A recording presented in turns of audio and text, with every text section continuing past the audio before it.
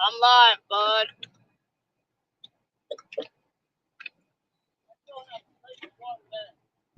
Huh? Oh yeah. I'm live. I'm live. So the ones that are carrying less weight throw off a bigger weight. All right. So if I'm holding my bumping rig up. Huh? I'm thinking about giving it a shot.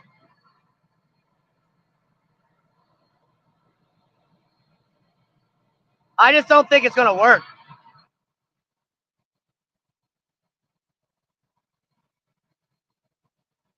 If anyone's in the chat, can you see the tip of my rocker? I can't tell. Screw it.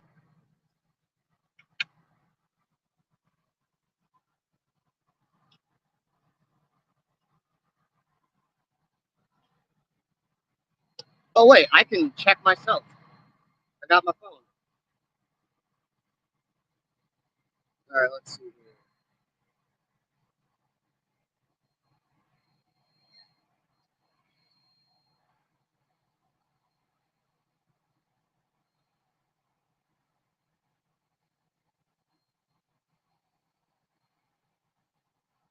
Can you guys hear me?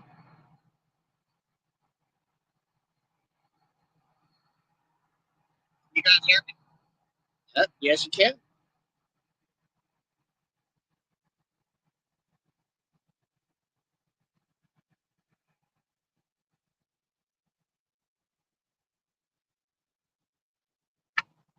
All right. So if I'm bumping and my rod's up like this, let me see if I can. You see the top of the rod. Oh yeah, you guys see plenty of it. I'm actually not in a spot that I want to fish. I'm gonna do a quick leaderboard update for the King Cat tournament, and then I will get into fishing. Give me 1 second. I'm gonna go approve some fishies, and then I'll get the fishing. 7 anglers. We got 18 fish submitted. I actually was rolling up to Kyle here when he landed his 47.5 incher. I got a bunch of videos of that I'll post here in about an hour or so. 29.25. Just give me a second. I'm gonna approve a bunch of these fish. I'm gonna slap a 2 ounce on and see if I can walk that here. I don't think it's gonna be possible, but it might be. Who knows?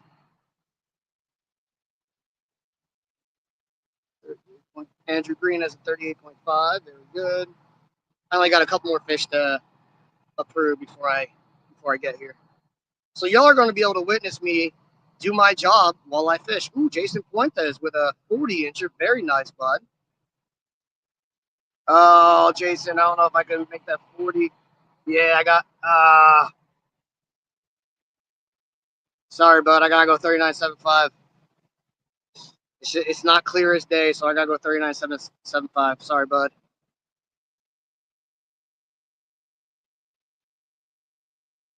Yeah, it kills me to do stuff like that, especially when it's like a 40-inch fish, because there's just something about the 40-inch looking so much better than a 39.75. All right. Leaderboard update: King Cat National Kayak Trail Championship event down here in Mississippi River in Louisiana. Kyle Harmon 115 with a 47.5-inch big fish. Andrew Green 101.5. Aussie Dangerous 94.25, and he has two fly heads, which is cool. Jason Fuentes 74.25, and he only has two fish. Joshua Bunch 66.75, and he only has two fish. So Jason and Joshua, hypothetically speaking, with a 40-inch fish, Jason's at 114, Josh is at 106. So everyone's still in it. Everybody's still in it. What's up, Cody Branch? What's up, Garo? Give me a second here. Let me. I was just bumping with a 5 ounce. I actually needed a 6 ounce. I was just bumping with a 5 ounce out in the middle of the river. I moved over to get out of some barges way and set up the live. I'm in 40 foot. I'm gonna try and rock a 2 here. I don't think it's gonna be possible. So we'll try and throw a 2 out for a second. If it don't work, we'll hop back out into the river and start bumping a 4 or 2. I also got Mondo baits on. When we get back out in the middle of the river, I'm gonna reduce all my bait sizes.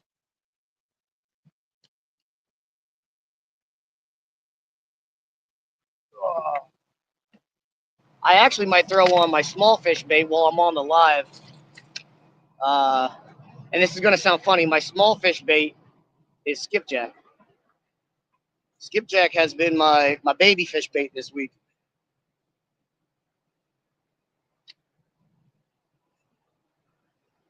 Right now, I got monster size head pieces out on every single rod. We got mullet, shad, and is it a second mullet or I can't remember. There's two head. I'm using 4 head pieces. No. It's one mullet, one shad, and I have a side section of shad out.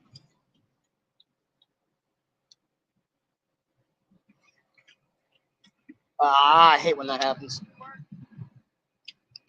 Oh, Kyle's on one. So he's in a considerably faster moving water than I am, though. You might ask why I'm casting out my bumping bait. I hate casting my bumping stuff out. I like dropping it at the kayak, but I've had a few times where I've caught my suspended lines, and that's a pain in the butt. So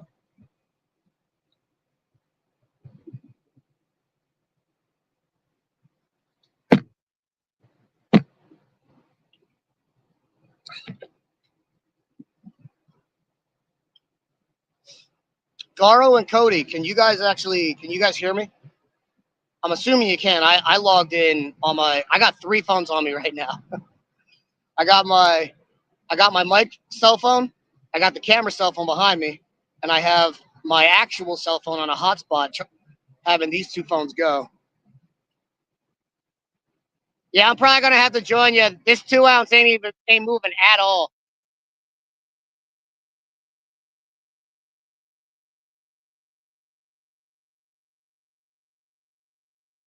Yeah, this 2 ounce ain't remotely moving. Kyle's got another good one on. That one looks like no, never mind. That's no good. That's a low 30-inch fish. Tops.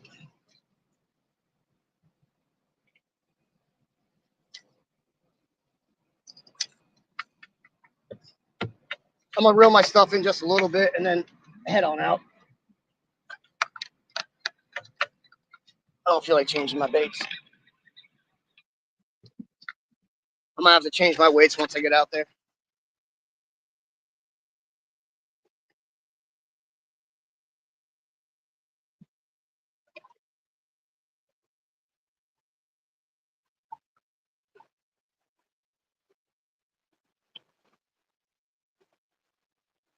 What else were you using? All right, I'll figure it out. Yeah, I'm live right now.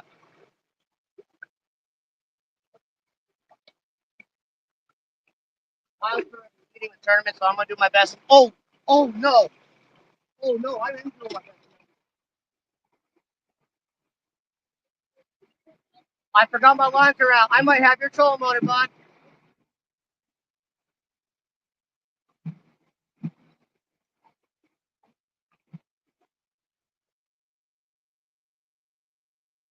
I completely forgot I left my lines out, and I went right in front of his trolling motor, and he's downstream of me.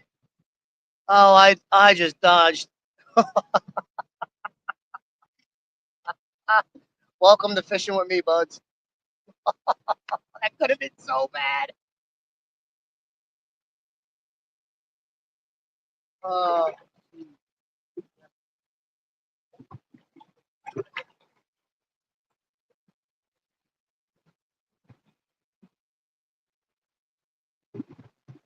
all, my, all my suspended lines are probably tangled in each other now.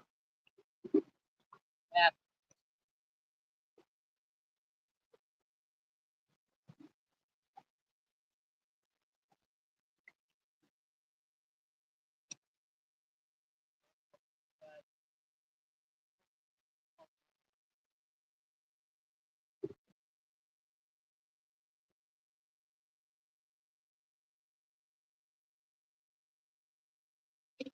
Oh, that was so dumb.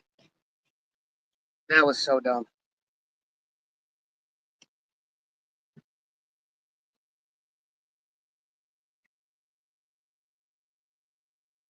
All right, that was good.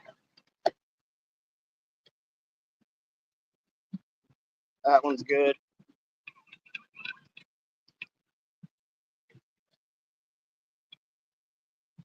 All right, all my baits are good. Thank goodness.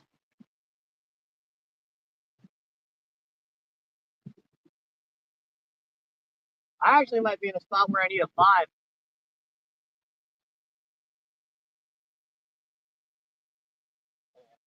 I'm gonna go 4 to start, but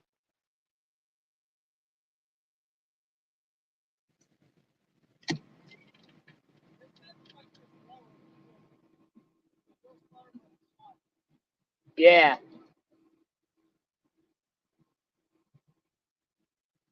I'm guessing you're what, 70, 80 foot over there? Yeah.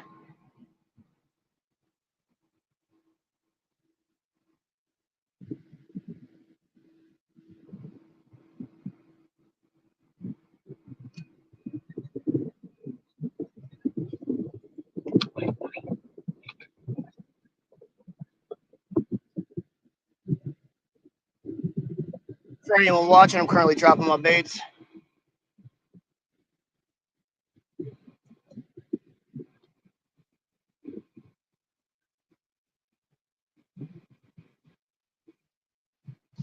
We're gonna try. We're gonna try a 4 ouncer first. I might have to bump up to a 5.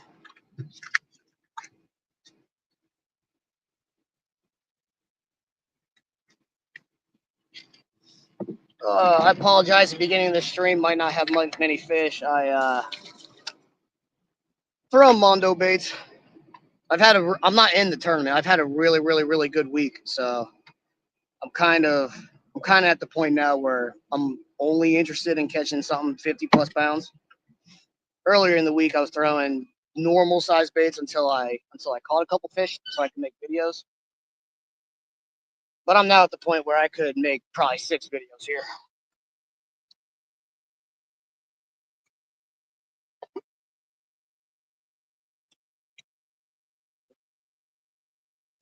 So, can someone put something in the chat, a comment real quick? Because yesterday I went back through the comments on Facebook. I swear to God, because I was paying attention to the chat hard. I swear to God, I didn't see half the comments. Like they didn't pop up. So I don't know what's going on. I have a feeling those people who commented on Facebook that I didn't see don't have their settings correct to let people see their comments. So I felt bad because a couple of the comments were from my buddy Jeremy Chase, the one I'm using his rod.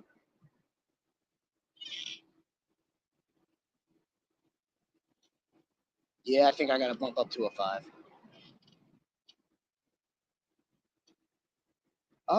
Maybe not.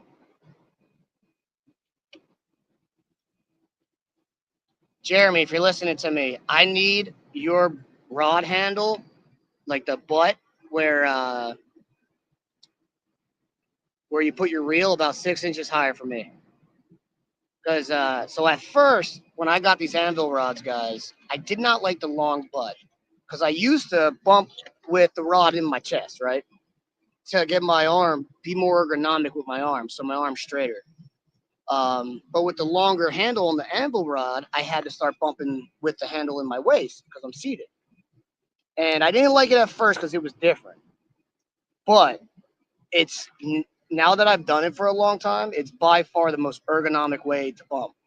The problem with the short shaft doing it in the waist is you're you're literally flexing your bicep at all times 24/7. So bumping on my anvil rod with the longer bump is literally 1,000 times easier on your arm than it is with the shorter shaft. So I'm gonna hit up Jeremy and see if I can get a custom made one where the reel seat's higher. And then something partial to me, maybe not every angler, but partial to me is if I'm bumping and I hit a downhill, I got to drop my rod tip a lot to get it down that hill. Well, where my middle rod holder is, I smack the butt of that rod with the back of my hand. Whereas if I have a longer bump, I'm above it. I don't got to worry about hitting the rod, like hitting the rod at all. I've never noticed that until I had a shorter shaft. But those are very niche things to me. the actual function of the rod has been perfectly fine. What's up, Marlon? What's up, Troy? What's up, guys? This four's kind of working.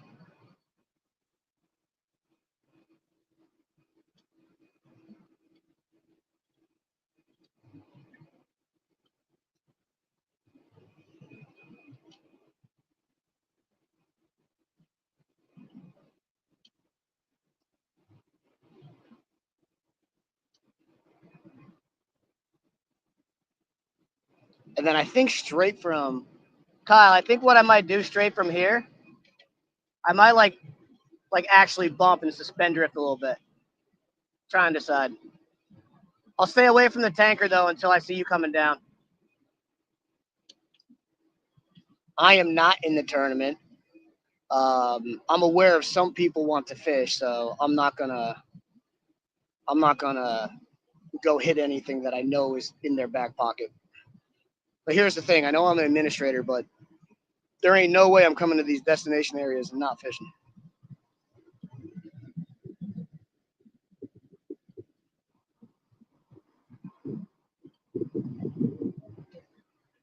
Oh, Harmon's on him again. Harmon's on another one.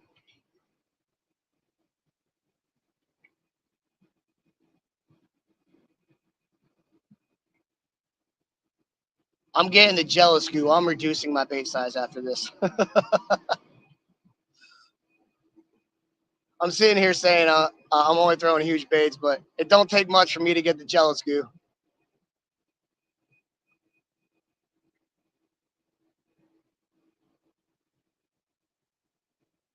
Harmon's an animal. He'll muscle his fish all the way in from 300 feet out.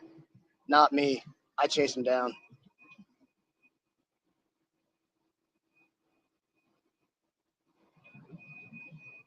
I wish I had a way to turn my camera so you could see him. I mean, I could, but I have to walk to the front of the kayak to do it, and I'm not doing that.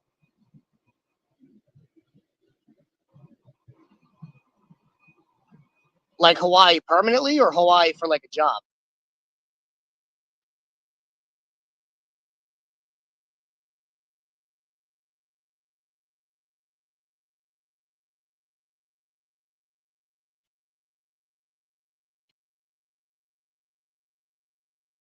Hawaii is on my bucket list to go deer hunting. Sika deer? I always forget the name of them on Hawaii. They got no natural predators, so they're overpopulated like hell.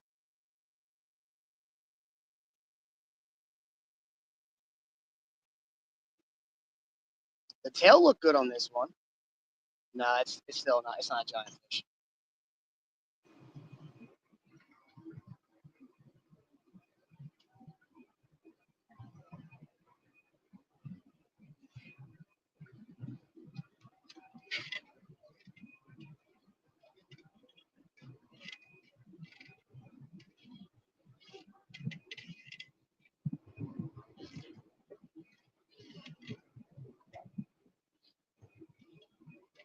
Is that an upgrade, bud?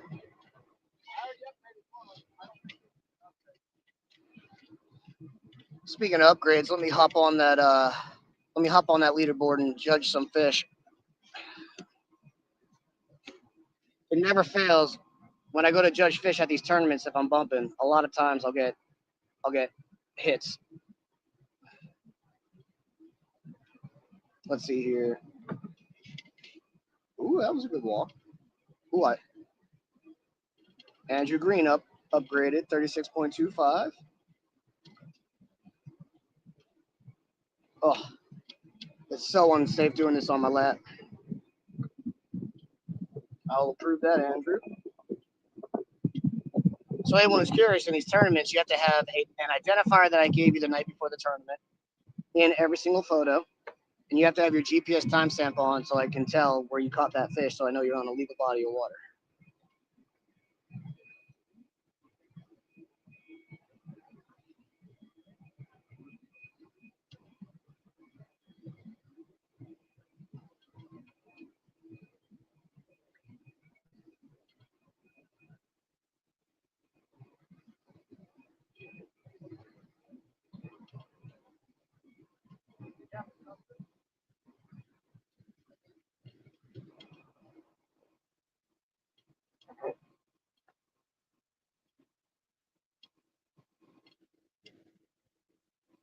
Nice.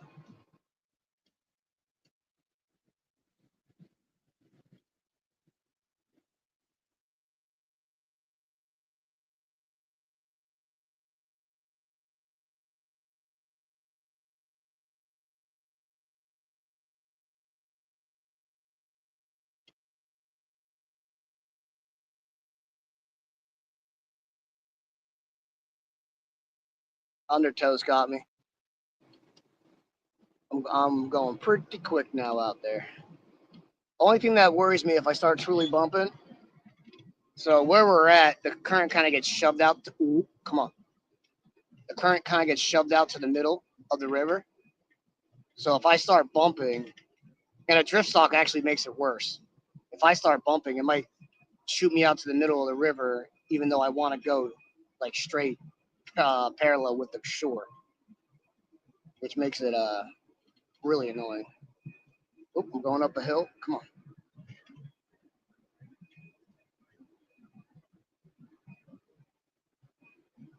Get over that hill.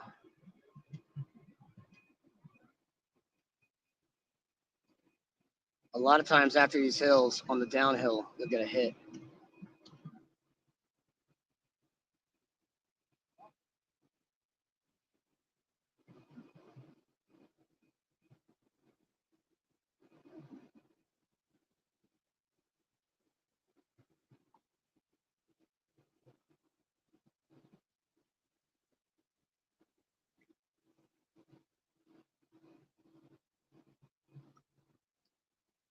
Come on, come on, come on, come on.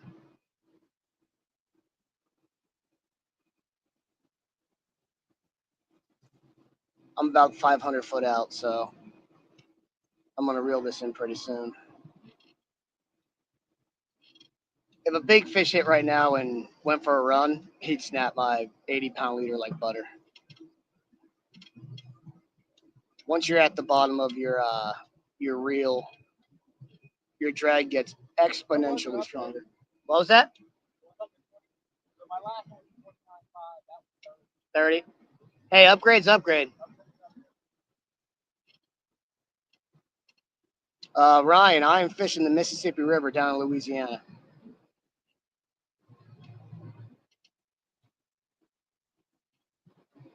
And I'm getting the jealous goo because my buddy right next to me keeps on catching fish, and I got nothing but head-sized baits out there, and I ain't getting no bites. I said I was just going to run big baits all day today because I've already caught a million fish this week. I really want to catch that hundo, but the jealous goo sits in with me quick, and I get bored pretty quick.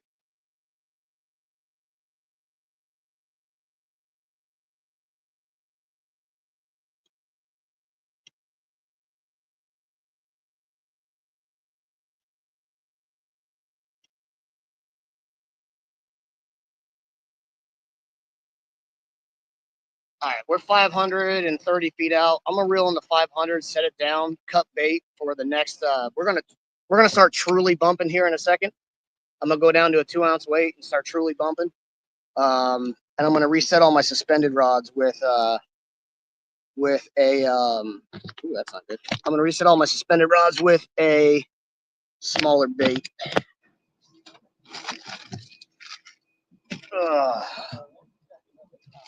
What was that? Yeah, he's right behind you.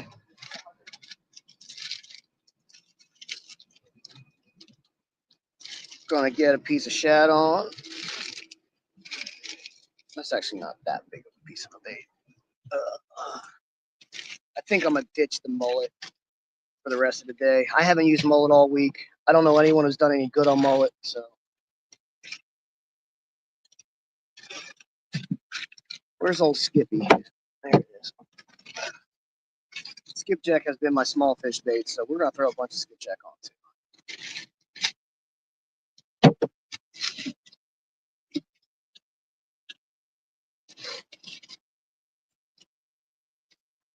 Oh, that's a good piece of bait.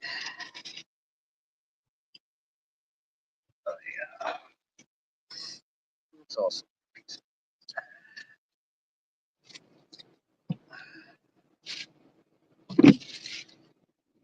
And we'll just leave I got a relatively small skipjack head on the bumping rod. I'll probably just leave that on during the bump. And get this mullet out of here. People bought bait last night, and I told myself not to take any, but of course I took some, and now I'm out here. All week I've been fishing with 2 baits. That's it, and I've been killing it. Now I have 5 different bait options, and I knew I was going to get in my own head and try and use all of it. Stupid. I should have just stuck with the 2 baits that I've been using and having success with.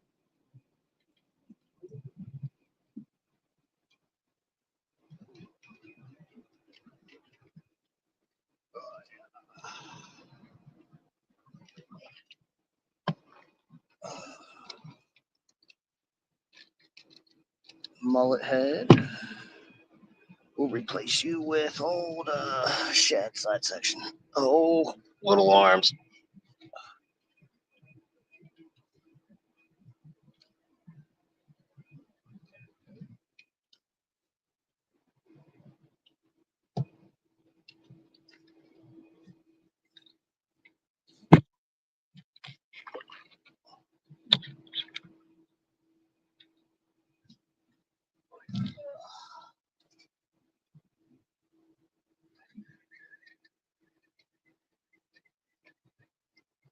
Another thing I don't like about the skipjack is it's such a weak bait.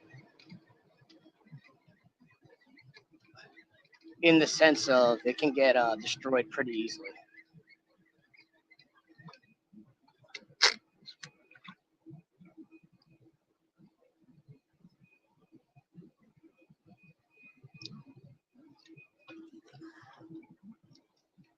Taking that shad off. Skipjack.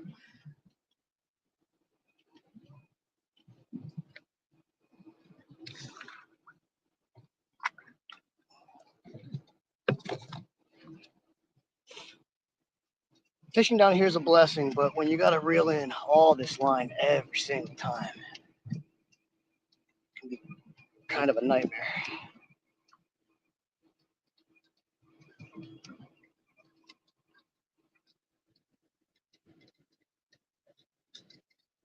And old shad head. Oh, shoot.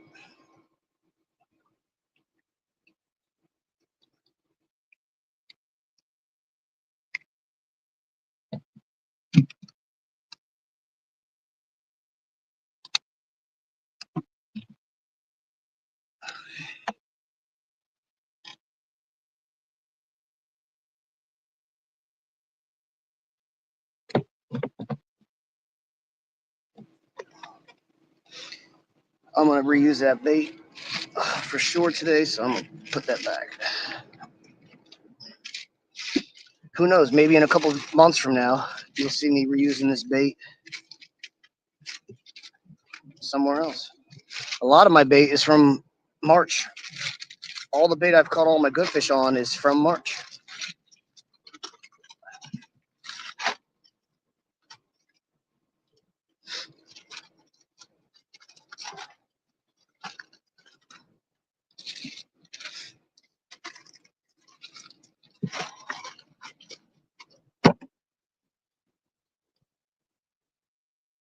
State record blue in Louisiana officially, no idea. Unofficially, I believe it's 117.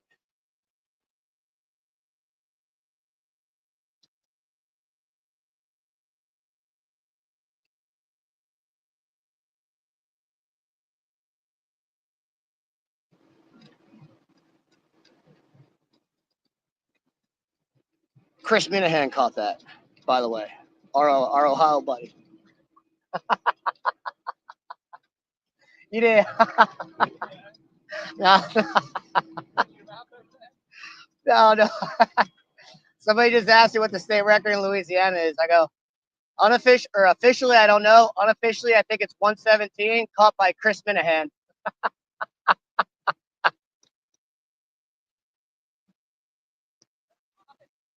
Huh? It's half a lie. Oh, no, I'm live. Yeah. I thought you asked me if that's a lie. It's half alive, or it's half of a lie. This is good timing. A barge is coming by. Once I get this reeled up and change over to a 2 ounce, I should be able to start bumping.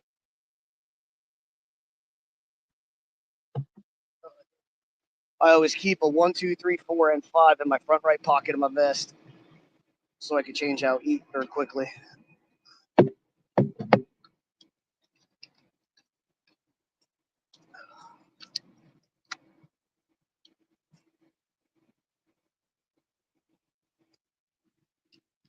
I don't have any 6s on me. I mean, I could use a 6, but it's a bank sinker. But the river's not really going fast enough where you need a 6 really anywhere, to be honest. All right, let's get some coffee and water in my system before we start this.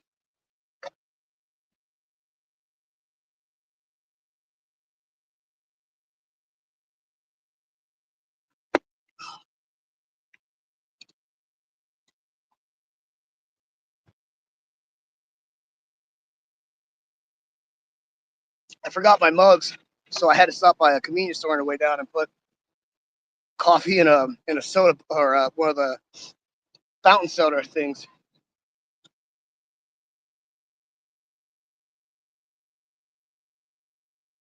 I normally don't bump with the flow, but that's been the ticket all week, so I'm not changing now. I hate bumping with a flow with a passion until just recently.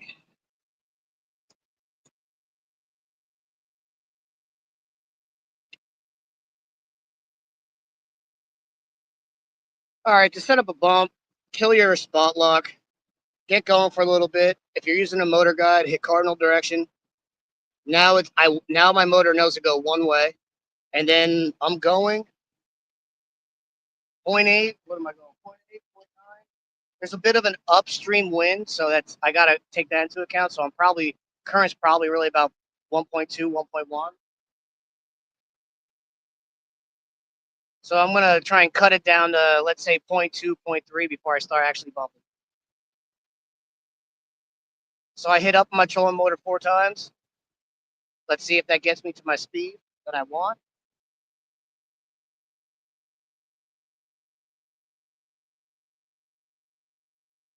It's got me going about 0.6. Let's hit up one more time.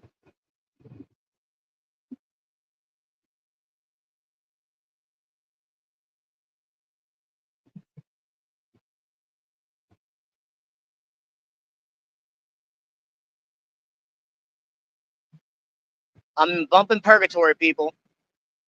I hit up right there. It essentially has me in spot lock. I hit down. It's going to have me going way too fast. I call that bumping purgatory. And on top of that, it has me going across the river and not downstream.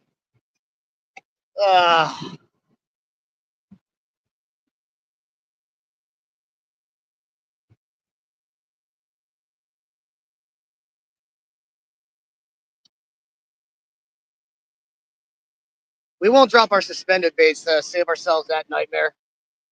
But I will start bumping. Once we straighten out with the river, then I'll drop the suspended baits.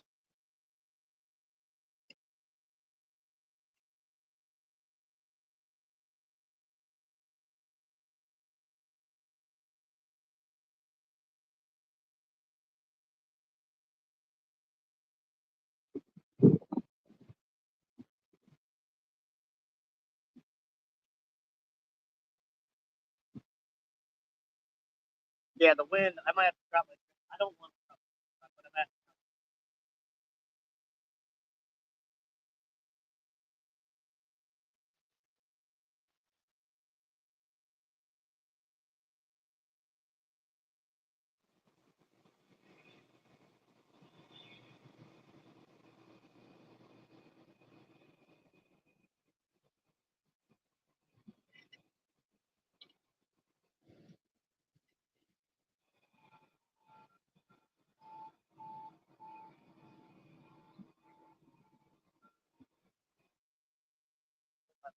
I'm not close to bottom quite yet. Come on, get the bottom.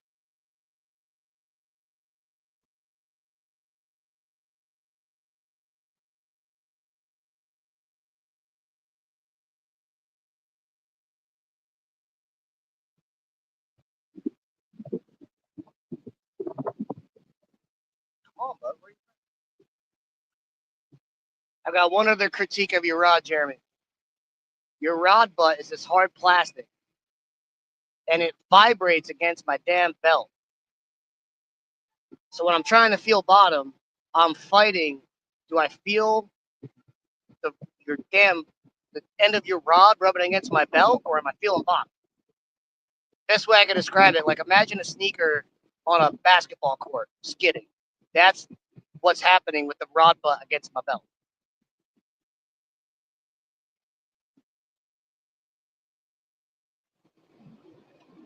And when you're bumping, bumping is 100% about feel. You don't want anything else but feeling that bottom when you're bumping.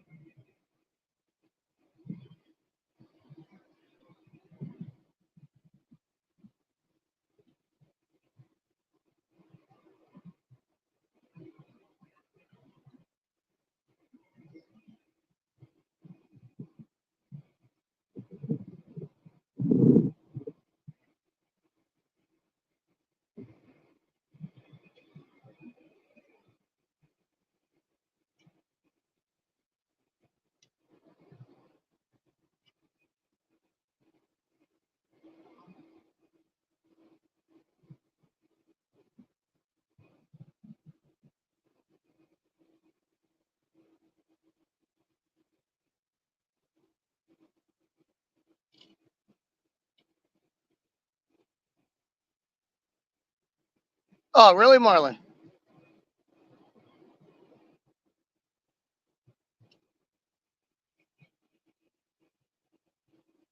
Why don't you come down here and fish the tournament, bud?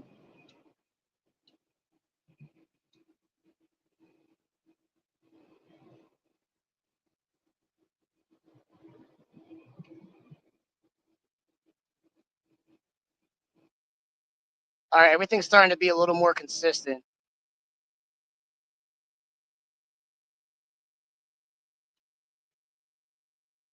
I might reel up relatively soon and drop these suspended baits down.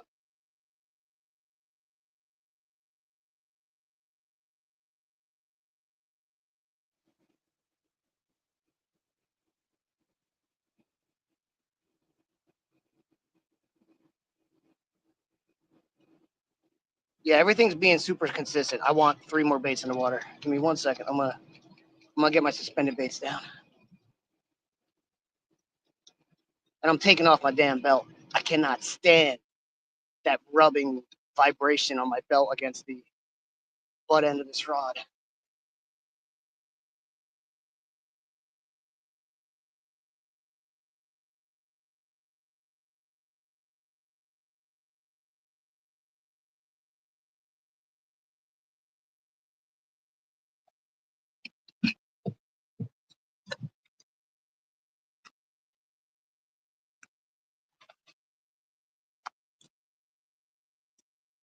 That's funny. That's something I've never done before. Take off my belt on the kayak.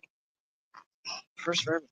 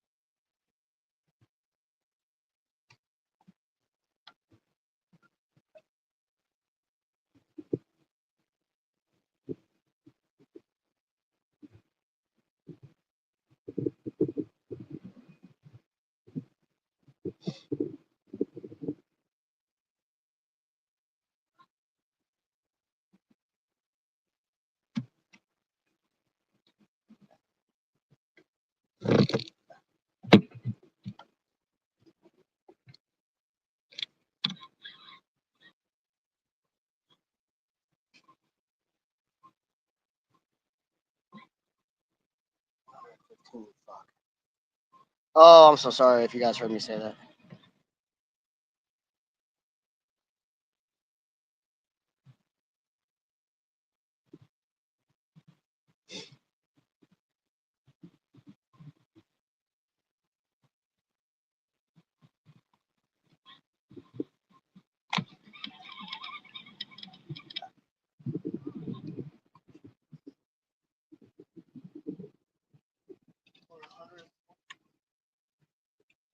All right, we're 120 foot. We're gonna get the bump in here.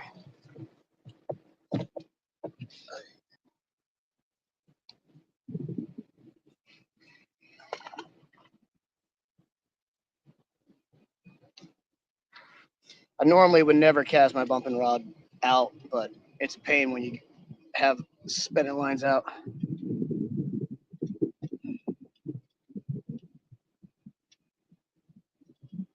Oh, you're in Pennsylvania working. I got you. Okay, you travel for work. Okay, I see that.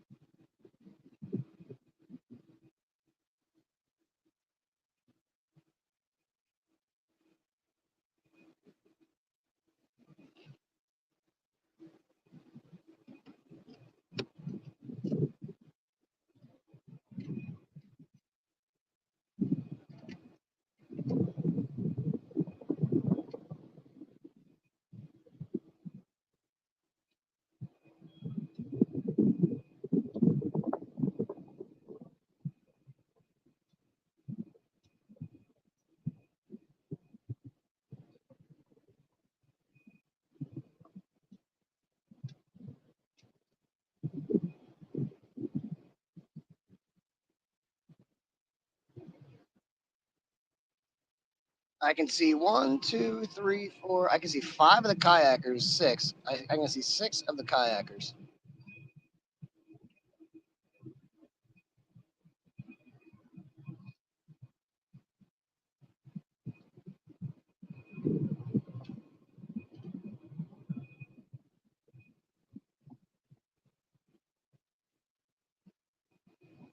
Yeah, this is this is bumping purgatory, bud.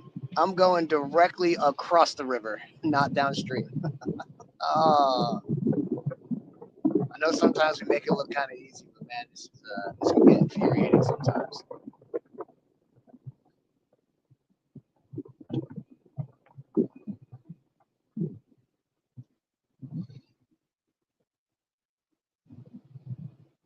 And I just don't feel like messing with a drift sock.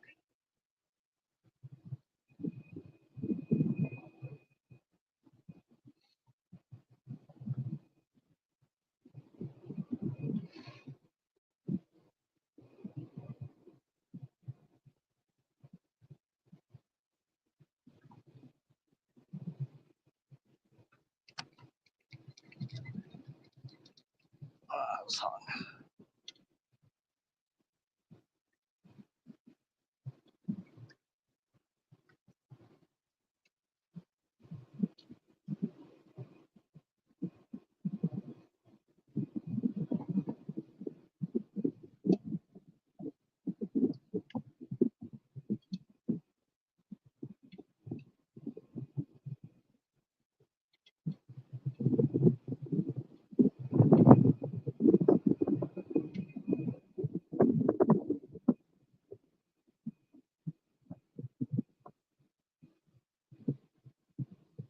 Just had a little tap.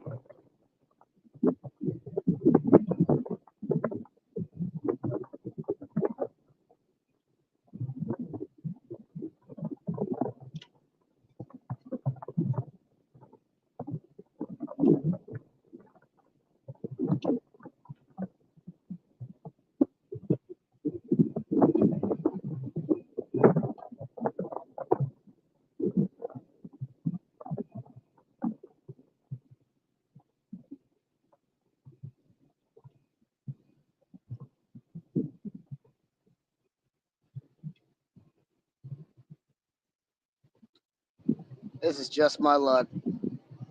Kill it all week, play musical rods all week, go live, and catch one fish.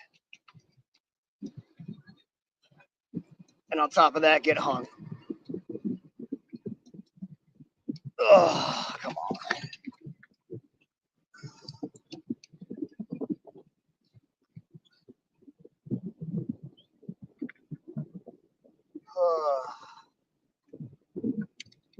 I'm cursed on this live stuff. I've been hung twice all week.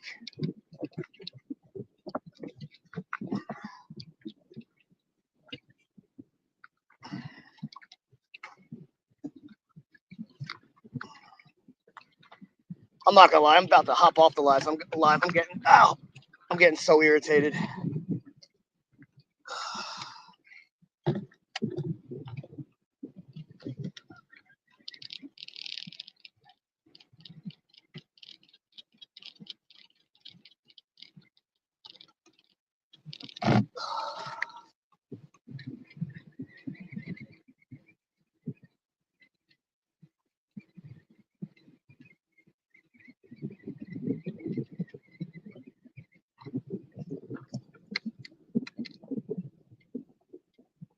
When you get hung and you're suspending base, now you gotta reel everything in before you go chase it down.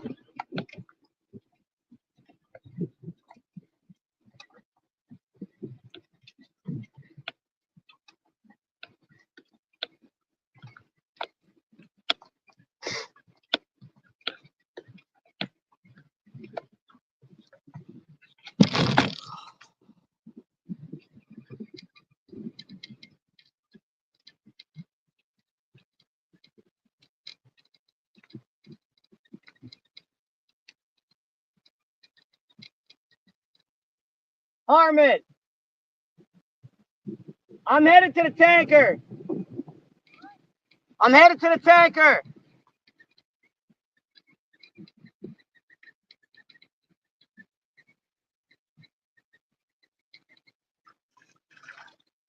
Yep, never fails. And of course, on top of that, got a bait that's all tangled up in itself.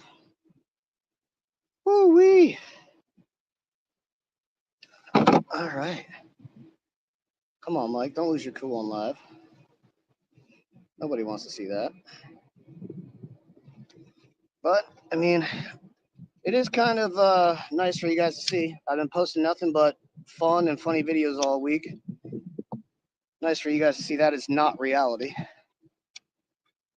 I'm on the easiest body of water to catch fish on, and I have not caught a fish in, I don't know, 2 hours of fishing. That's gonna happen.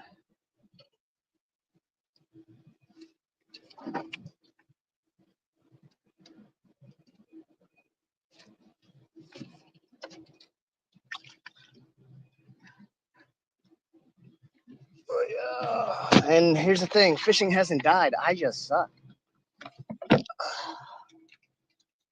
Oh, did it pop out? Did it pop out? Oh, guys, I think my hang popped out. There we go. That's a little blessing in disguise. All right, we're gonna go hit one of the honey holes where that's been producing fish all week.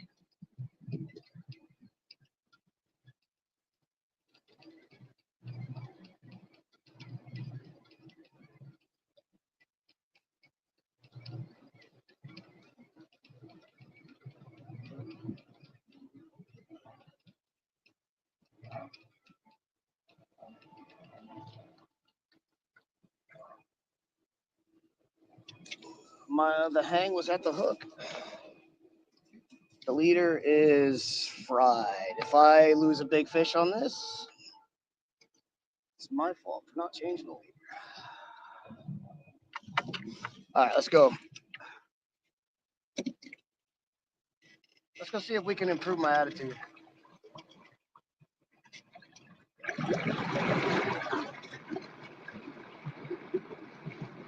I'm gonna judge some fish on the way.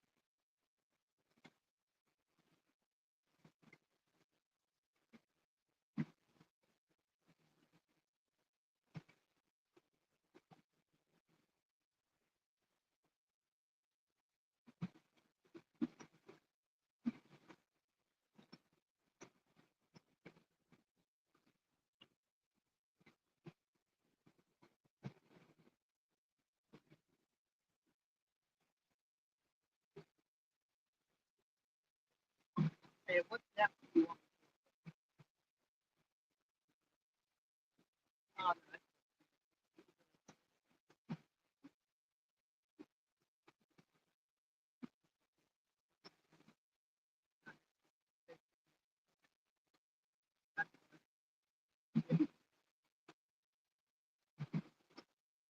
Yeah, tournament administrator. I know this is the spot he wants to fish. We've been fishing there all week. We're buddies. So I want to make sure I didn't go in the exact spot he wants to fish.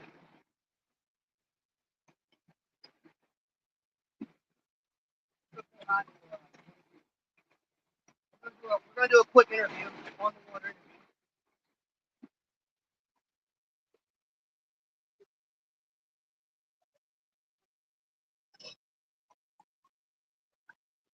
This is Ohio native Blaine Peterman right here doing a mid tournament interview here. All right, let's try. You are not moving, right? Your spot lock. All right, very good. He's spot locked, but he is dragging and pulling board. That is oh, come on, it was supposed to be a joke. He's out here pulling boards on the Mississippi River. Yeah, 120 feet. 120 feet, 1.1 mile an hour current. So trying to stay out the lines here. What was that?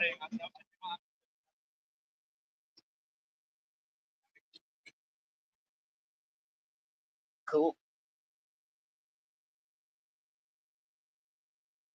I'm gonna do that interview over. I might have had you in the video. All right, here we are with angler Blaine Peterman, Ohio native. He's having a little bit of struggles here.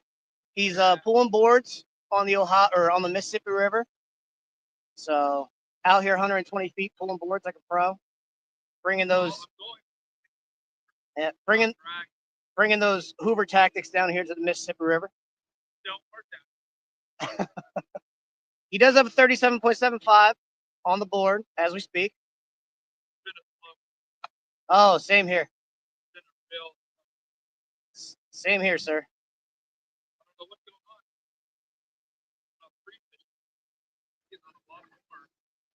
Fish, but today I've been trying to like a million different tactics. Settle back down and go to what works. That's actually what I'm doing. I got frustrated up there, and I was just like, you know what? I'm just going to where I know I caught fish. So I'm about to do the same thing. Yeah, I was playing up there for a little bit, and it just wasn't working. So I'm gonna change up some stuff. Do it. And I see fish. I'm seeing some fish below me. I just gotta get my weight. If you get on a mondo, holler. I'll come back up and get you more on video. All right, I'll be right here. All right. I'm going anywhere for a little while. Same. See you, bud. See ya. Yeah, I just got hung. I wasn't catching fish. Well, what's killing me is right there, and I went down there, and it yeah, a nightmare. Yeah. And I managed to get a big one over there. I might actually move out of this team.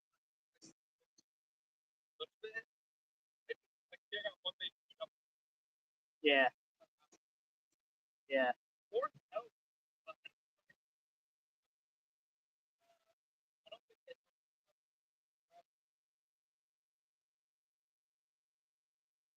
Yeah.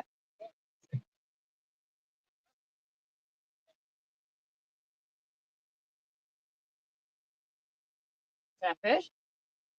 Or are you hung? Hey, welcome to the struggle bus, bud. I'm right there with you.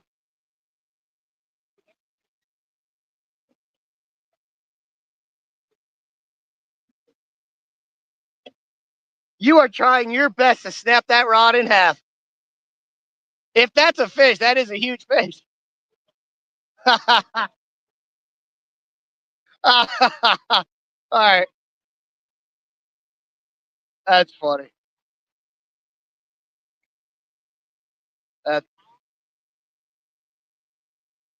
That's too funny. Blaine and I are in the same struggle bus.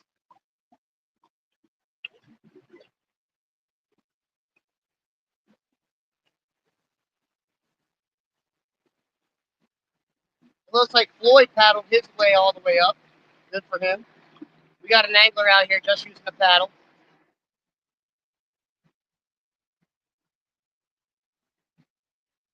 And I'm about to go park my butt right next to this tanker.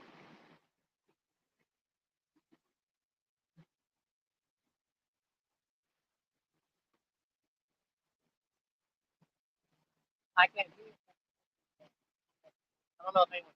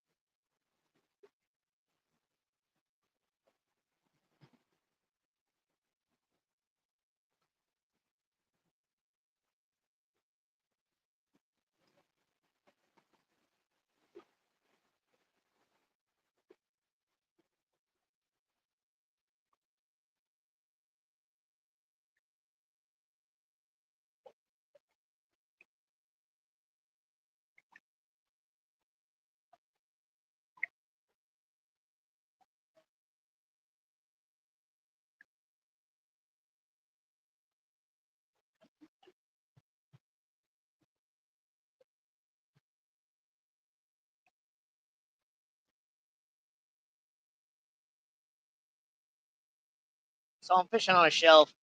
One side of my kayak might legitimately be like 90 foot. The other side might be 78.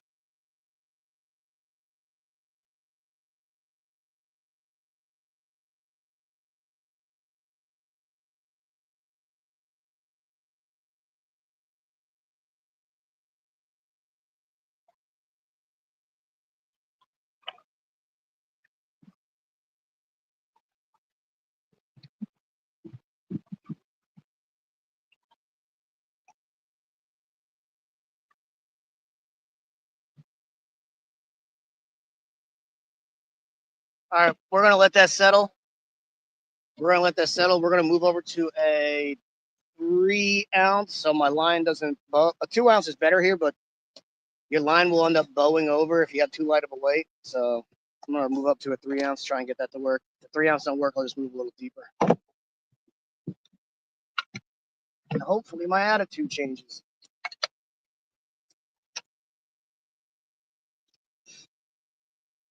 I like to let the if I can, if I'm gonna bump or walk with suspended baits, I like to let the kayak settle out for a little bit first because there's going to be a little sway in your spot lock.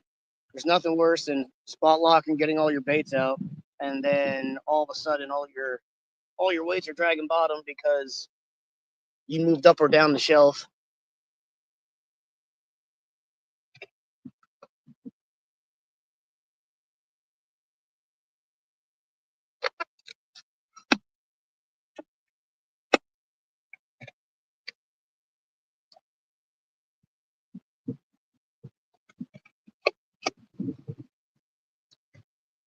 I'm gonna check my phone real quick. Gotta make sure I ain't getting no SOSs from no anglers. Nope, no SOSs from no anglers. We're good to go. Gonna drop these suspended baits. We're gonna get started.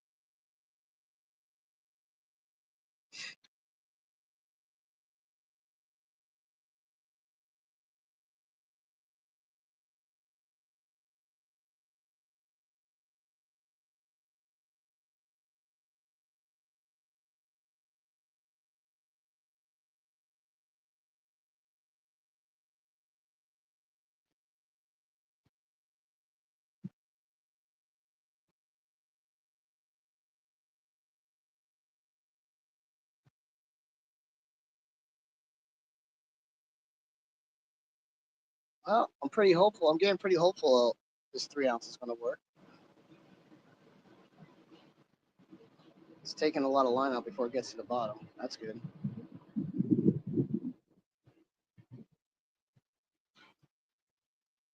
Yeah, I think we'll be in business with this. Now, if I get hung here, I won't be upset because I am aware of a bunch of hangs that are here. I'm kind of intentionally walking into hangs. So there's no getting frustrated if I get hung up here.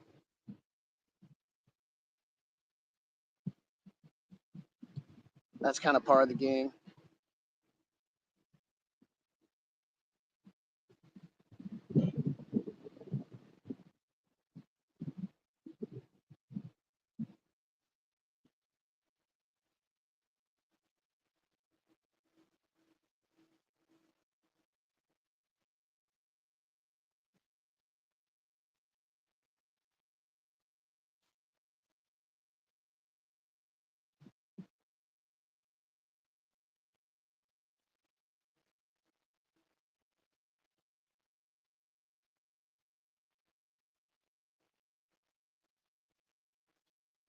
So why don't you suspend from the front as well? So I got these itty bitty little dinosaur arms. If I also I my seat's way too high. I took my seat from my new canoe with the same because I needed to put risers on the new canoe unlimited to get my battery to sit underneath my seat. So I just took the same exact seat, the same risers, and put them on this kayak. So if I tried reaching down for a suspended rod behind me or to the side of me, I would flip the kayak. I would 100% for sure flip the kayak.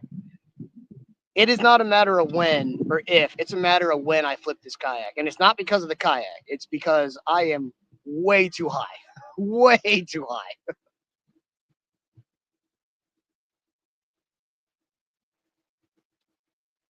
But also, like down here, there is diminishing returns when you're suspending baits. If you have too much, if you're too cluttered, like you are impeding attack angles to get to your baits. So I've noticed that, especially when I'm bumping and walking baits, I rarely go more than two. I'm using three right now just because I know it's so easy and it's such a controlled environment. If I get a fish on my bumping rod, right, I know I can do 20 reels or 10 reels on each rod, kill my motor, go chase it, and I know I won't worry about getting hung because it's a very consistent depth all the time. See, the Ohio River ain't like that. You could be in 50 foot, and then in less than 10 seconds, you could be in 40 foot, and in less than 5 seconds, you could be in 30 foot, and then in less than 10 seconds, you could be back down in 60 foot. There's just too many variables to go on in the Ohio River. I rarely go more than two suspended while I'm bumping or walking. Um, and a lot of times I won't even suspend one in the Ohio. It's just not worth it. Because the thing is, with the pound test that we're running, if you get sideways in the current and you get hung, that rod and that 100-pound test braid will flip your kayak. Get like it will flip your kayak. Oop, just had a tap.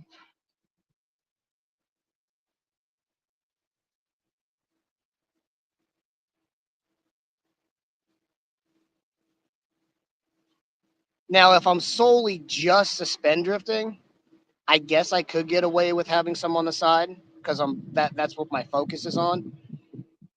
But suspend drifting is I don't know, top two least favorite things of fishing. I hate suspend fishing.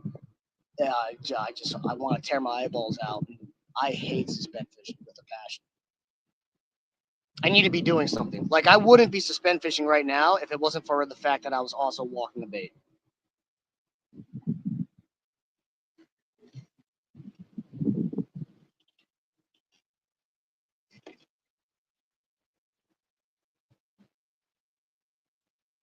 I don't know how kayak catfish does it. I would like he's willing to sit on a spot for 8 hours for one fish. I would quit fishing. Even if you guaranteed me a 50-pound plus every time I went out, I'd quit fishing altogether.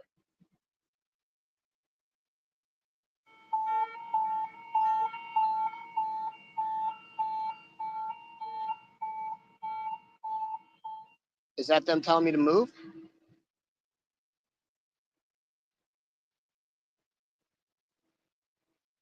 Oh wait, no, they never mind. They're completely locked down.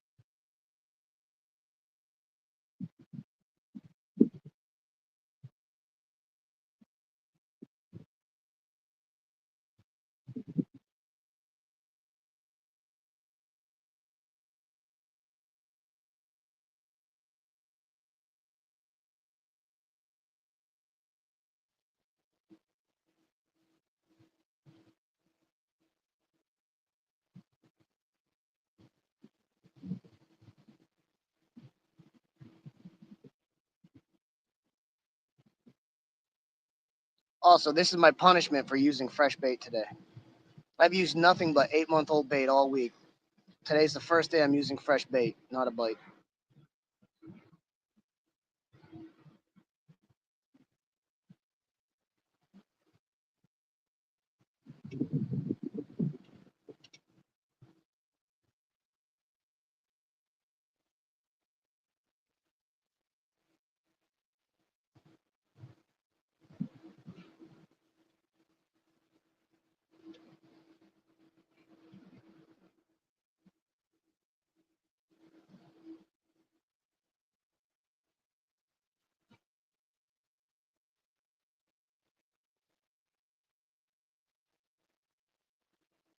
Come on, bud, take it.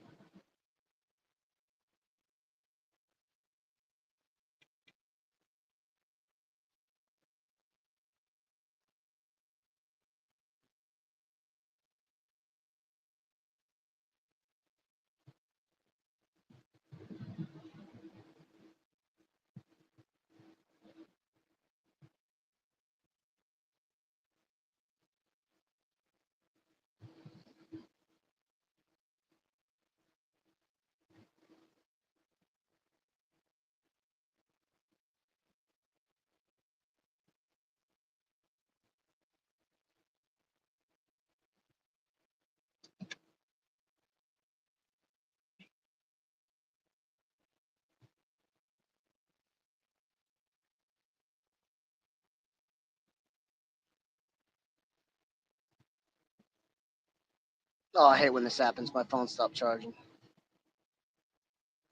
I'm gonna have to, after this walk, I'm gonna have to check both phones and make sure they're still charging.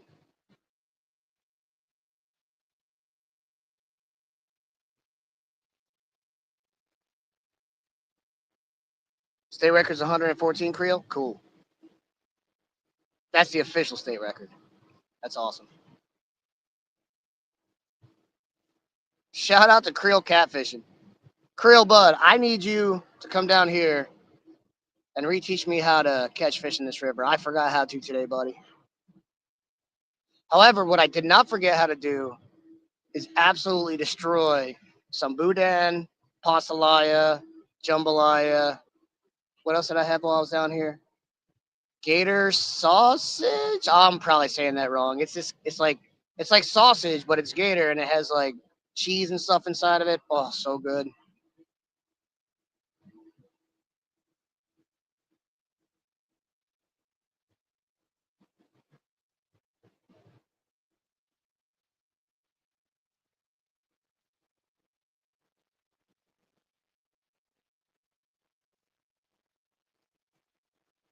Nice. I hope you do better than me, bud. I hope you smack a hundo.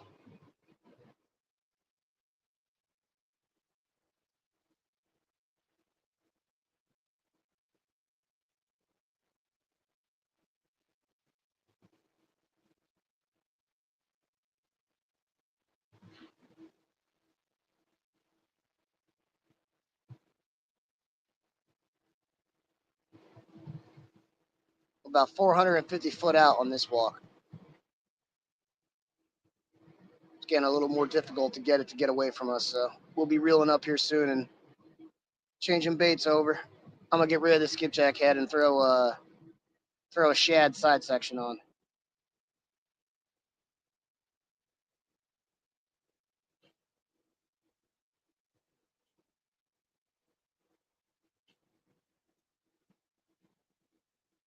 Nice. Oh, come on. Come on, bud. Come on. Smack that rod for Creel. I would love to catch a fish on Creel's River in front of him.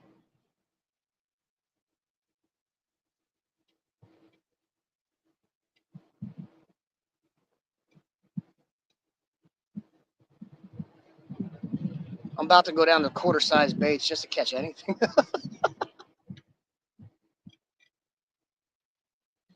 That's fishing though, man.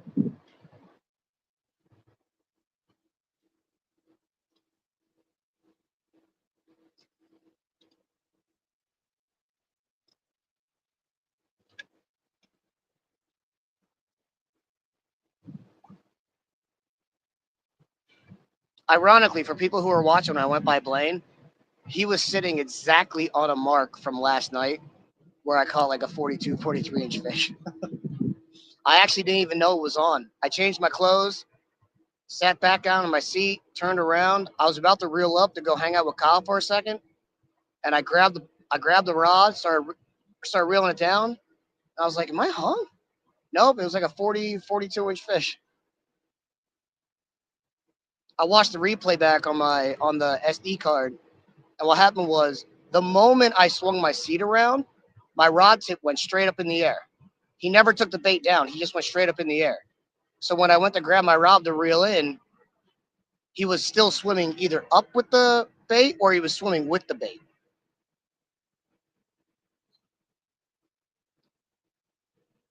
$485 out.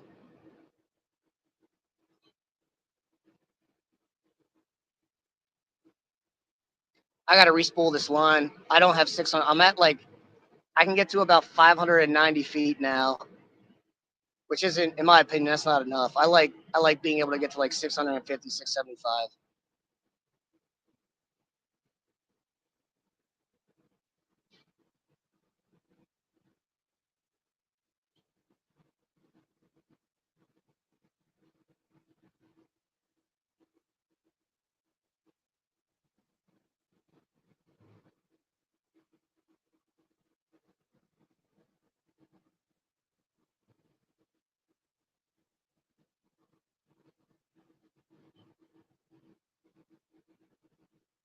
Yep.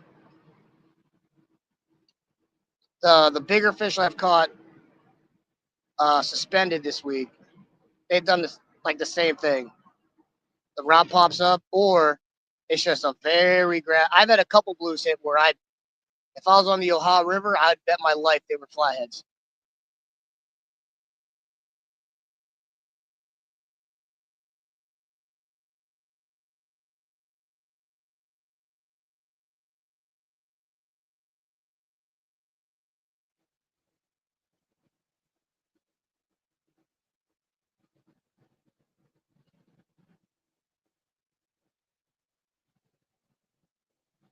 All right, Creel, if you can do me a favor, just wait for me to cut a new piece of bait. Wait for me to cut a new piece of bait. Bait I've been using all week. I'm gonna reel that in, and we're gonna go catch ourselves a fish. I want to catch a fish in front of you so bad.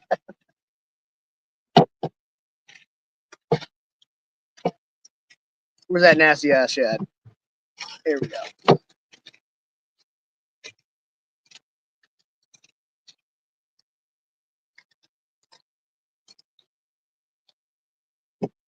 I'm gonna cut this guy up to an Ohio River size bait, just in a desperate attempt to catch a fish.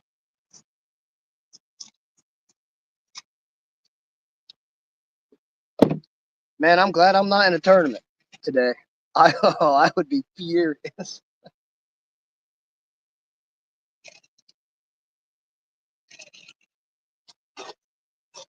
All right, let's get this out.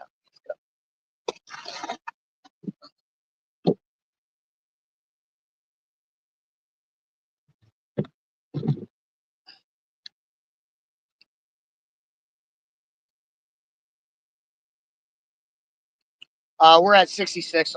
It's been 66 all week. It's 67.1 right now. This is actually the hottest it's been all week too. Well, it might have been a little hotter than this. I just really haven't gotten out before noon any of the days. But actually, you know what's funny? All my best fish I've caught. I mean, I've only fished after noon every single day. That's when all my fish have been caught. So I technically haven't fished yet at the same time I've been pre-fishing.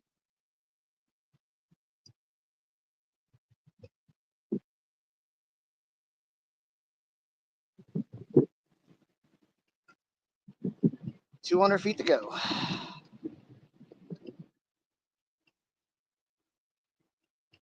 Yeah. Every single day, it's been between upper 65s and lower 67s on water temp.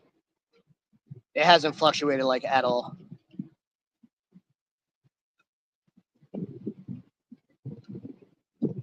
And every single day has been almost identical weather.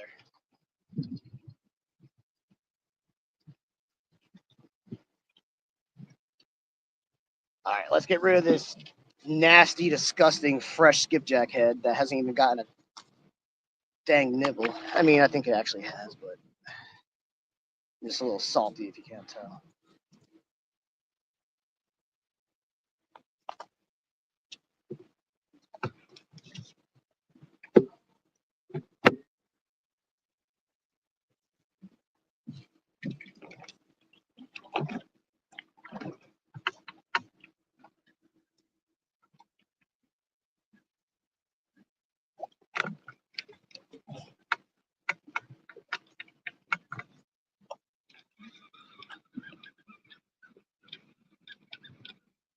All right, we're gonna kill this motor and go on a spot I actually have marked.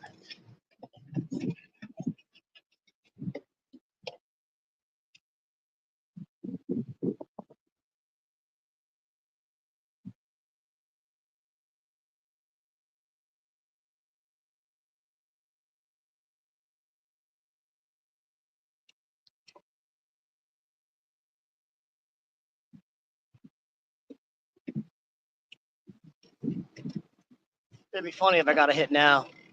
Suspend drifting.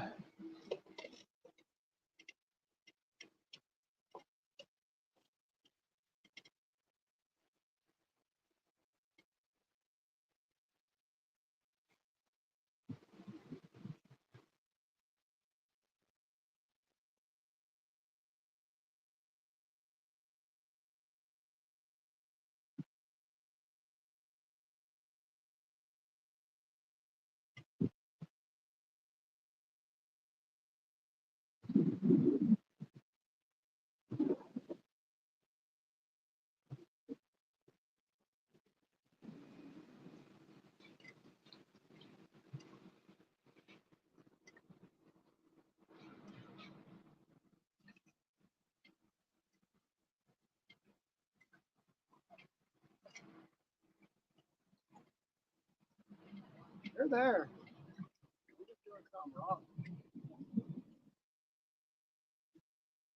I just went over right what I bumped through. They're there. They are there. It's definitely a me issue.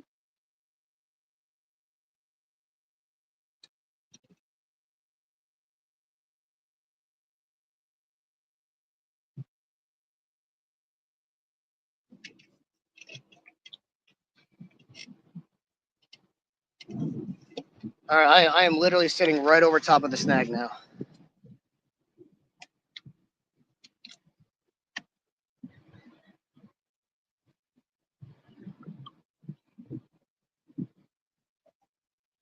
That don't make no sense.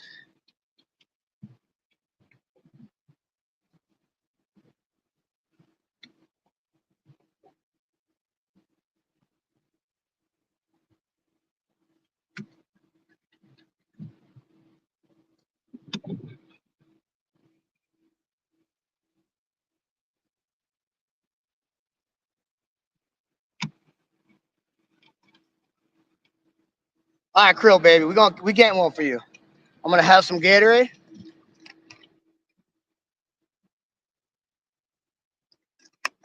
Get some electrolytes in me. I'll throw some coffee in my system.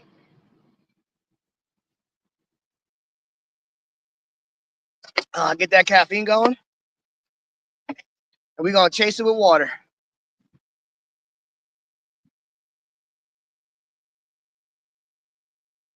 Because you know you gotta be healthy. All right, let's get it.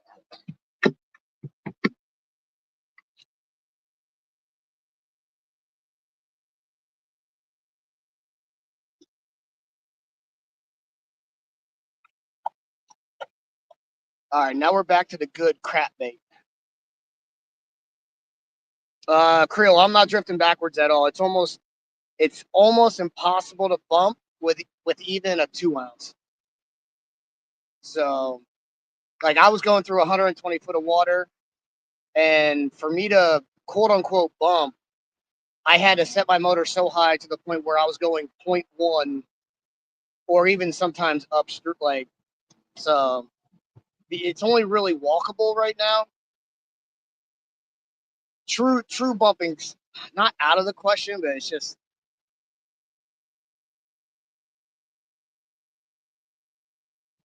not really doable at the moment, which stinks because last year I was able to bump from where I'm at all the way to the ramp. I suspend drifted and bumped all the way to the ramp, and it was so much fun. Now I'm still this. I mean, I really can't complain. I've caught a ton of fish this week, but it stinks when you got to walk baits instead of bumping. Another thing that kind of stinks is me and my buddy Harmon. I mean, we're both pretty good at bumping. They aren't hitting anything without a flow. If you're bumping, it's just been our condition so far. Um, we've been bumping without a float, and I didn't catch a dang fish. I hate bumping. I truly hate bumping with a float. I just don't seem to have anywhere near as much luck. But we both put a float on, and that's been the meal ticket. Has been a float.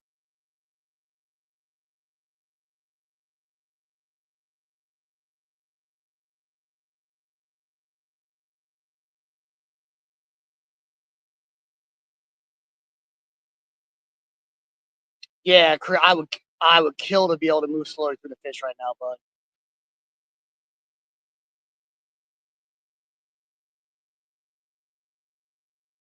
I'm considering like if I was in the tournament, I'd be cutting off the bumping and walking and just suspend drifting to cover more ground. But I don't know. It's more exciting to catch fish live while you're bumping. I'm so stubborn. I just want to catch fish bumping.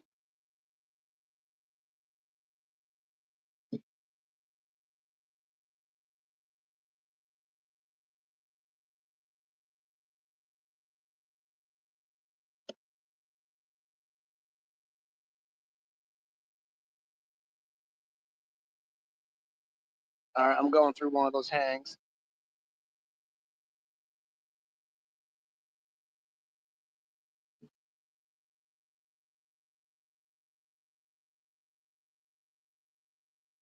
Come on, bud. Yeah, I've been bumping fresh bait all morning. I have bumped a mile and a half, 2 miles with the line so far. Barely got a dang nibble on the fresh skipjack. I'm bumping 8-month-old shad for 200 feet. Just got a good hit.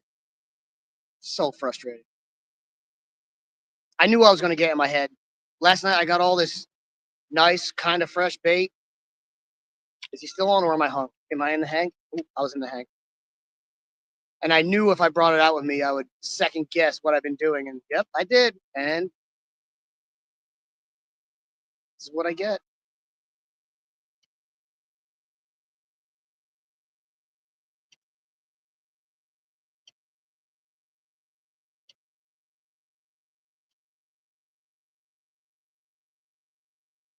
Come on, come back for Creel. Gotta get over. Gotta get over this hump. Come on.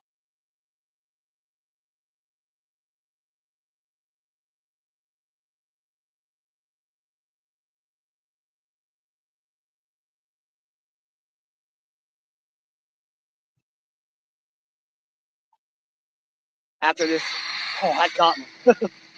After this walk, we're gonna go down to a 2 ounce. Cover a little more there, a little more water, a little quicker.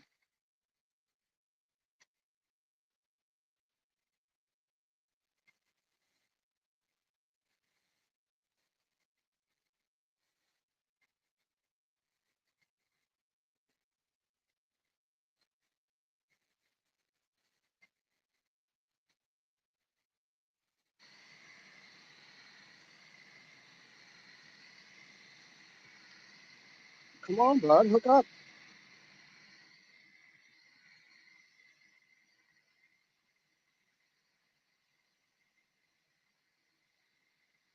You got a fish nibble on it, Creel.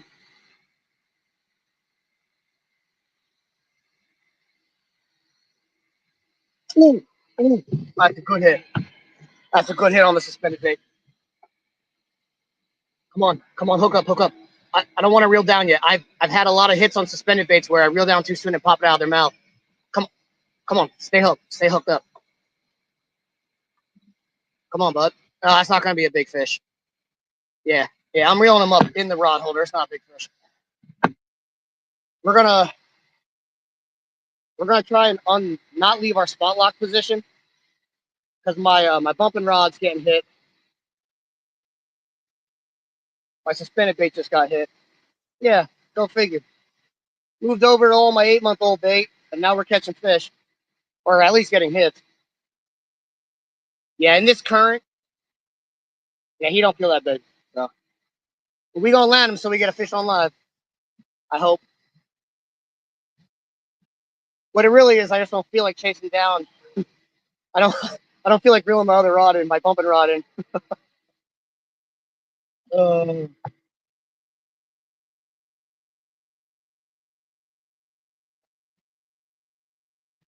we're gonna angle this over a little more. Not safe with it like that. All right, Creel, I got you, bud. Unfortunately, it wasn't bumping, but I think if you stay on for a little longer, I've gotten a handful of hits bumping just recently. So I have a feeling I'm gonna be able to get one bumping here in a second after I land these fish. All right, we're at about that 40-foot mark. This is where I like to let them breathe a little bit, get their swim bladder, all deflated. If he pops off while I'm messing with him like this, it's whatever. I am a visitor in your state. I'm not here to kill your fish. So anything I can do to make sure they swim off healthy, I do. And that's another beauty about having line counters is I can see when they hit that 40, 30, 20 magic range for their swim bladders to flatten out. I can take my time. All right. He's been there for about 30 seconds. I'm going to start reeling him up a little bit at a time now.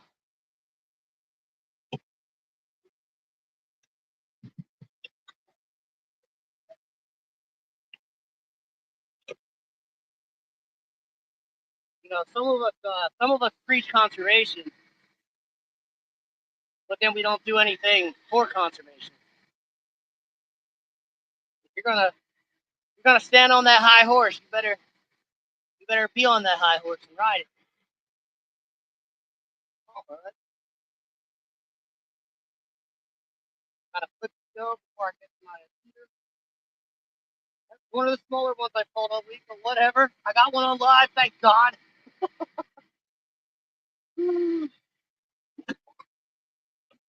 Funny thing is, it's one of the smaller ones I caught all week. If you catch 5 of these back-to-back days on the Ohio River in the Rising Sun tournament, you probably win. Let's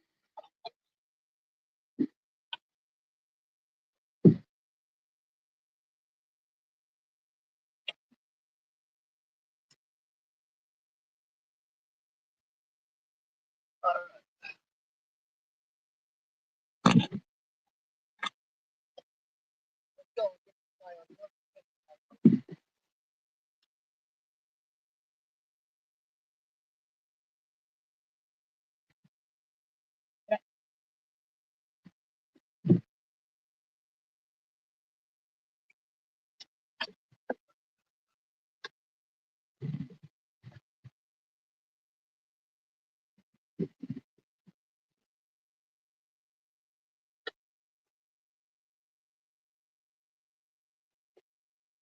All right, Creel, my mic's back here, so I'm going to show the camera the fish, and unfortunately you probably won't be able to hear me.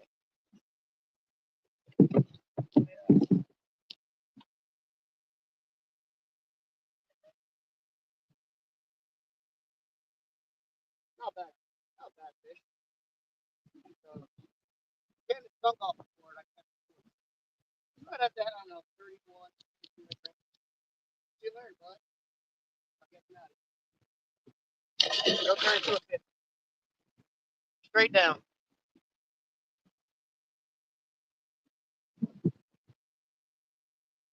Now I'm giving it.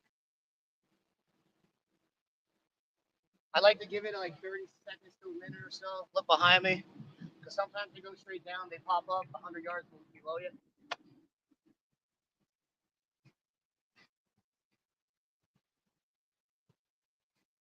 I should probably be talking this way. What I'm doing is I like to give it 30 to 60 seconds and look behind me, because sometimes they go straight down at the kayak, but they pop up like 100 yards away. So if that happens, I will chase it down to revive it, but I think we're good. He ain't back up. All right.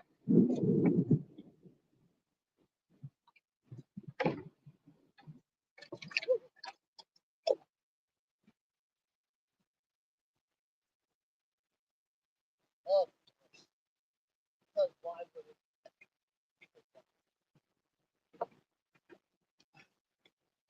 because why? Why would my GoPro actually be working?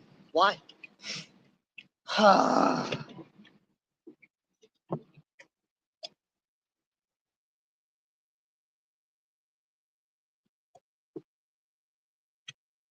It's just a comedy of errors, Creo. I don't know if that fish is on my GoPro. I have no idea.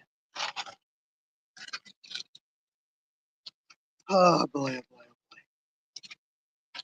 boy. All right, Creo. I'm begging you, stay on just for a little longer. I'm gonna get this fish bumping too.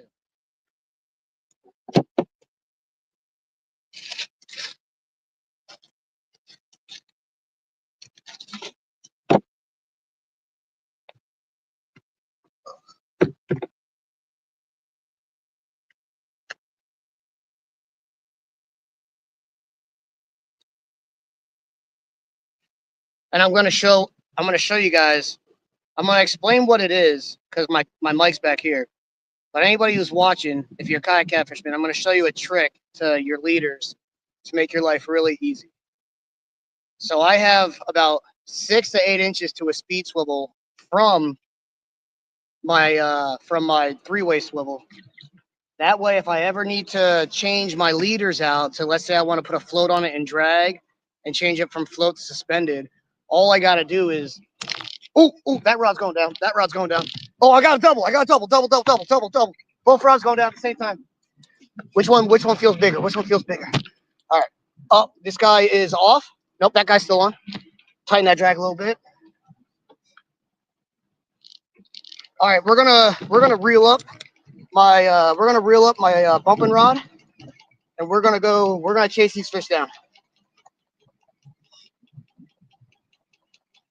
All right, let's see, because I don't want these guys tangling in each other.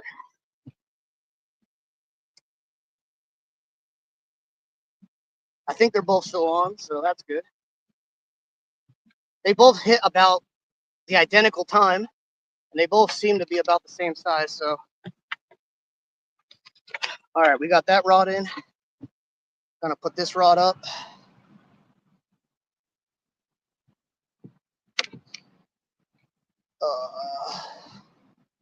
All right, that rod's good. All right, that one actually feels like the smaller of the two. I think I'm gonna get this one first. All right, let's go. Yeah, that one seems like the bigger of the two.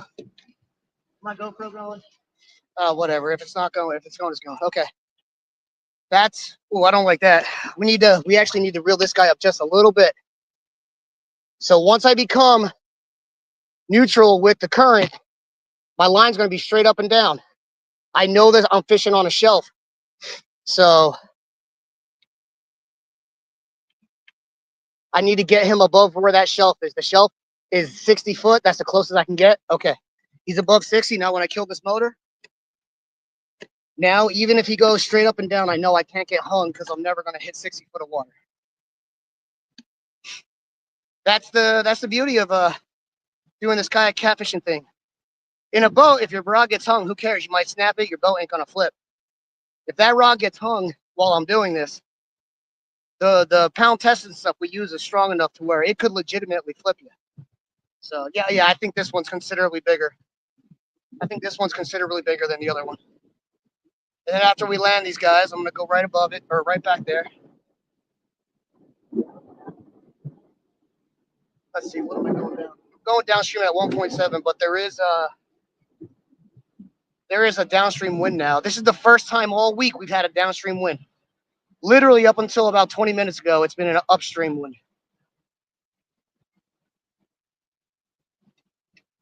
Right. Yep. Yeah. See, I am fighting the fish right now that is closer to shore. I'm already up to 65 foot. I was sitting in 85 because the shelves that I'm fishing drop off like 20 foot. They drop off like 20 foot every shelf.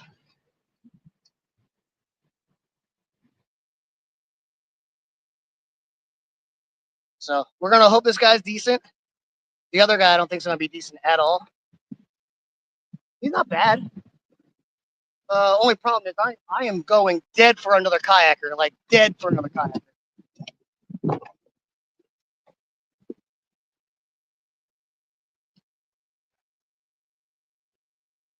That's good.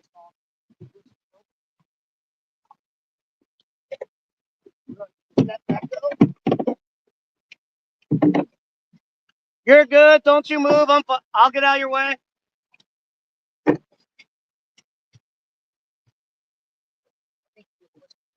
I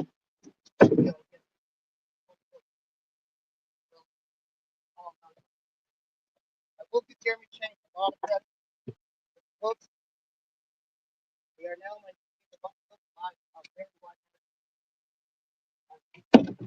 we are down south. So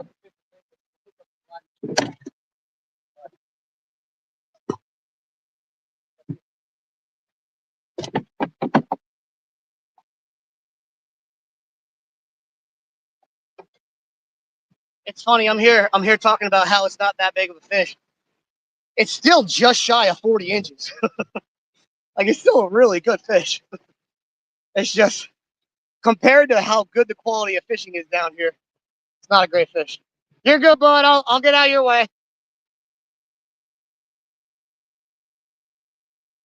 That's me telling another kayaker that I won't impede on his fishing.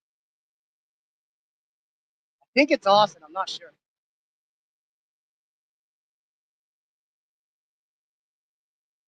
Creel, please tell me you're still here. Hey, what's up, Skipjack Cindy? You came at a good time. I was being a big old crybaby the first hour and a half, 2 hours.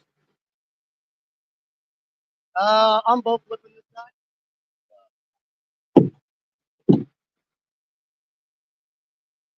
It comes off, comes off. That's also a really good fish. What up, Austin? All right, now we're gonna spot lock and hope we don't flip out the time. What up, bud? Huh? That's what I'm doing right now. So it seems like I'm not the only person who changed stuff up today and is having a miserable day. Blaine just went by me going, I'm going back to old reliable. Ever since I went back to my 8-month-old bait and went back to a spot I knew I've caught fish, what's that? 3 fish in, I don't know.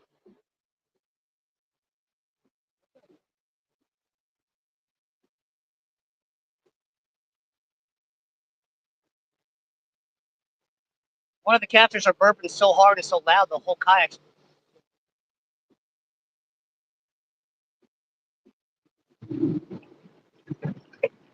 Oh no. Oh, it's my sinker bouncing off the side of my kayak. Oh, I was so terrified there for a second.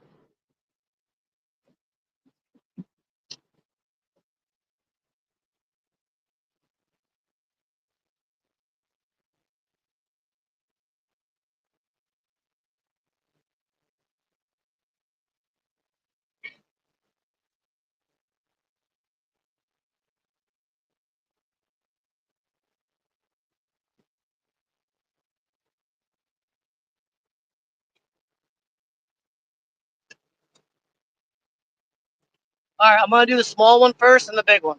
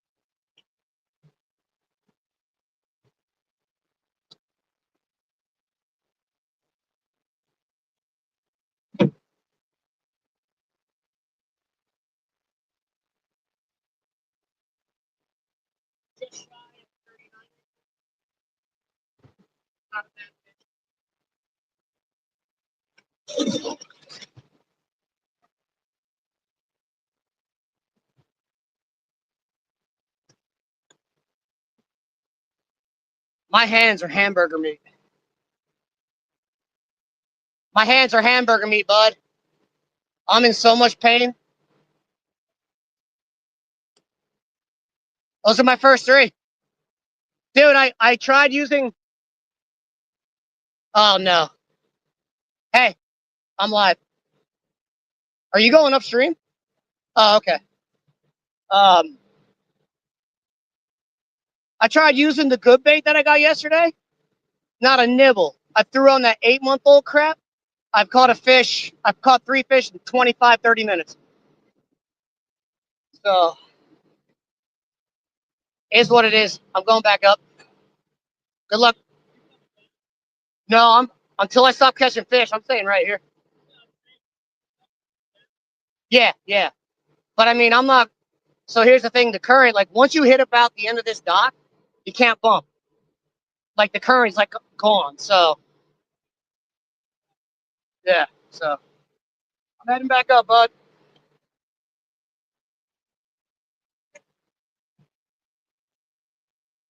If you come up here, I'm sitting on the 80 foot. Well, it's because you're moving upstream. Oh,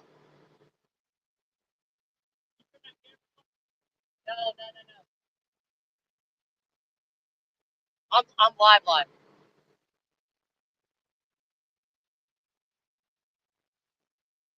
Yeah, yeah.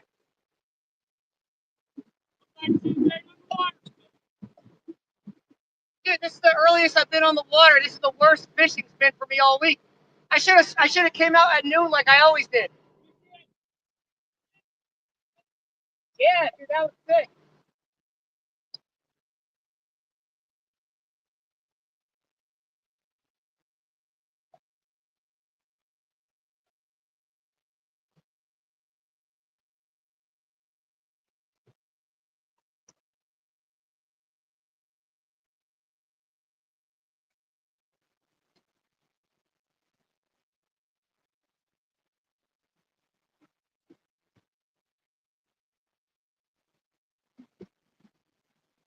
All right, now I'm on them. Now the live should probably be fun. If I had to guess, I'll probably catch one every 15 to 20 minutes, if not more, from here on out.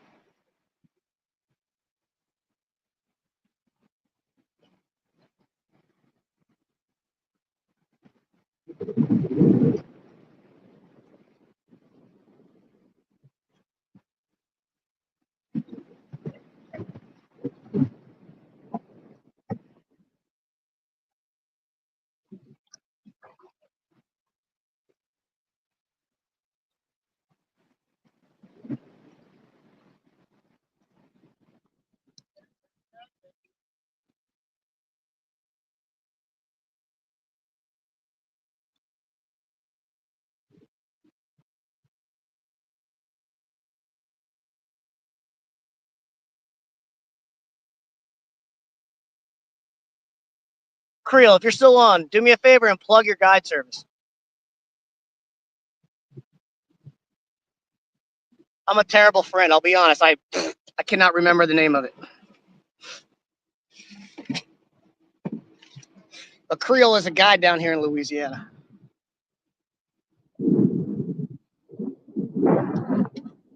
And if he wants to announce the river he guides on, I will let him do that. I don't know if it's like a secret or anything like that.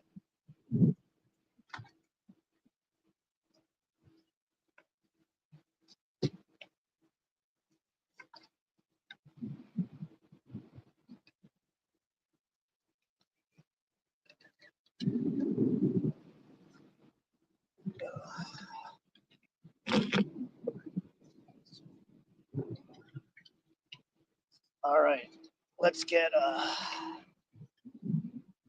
these rebaited with that 8-month-old shad and get it back down there. Careful, Austin. Austin, you're coming straight for me. I'm gonna be bumping right there.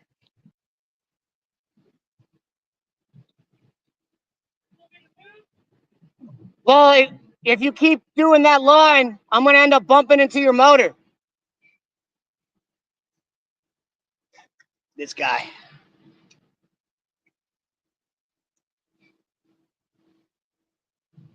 Yeah, I'll call him. The last thing I want to do is catch a competing angler's motor. Hey, so if you keep doing that line, I'm gonna end up catching your motor. Because I'm walking the bait too. Yeah, so it's not like you're gonna want to. I'm only suspended with 3, but I'm walking the bait straight back. So if you go like 10 foot either side of me up, you should be fine.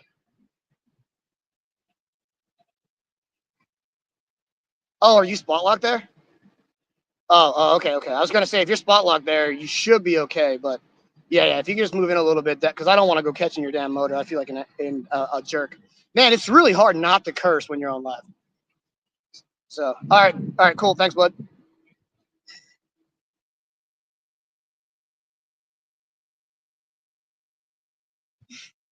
All right, let's get after it. Actually, we're gonna do a quick tournament check. It's 12:08. I'm gonna get my baits down, do a quick tournament check before I.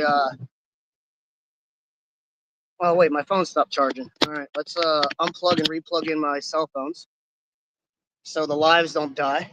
Austin's on one, maybe, I don't know.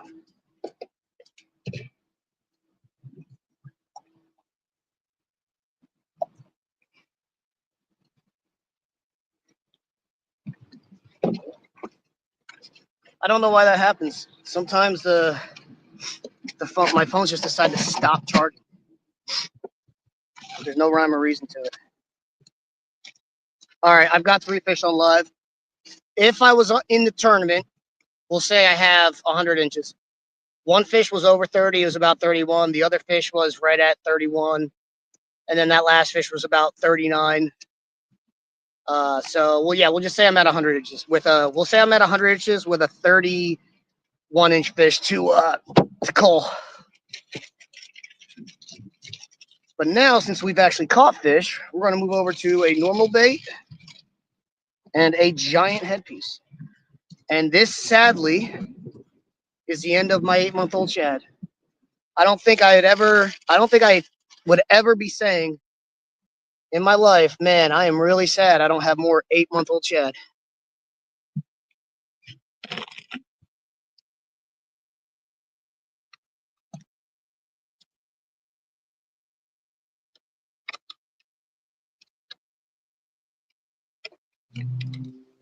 Ooh.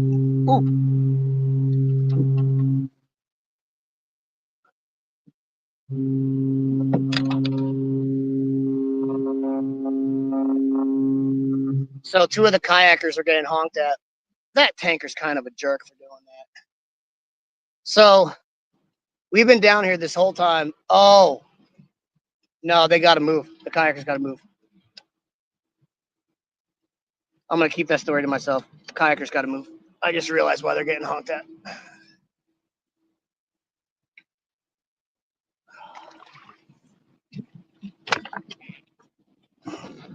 By the way, kayakers have been very respectful to the tank. Like, we are not getting in the way of the barges. Like, we are not stupid. Well, we are not being stubborn. We know our place. We're very, very self-aware of they have the right of way. Oh crap. I'll tell the story. Why not? So um, we were anchored over there, and normally when barges down here or tankers come by, they like cheer you and they scream up and they're happy and all that stuff. They're like, "That's really cool. I can't believe you're doing what you're doing." We did have one tanker come by, and there was a guy on there, and he was yelling out to us, "You guys are fishing in a really bad spot." And we yelled up like, "We know you. If you give us the horn, we'll get out of your way in 2 seconds."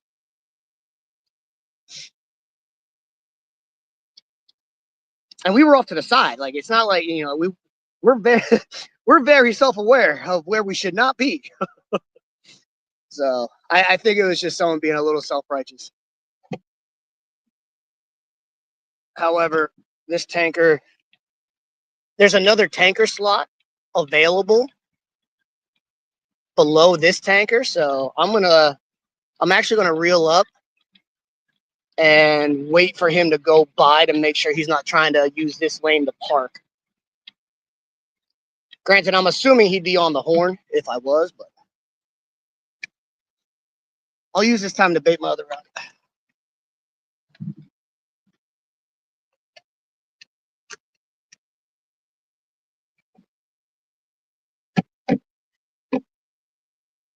Also, I think I got cut off earlier with that double talking about how I have my swivels.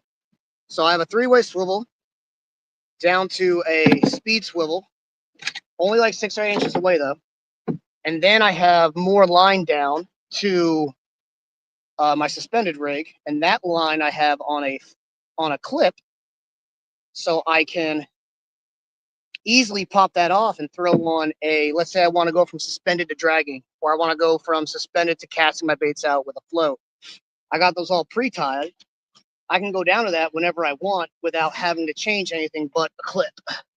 Because in a kayak, you don't have the luxury of having all those different rods for all those different types of fishing. But in a tournament, you want to be able to switch your stuff out on a whim.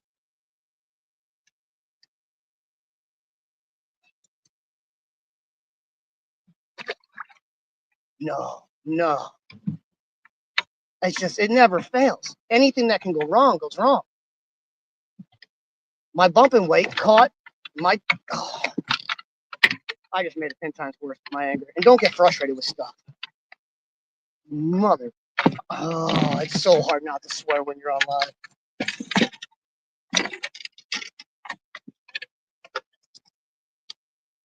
It's about the size of everything else. I'm about to absolutely lose my mother effing S word. I went to put my suspended rig down. My bumping weight caught the damn my other line.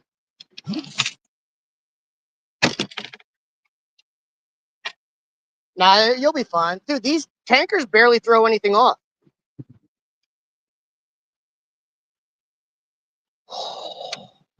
Kayak fish, they say. It's fun, they say.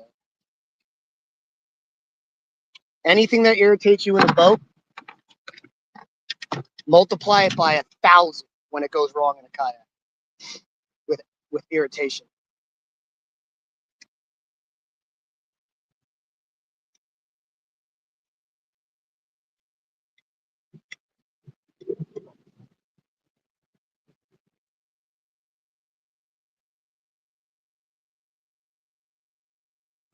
And the problem is, when you're an angry mental midget like me, you get frustrated real easily, and then you try and fix things with anger, and then stuff like this happens.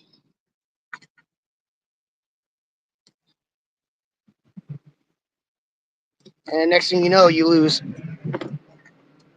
10 minutes of fishing time.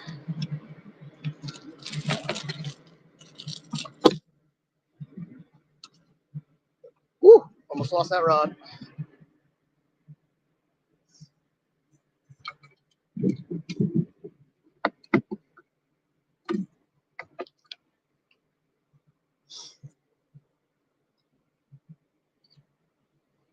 But also, that is also why I have all my stuff on clips. If I didn't have my weights and my leaders on clips there, I would be untangling that for another 10 minutes. When you have everything on clips, if you get a tangle, all you gotta do is unclip everything, deal with the tangle, and then you're fishing again.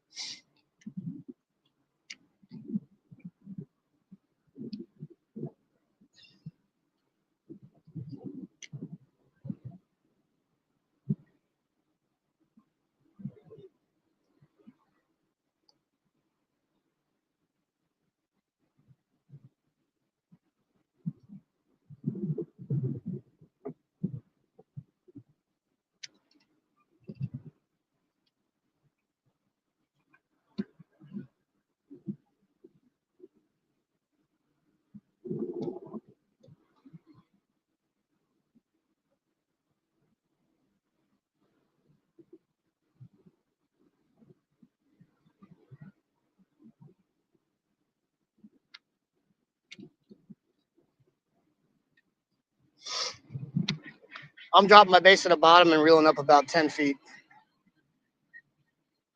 Because once it does its sway back, it'll end up being about 7 feet off the bottom. And I like when I'm suspend fishing, I like playing the percentages. So like in the Ohio River, if I'm suspend fishing at 30 foot, I like my bait roughly 5 to 3 foot off the bottom, 10%. I like fishing the bottom 10% of the water column. So it's just a rule of thumb for me. It works, therefore I'm going to continue doing it. Yeah, Troy. My hands are absolutely wrecked.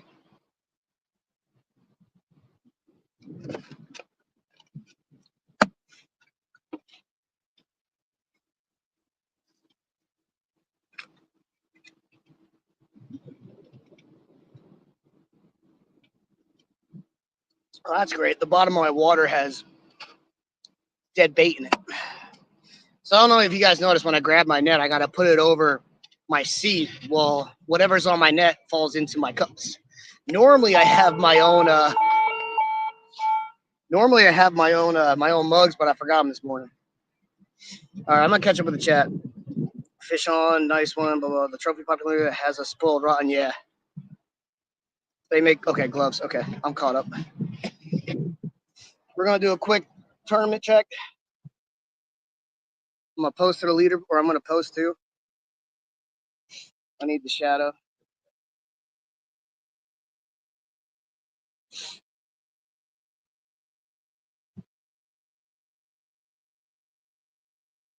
So let's see the tournament that's going on. King Cat National Kayak Trail, Louisiana, Mississippi River, and all of its bayous. Andrew Green, oh, just came within an inch of Kyle. He has a 39.5. Oh, that's a fat 39.5. Looks like a sister to the one that I just caught. Oh, Andrew, I don't think I'm giving you the 0.5, bud. Nope. You're getting the 0.25, bud. Sorry, man. Make me do my job, though.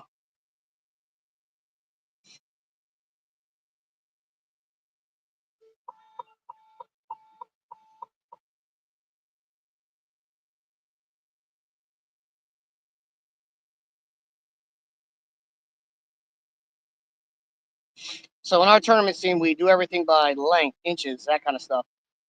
Well, I always tell the anglers, if you think you have a certain length, submit it at that length. But for me to approve it, unless it's clear as day crossing that 1/4 inch line, I will reduce it back down to the previous 1/4 inch. But I always tell the anglers, like, hey, if you think you got that next 1/4 inch, you submit it. But if it's not clear as day, I'm going to have to reduce it.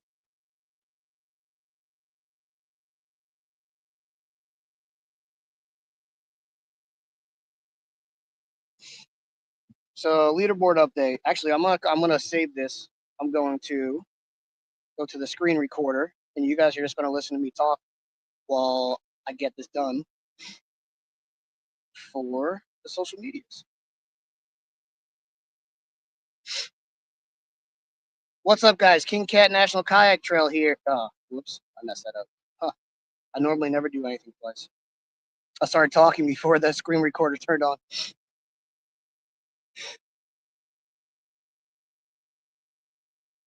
What's up, guys? Kayak Mike here. King Cat National Kayak Trail down here in Louisiana. We have Kyle Harmon in first right now, still with the big fish at 47.5 inches. Andrew Green's right on his tail at 114.25. We got Ozzy Dangerous at 94.25. Nothing else really has changed since the last update. And there's all of our big fish. Let's give them a quick look. I don't know if I've actually zoomed in on the fish yet. There's Kyle's tank right there. Boom. Move down. Let's go to Jason Fuentes from Texas. He's got next big fish at 39.75. That's a stud right there. And let's move down to Andrew Green's 39.25. Sorry, Andrew, I did have to dock it just a quarter inch because I could not make it clearly look past that 0.5. It might be touching, it might not, so I had to reduce it just a little bit. All right, there's your update. Kayak Mike out of here. We'll be back in an hour or two for another check-in. Now we got to post that to all the socials.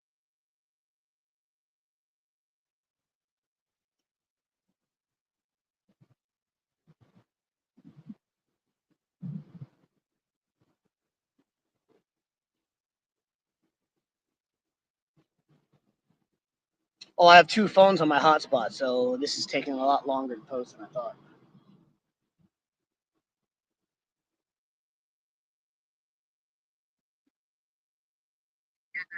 All right, my sound works.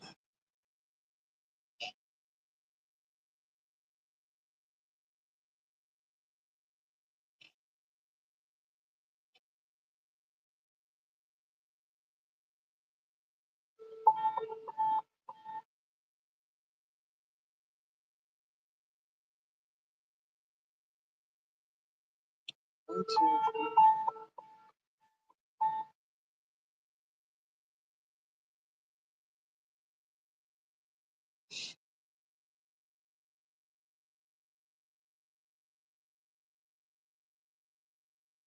Thank you.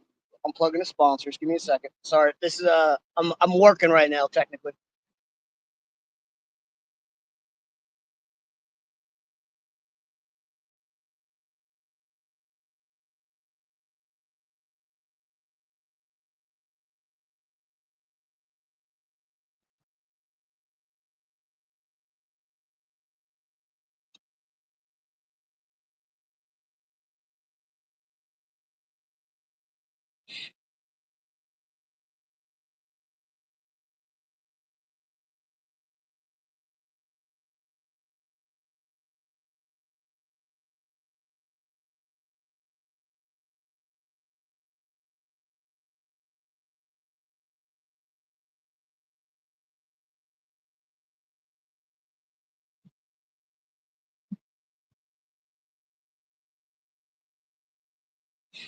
Oh man, this has to be unbearable to watch.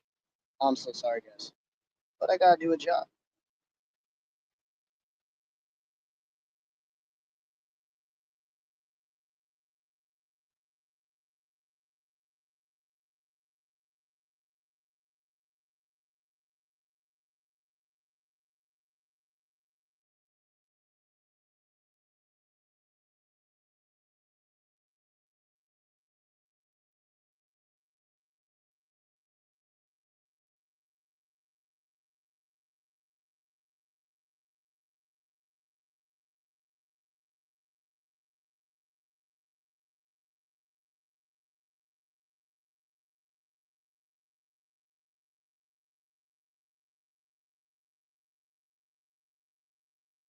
One of my rods just got tipped, I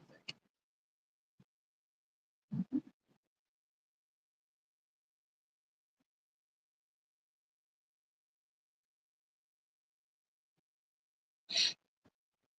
And lastly, I gotta share it to Facebook, and then I'll be ready to get back to walking baits.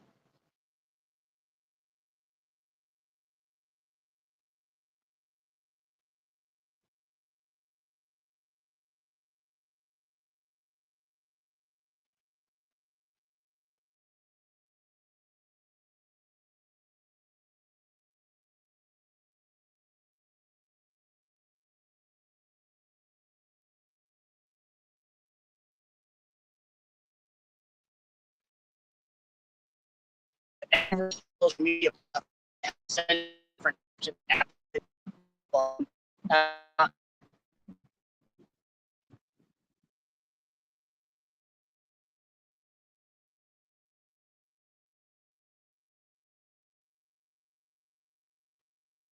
yeah, and Troy, I told a few people next year I will be bringing gloves down to this, and I don't care what anyone says. You can make fun of me all you want. I am wearing gloves next year.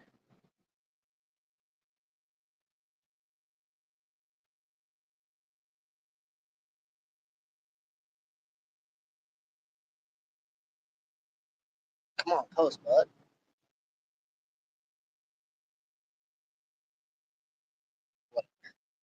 If it posts, it posts. If it doesn't post, it don't post. All right, let's get back to bumping here.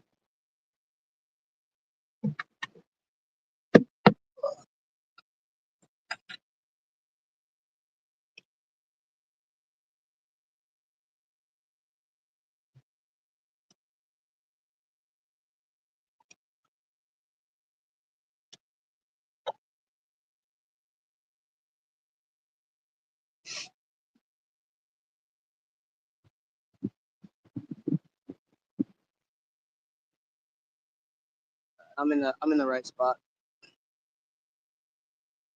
When old Harmon comes down here, he's gonna be a little further outside of me.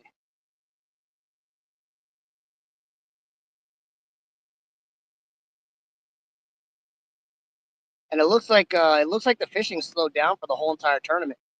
The everyone's been doing really multiple people yesterday had over 120 inch day. Um, so the fishing has slowed down quite a bit. Or people have done what? Oh, there we're getting hit right there. That one just got hit. Of course, the moment my bumping rod hit bottom, my left suspended rod got hit. Uh, unless a bunch of people are doing what me and Blaine did and doing doing something completely different than what we did pre-fishing.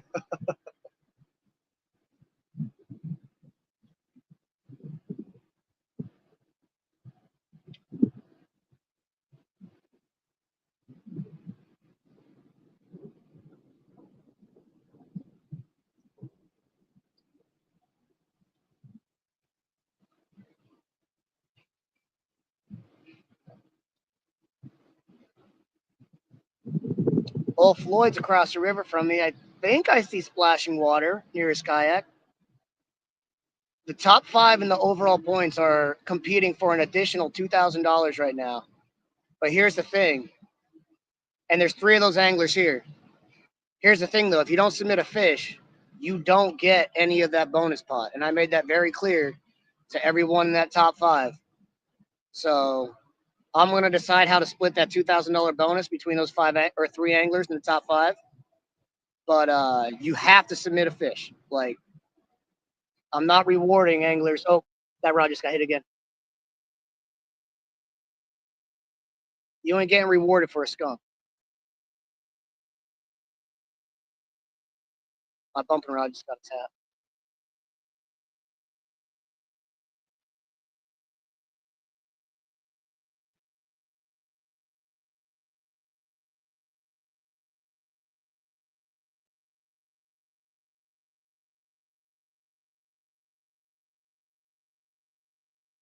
Floyd's out here with a paddle, and that's it, and an 8-pound anchor.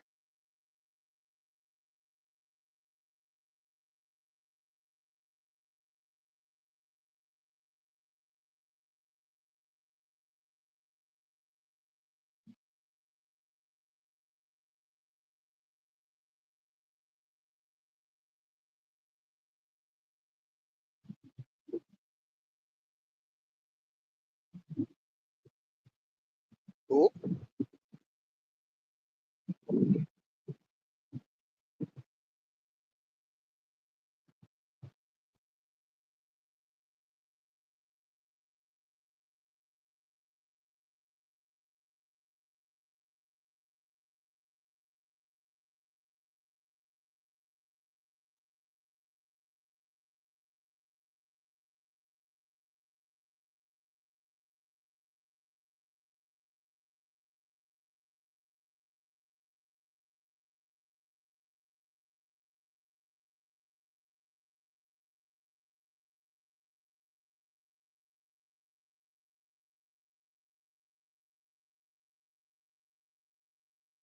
Oh, did my spot lock?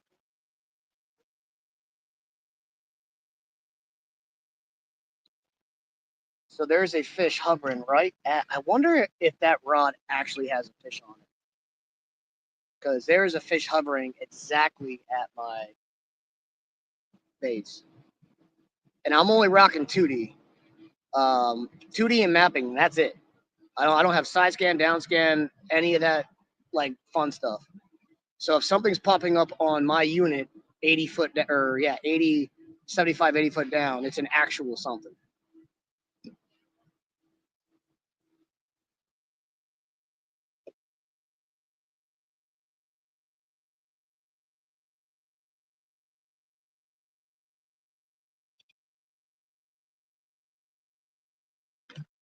No, there ain't no fish on that.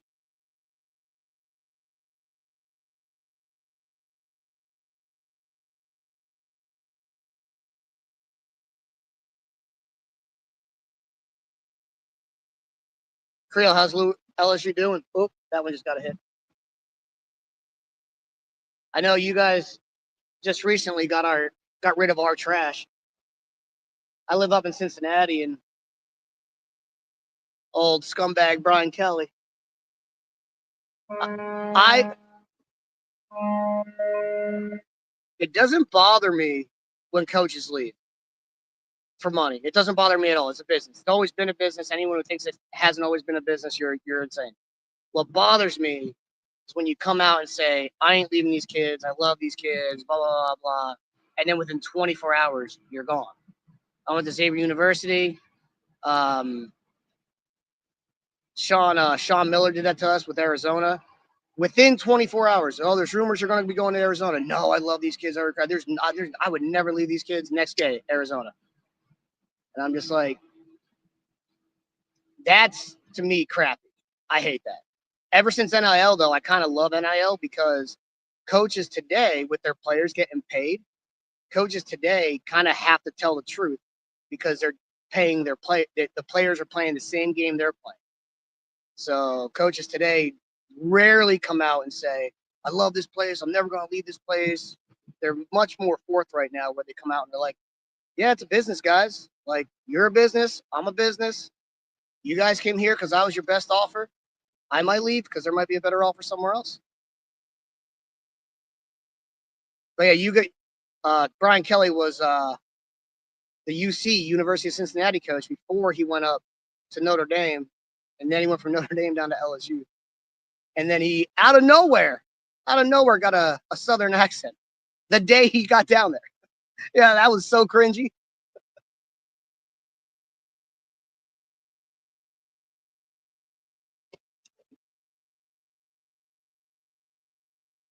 Yeah, I think those tankers are honking at the kayakers up there. I don't know what he's honking at. Like, they're nowhere near.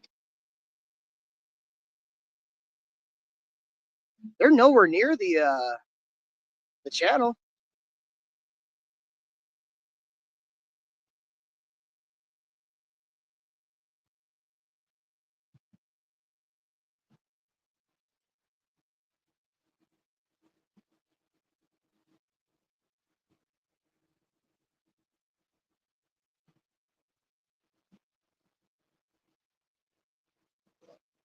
Let's see if that video posted to Facebook.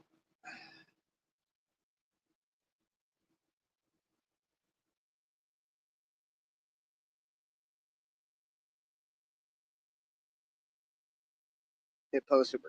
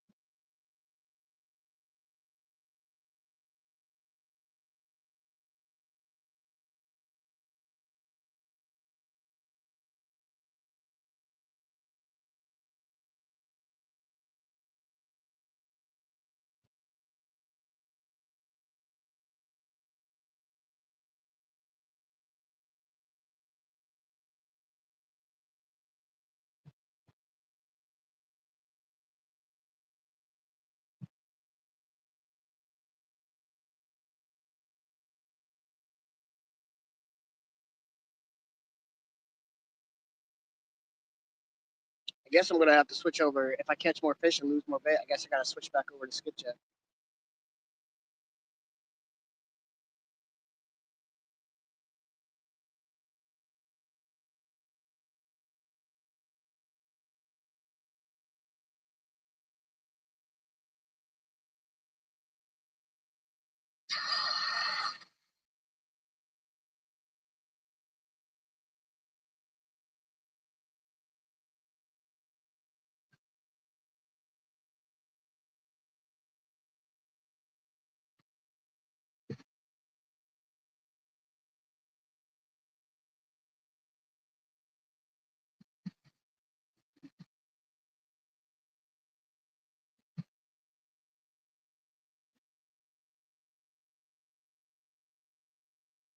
It's amazing how little of a wake that these tankers put on.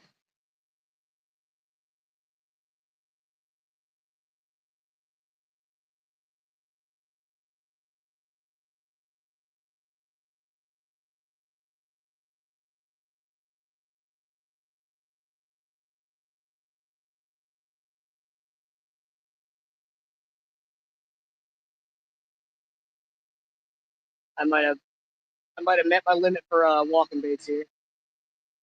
I'm about 400 feet out. I'm either going up a hill or there's just not enough current to get me out.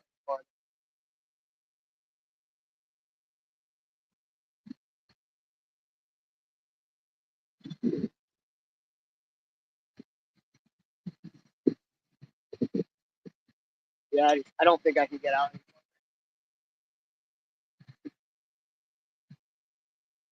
Ooh, there we go. There we go. Little rock getting hit. Are you still there, bud?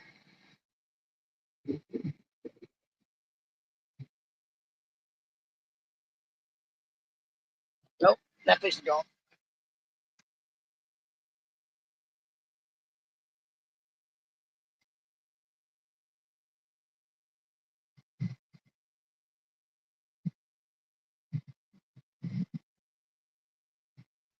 Sometimes if you meet when you're walking baits, sometimes when you meet like your max distance, if you reel up a bunch and then let it go back out, sometimes it'll get past whatever was stopping you.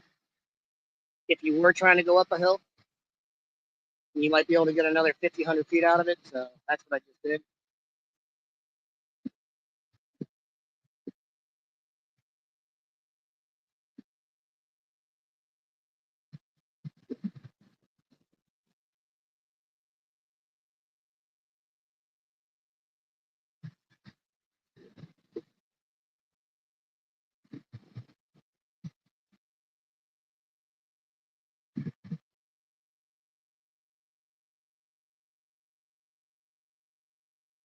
I'll go Creel.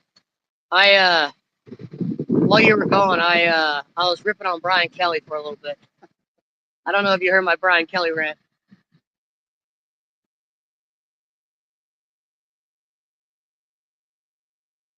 All right, that worked.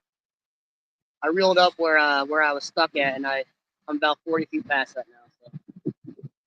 So it's probably just an uphill. I couldn't get over. Just had a tap. Come on, bud.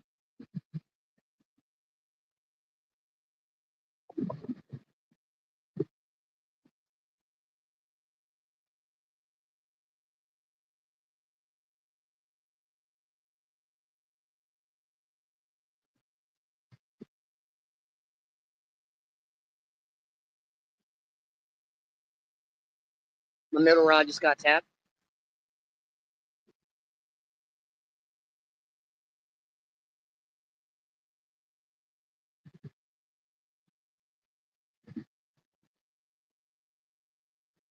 Yeah, that fish. It's not a fish.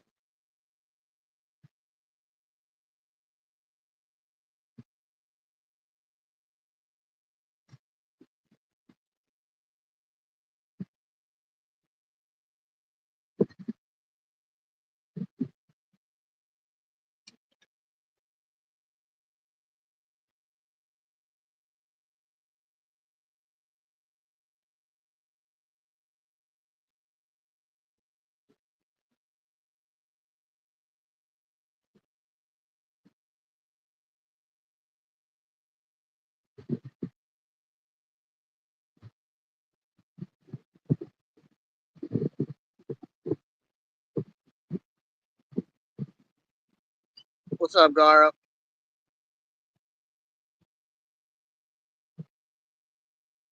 Yeah, Krill. Yeah, I was not gentle though, Brian Kelly. I essentially called him a scumbag for leaving UC the way he did, leaving Notre Dame the way he did, and leaving LSU the way he did. But hey, he's what? Made close to $100 million coaching, and I have not. So I guess he has the last laugh. What's up, Garo? Thanks for watching last night, Garo.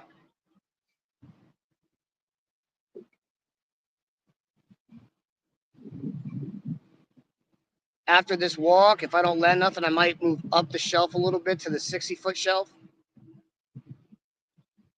I'm leaving the deeper shelf for Harmon. I know that's something he wants to hit for the tournament, so.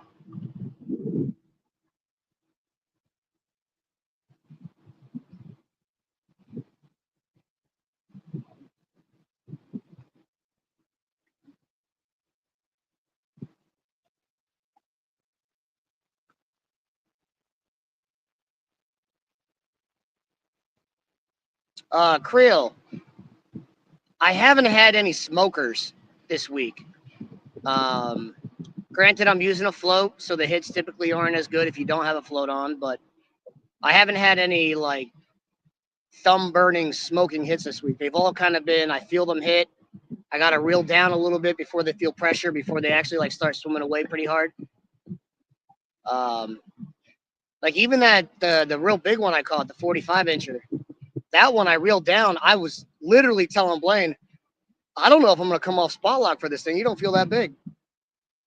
And then as it got closer to the boat, I'm like, Blaine, we actually might have a pretty big fish on here. Has it been like that for you recently down here, or is it just a thing that I'm experiencing? Same thing last weekend. Gotcha. Okay, makes sense. They've all been really fat too. My guess is they've already done their. Come on, bud. Take it. Their heavy, quote unquote, one of their first heavy winter feeds. If I had to guess, I'm guessing the water temps were probably considerably higher less than a month ago, and that drop triggered them to feed like crazy. And we're on the back end of that. If I had to guess, just based on fish behavior that I have seen in the past, because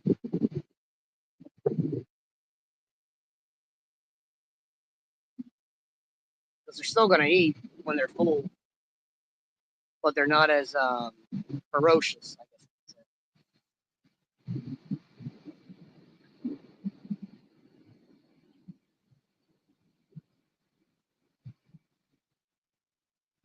Thanks, Creel. Appreciate the watch time, bud. I always tell myself after this tournament, I'm gonna like get back into YouTube series and actually start putting effort back into it. I never did.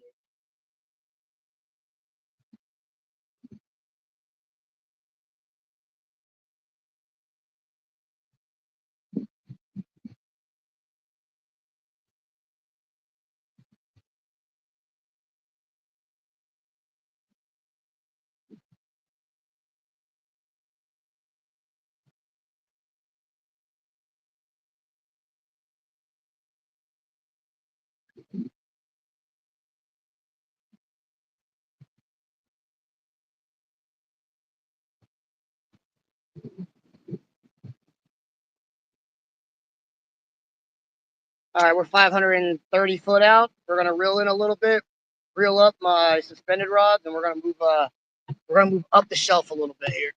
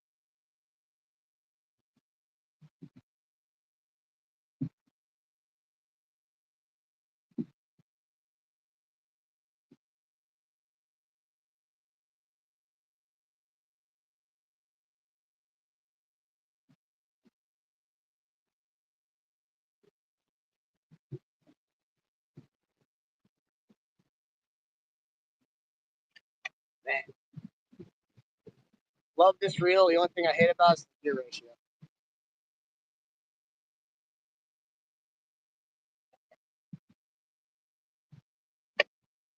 It takes forever to reel stuff in.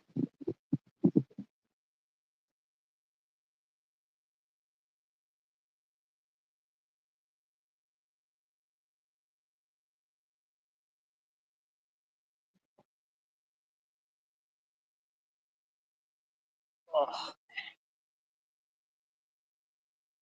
at 140 foot, I'm taking a break.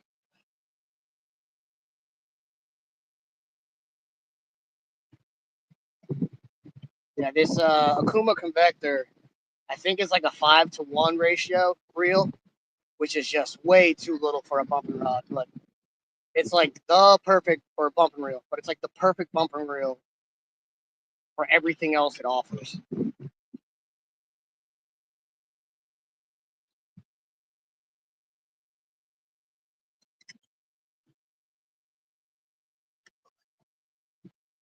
All right, I'm gonna scoot the camera over a second here.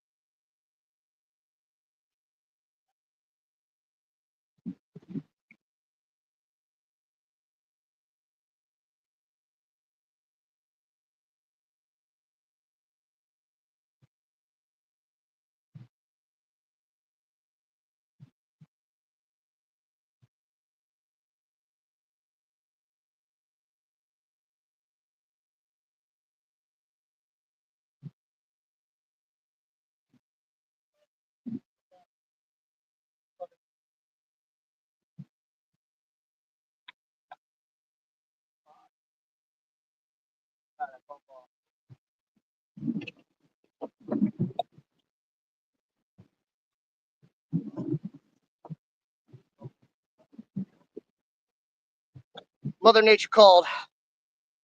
Oh wait, I'm moving up.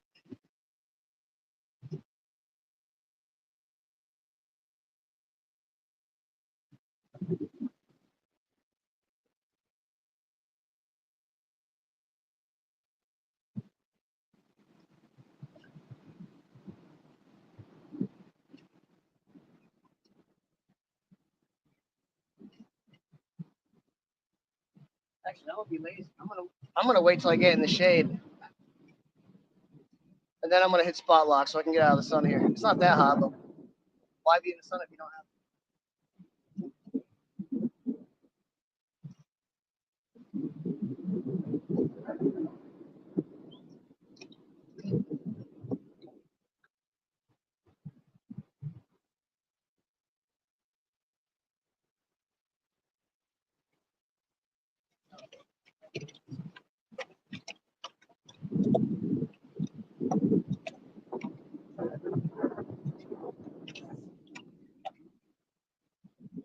Oh, my sunflowers.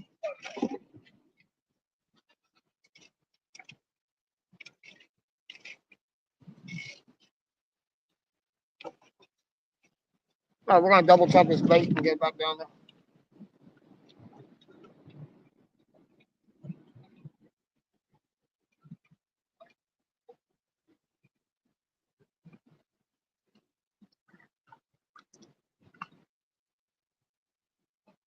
We are now fishing the 60-foot shell.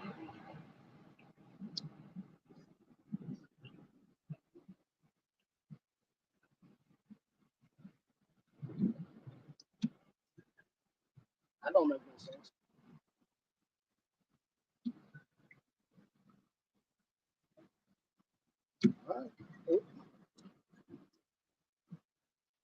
I am right on top of a snag. Wish I was in front of it, but it is what it is. My mark must be a little bit off.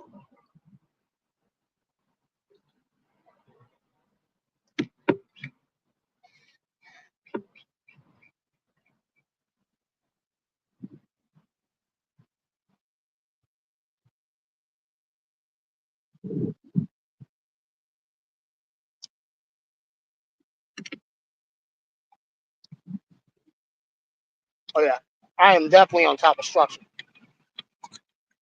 I am clanking off of something real hard with my weight when it gets down there.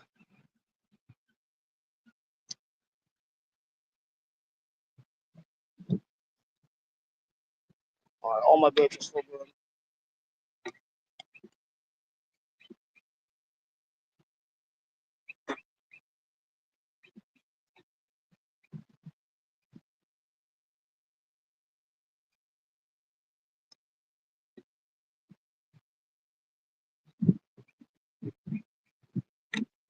Yep, sharp fishing for you. My left line to my left right now, my starboard side line. Don't be surprised if this thing gets hung up. This one took over 100 feet to get down because I'm on the shelf. But my trolling motor says I'm sitting in 60 foot of water. So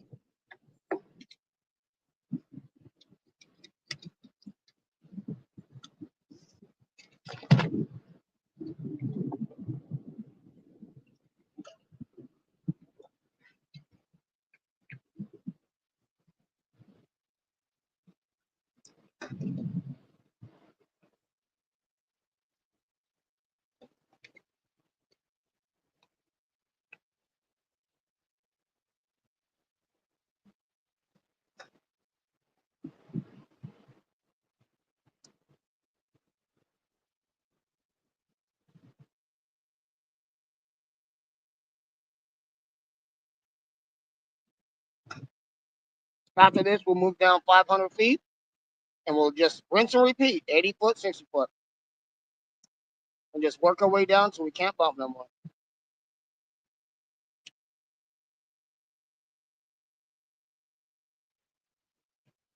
I think I might have to go down to a 2.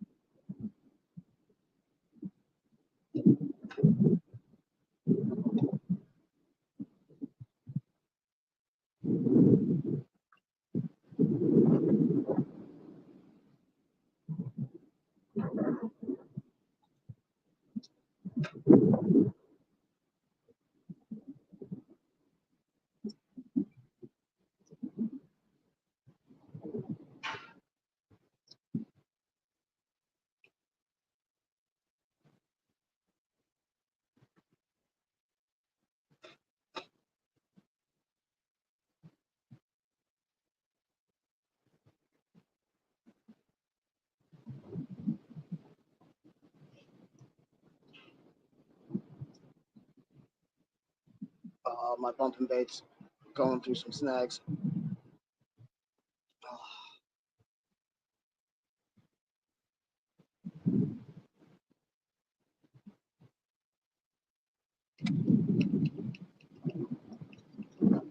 No, don't be home. I don't want this. We're going to a 2.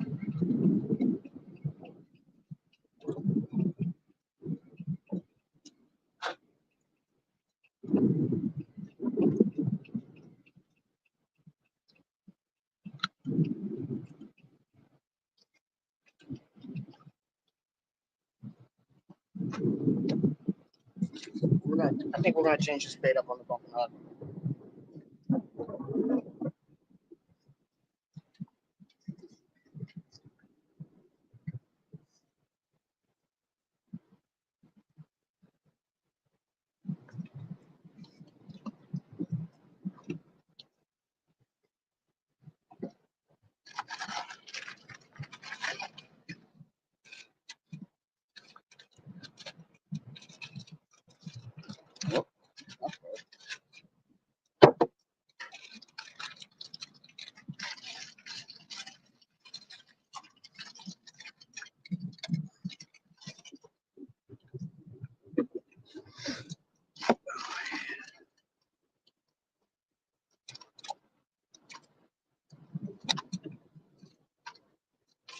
I gotta sharpen these scissors, man.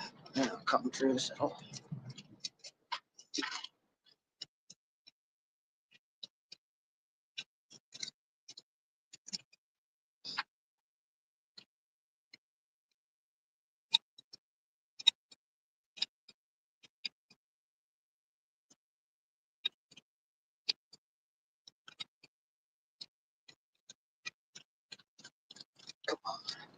My trick so far this weekend is if I'm using a side section, cut off the belly. I don't know why it's working that way, but that just seems to be the ticket. It sucks for bumping though, because having that air pocket in there really helps. It makes bumping a lot easier with that air pocket. But for whatever reason, I have not been getting hits with the belly still on. Also, the belly section is the toughest part of the bait. That's my favorite place to hook it through.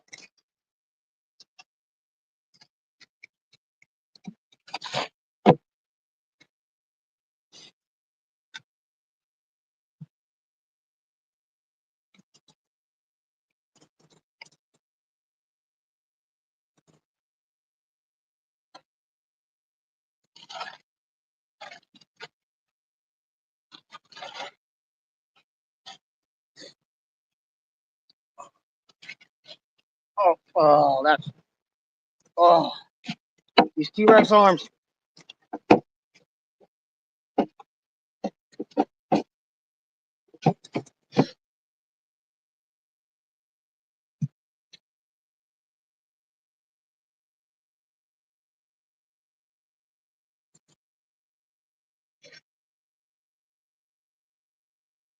All right. Let's see.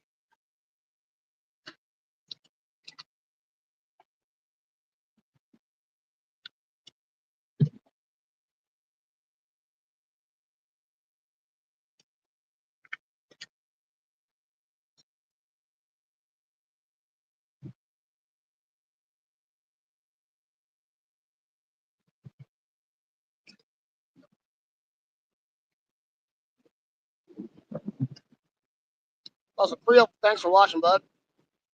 I can't see how many people are earning stuff. I'm assuming you're the only one. Oh, my fish finder graph just died. Well, after this walk, I'm gonna have to replace that battery real quick. I've ran that 2 days straight without charging it. Today being day number 3. Marlin, I tripled up. Oh no, I doubled up, but all 3 fish were very close to one another.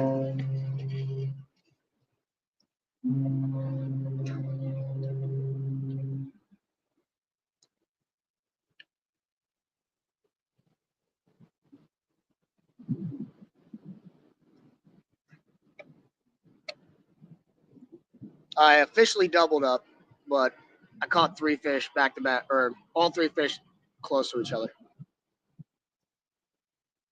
So I'm sitting at roughly 100 inches with my best 3. They're honking at the kayakers up there.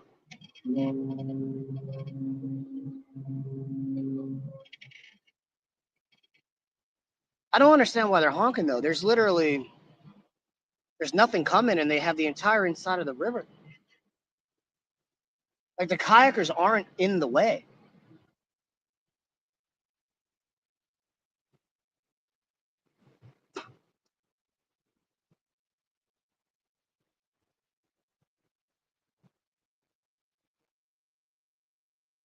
I mean, they got the right of way though.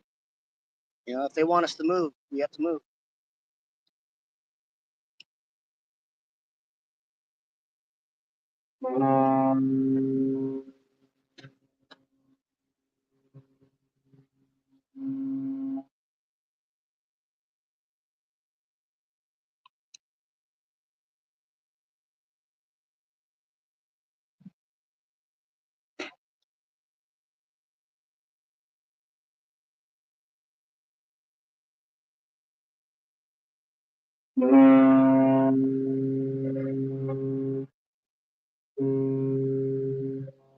I actually think that guy's doing it on purpose.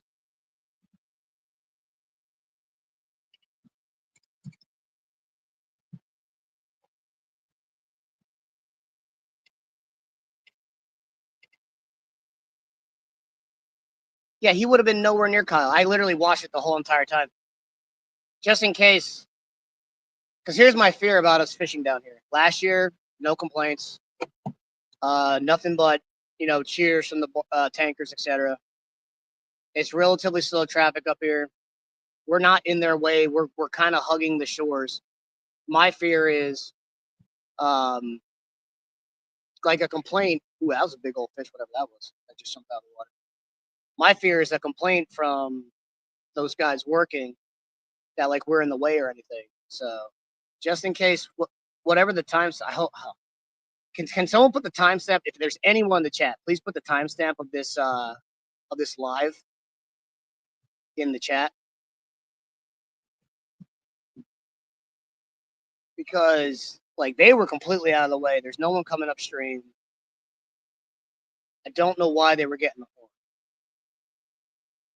Oh, I'm hung. Crap.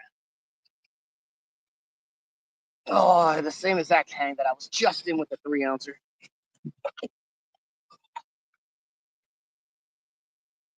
Oh, I knew I was going to catch that. This is why I don't really like fishing unless I got a fish, a really small fish, or a piece of debris. Whatever it is, it's coming up.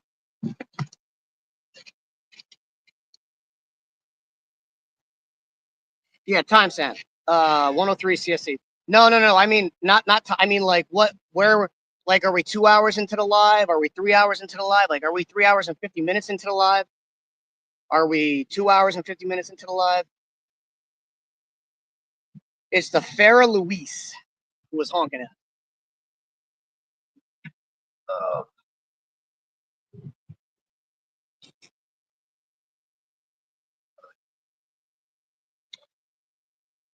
Whatever. Says 2 hours. 2:48. Thank you very much. Because here's my biggest fear. So, like, we're putting tournaments on down here. My biggest fear is some kind of complaint from one of the workers that we were in the dead set middle of the river. We got in their way. Because kayakers we absolutely cannot mess with their work. Like that cannot happen. However, I have seen every single time a kayaker has been honked at, and they have been way off to the side, and nothing's been coming upstream. So I truly don't know why they're getting the horn, and no one's been getting the horn conveniently until that one guy yelled over to us, "Hey, you're fishing in a really unsafe spot," and we're all like, "Yeah, we know, we'll move. Like, trust us. Like, we're gonna, like, we will not be stubborn if you're coming. We will move." So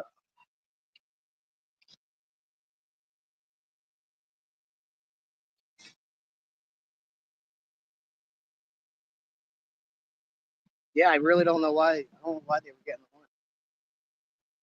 And I know for a fact those ships have the whatever you want to call it, radar to be able to see ships around the bend, all that. Like they know. So I hope that's not the case because we love it down here.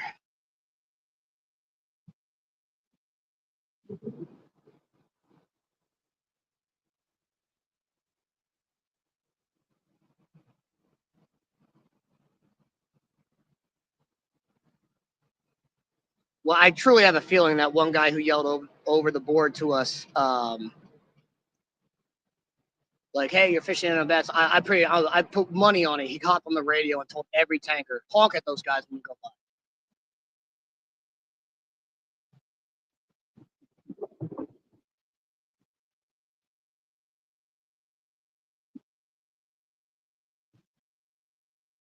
His drain plug, dude. Where is it? These tankers, dude. It's huge, huge. I don't know if you're being facetious or not, but that snag. I just cannot get past that snag every time I walk through here. Yeah, this is my last walk if I can't get past the snag. The problem with fishing on the 60-foot shelf is there's a lot more hangs throughout it.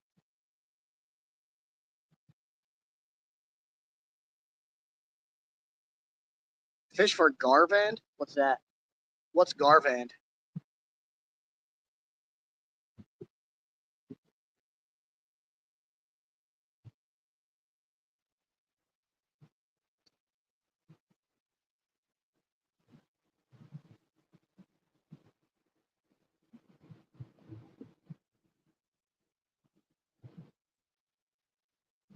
What up, Creel?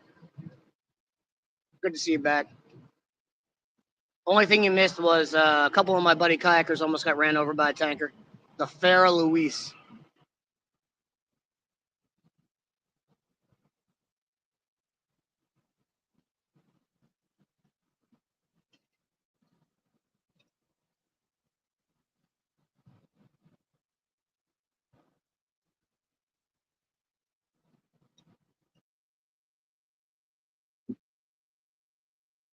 Alligator gar's on the bucket list.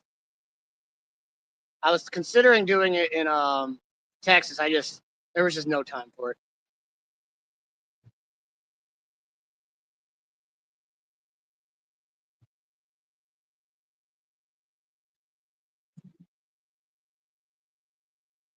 Get over that head. Come on.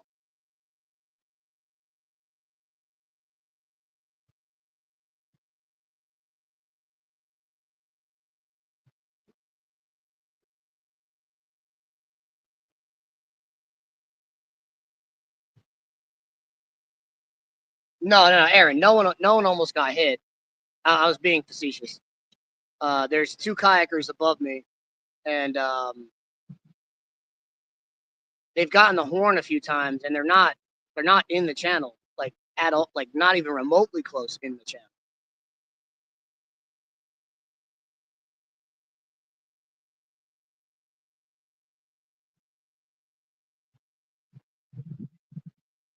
Or the driving lane or whatever they call it down here.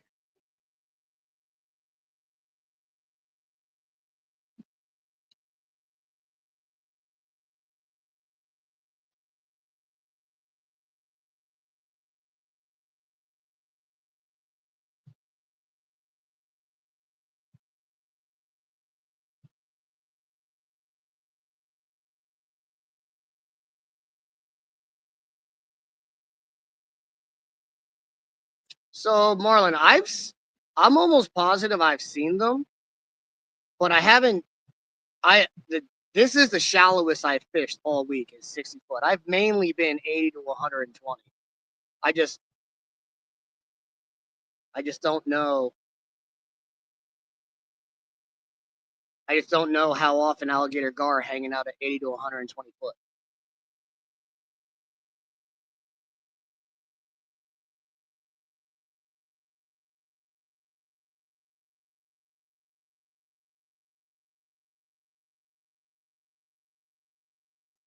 And this is why I haven't fished sub 80. I haven't really caught anything. I caught a few things on 60 foot ledge, but not much.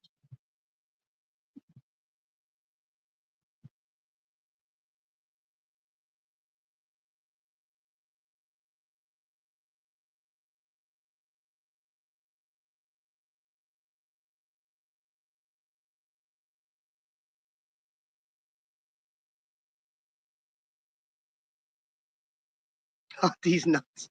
No, I can't.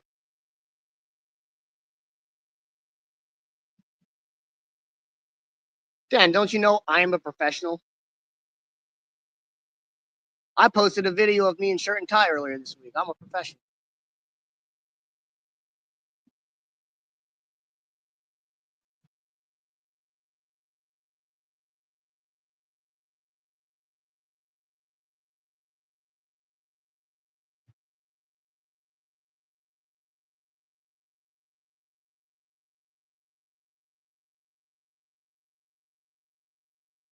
All right. I'm bumping less than a foot a bump, so I'm gonna reel in and then we're gonna move back out to 80.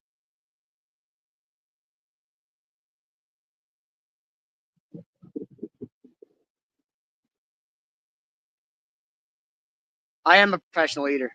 That is for sure.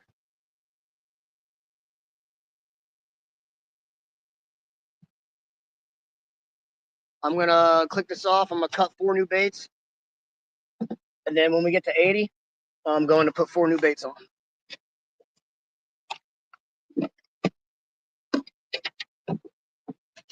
Let's see here. The old skipjack. I guess we'll throw some more UL. Where's the old skipjack though? I don't want the new skipjack. The new stuff hasn't been working. Give me the 8-month-old skipjack. Where's that? I think I have like a piece of old shad left that I have to use.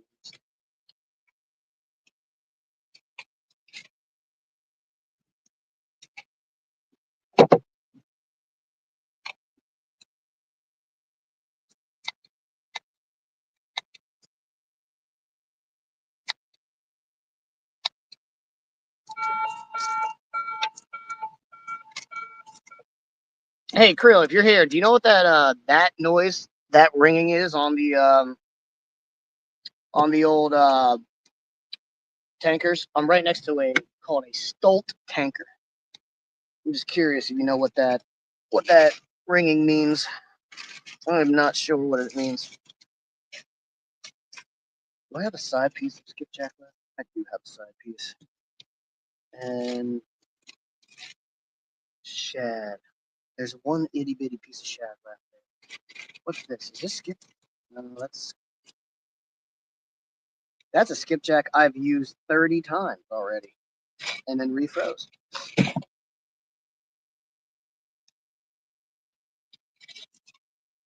Let's put. We'll walk that skipjack head. Okay. All right. I can't believe I'm saying this.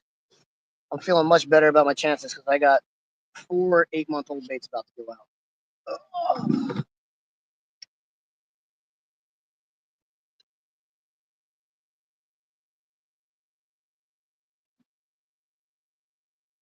I might have to go up to a 3-ounce though when I get to 80 foot.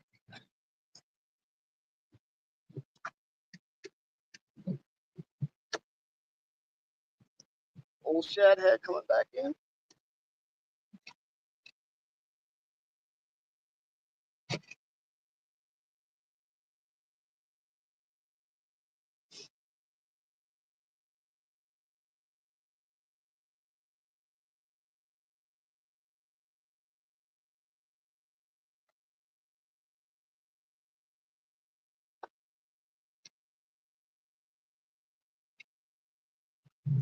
Oh, yeah.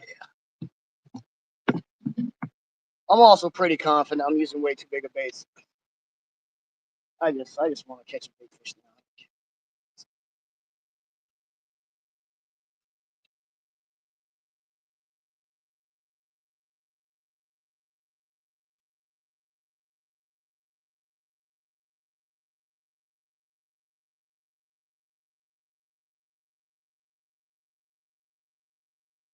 No, Ryan, you did not start the tournament here last year. You came here after I got here. This is the old spot that I found.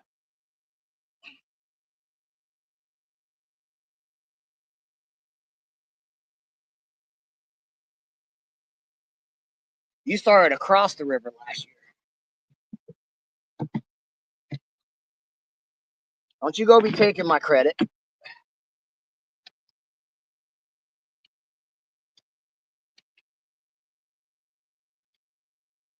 Now, if you mean you started catching good fish when you got here in this line last year, then yes, that you are correct by saying that.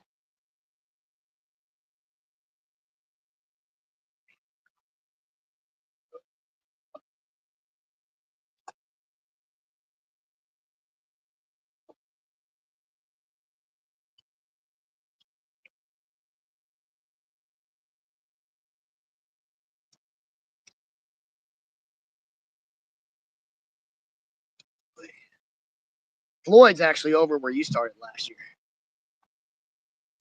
Floyd's out here with a paddle only and an 8-pound or an 8-pound anchor.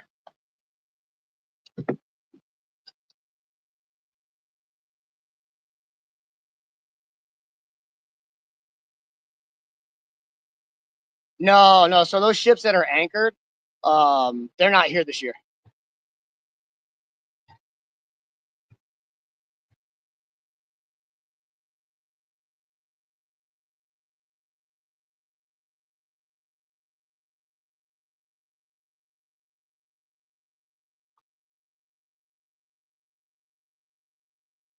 boy King Cat Vincent is a champ. That's why he's here with only a paddle. He wanted to follow JJ's footsteps and show us all how to fish. It's definitely not because his motor's broke.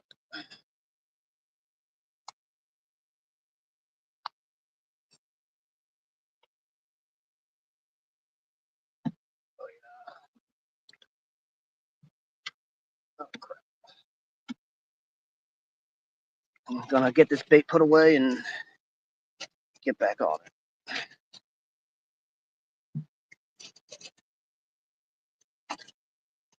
it. That smelled terrible. Oh, that did smell bad. I just pushed all the air out of my bait bag, and it went right into my nose and mouth. That was terrible. Woo!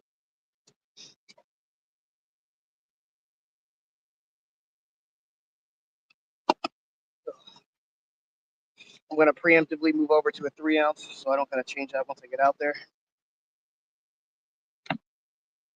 and hope it works. Ryan, we got about 1 mile an hour less current than last year, so true bumping is almost not even an option, which is a bummer. If I was truly in the tournament, I wouldn't be doing this at all. I would just be suspend fishing, but I'm not in the tournament, and bumping's more fun, so that's why I'm doing it. I guess I'm technically walking baits. Oh, all right. I'm gonna change my. Oh, I need it now.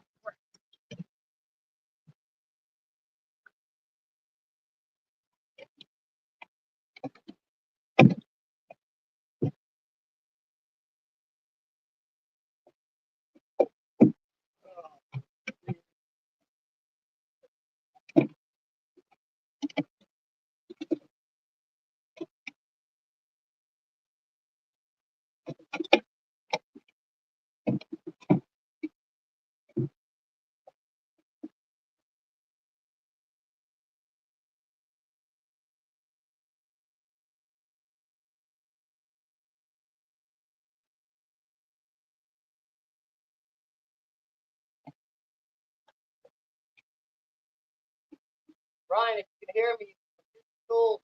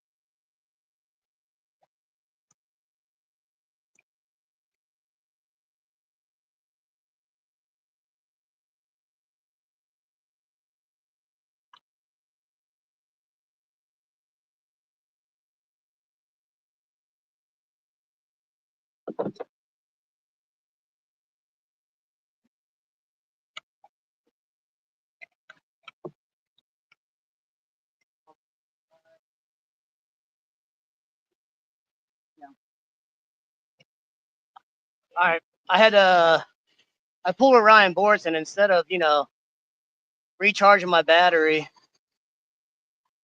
I just brought a backup battery with me.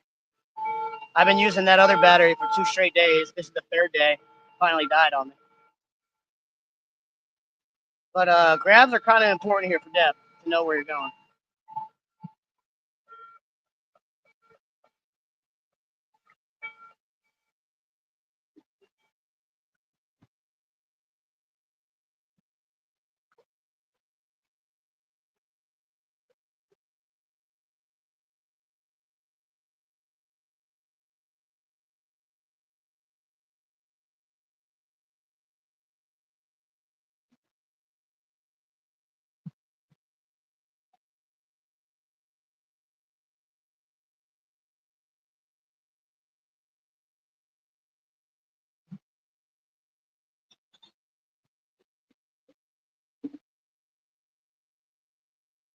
All right, I'm done using tools, Ryan.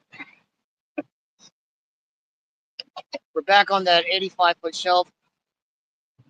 We're gonna get these baits out.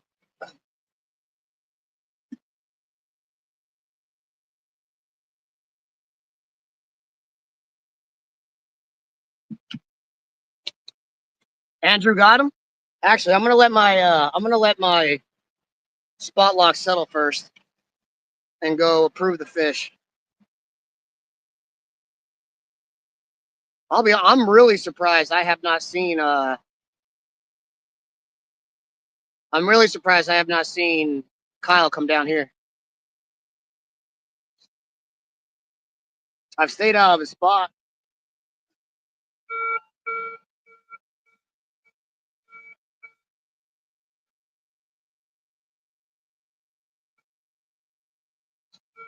Oh, Blaine Peterman moved up. He got 38.75.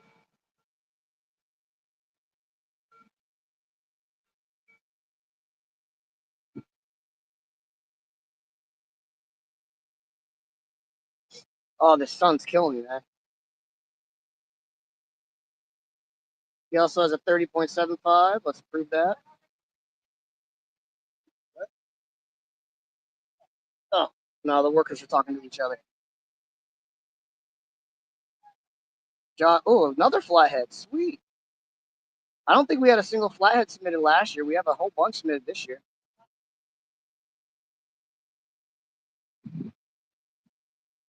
The King Cat National Kayak Trail leaderboard is now up to date. 35 fish, 7 anglers. We got Andrew Green, 122.25 in first. Kyle Harmon, 115.75 in second. Blaine Peterman, 105.25 in third. Josh Punch, 101. Kayak Mike, about 100. Aussie Dangerous, 94.25. Jason Fuentes, 74.25. But Jason only has 2 fish. So Jason could easily take over second with 1 fish.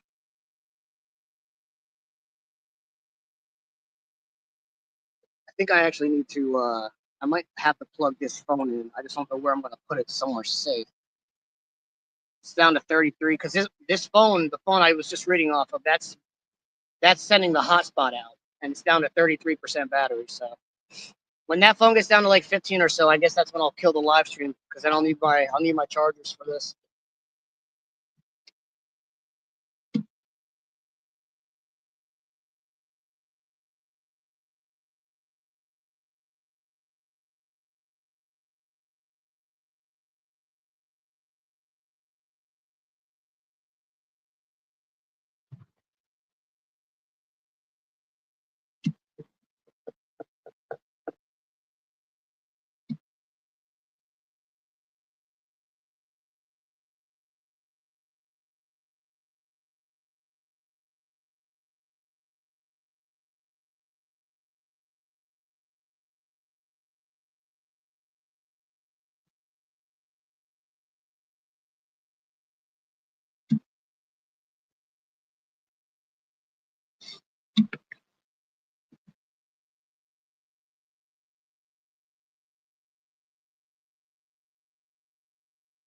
Yeah, I don't. I think I'm. I don't think I'm gonna be able to lock a three. I think it's. I don't think the current's going fast enough.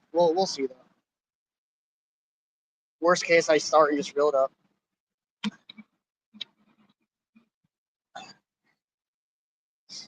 Skipjack and shag going down. The old skipjack, not the fresh stuff. This is my old 8-month-old skipjack. The skipjack I was using earlier in the day that wasn't catching nothing. That was fresh.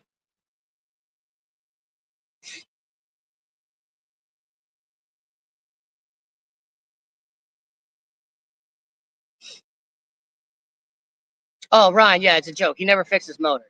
His motor isn't fixed yet. Kayak Catfish won this last year.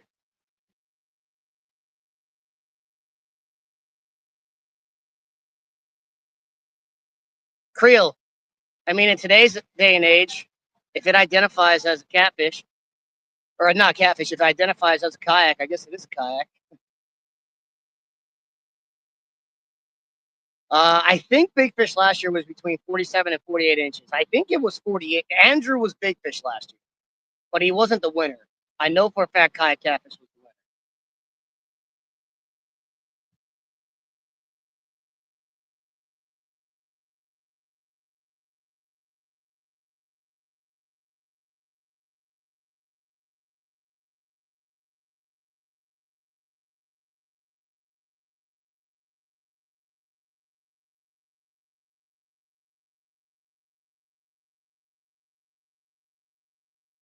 Yeah, I think 3 ounces is too much here.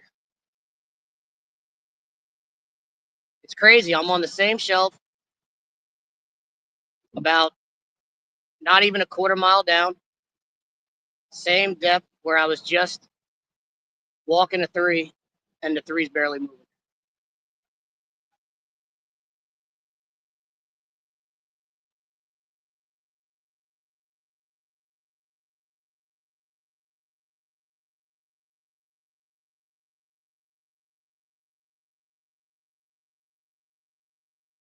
Yeah, you should ask. I can actually see him from where I'm sitting.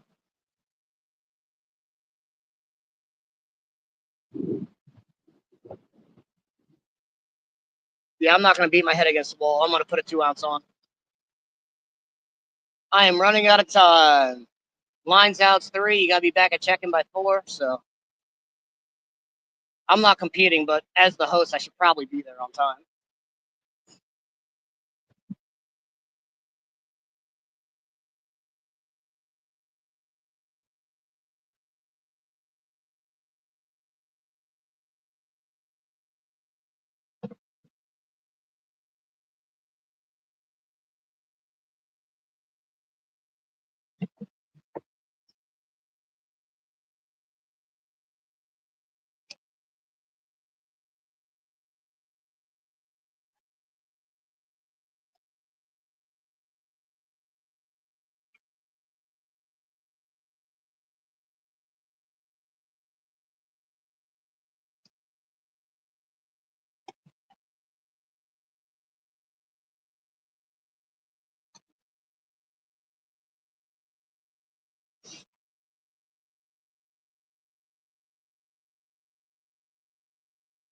Yeah. Yes, it is an hour and a half. Sports, I've only caught 3 fish, and I've been fishing since 9:30, 10. Yesterday, I had a slow day numbers wise, but yesterday I was throwing out like baits from the tip of my hand almost halfway to my elbow. So that was by default. I understood I was going to catch a lot of fish. The 2 days before that, crushed it. Size and numbers. First day came out for 45 minutes, not even 3 fish right away, and I just got off the water because it was like nighttime, and I just got here from my drive.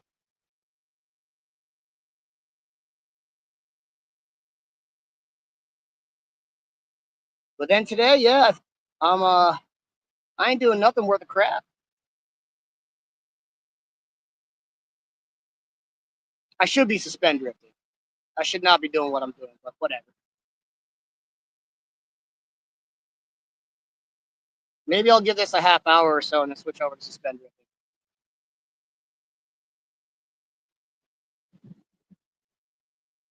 If I was in the tournament, I'd be suspend drifting. I would not. I would not be doing this.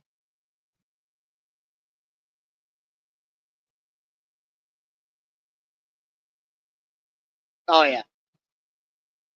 Floyd is actually chasing a $2,000 side pot. He has to submit one fish to be eligible for it.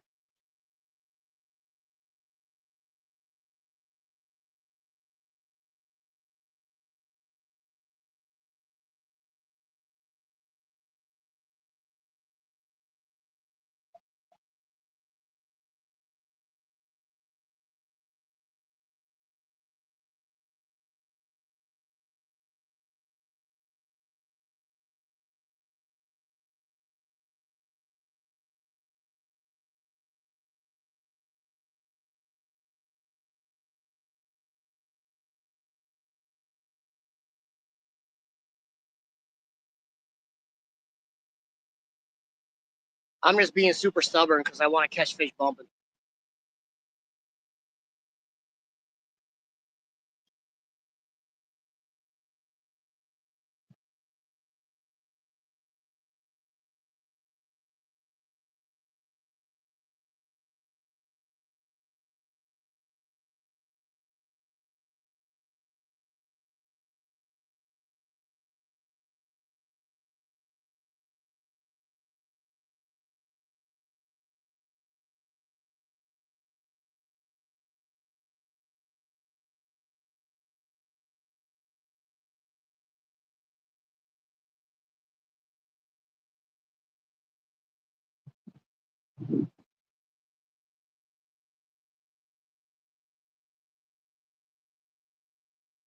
Well, hell, Boris, I tried calling you for like a week straight. You never answered. I was actually calling people to do a wellness check on you.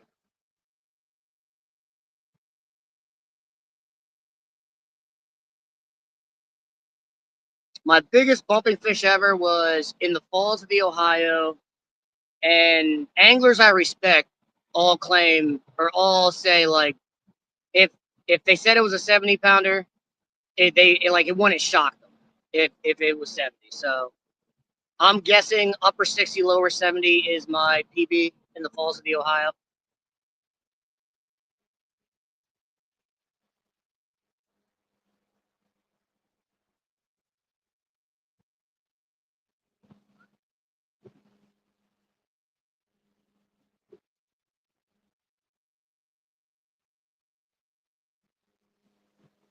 That one I caught the other day, was it yesterday? I don't remember. That one I caught the other day, it's definitely up there, top 10 for sure.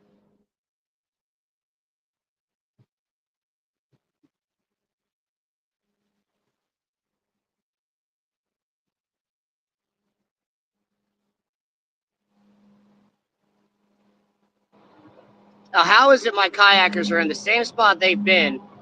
A barge and a tanker just went by side and didn't honk at them.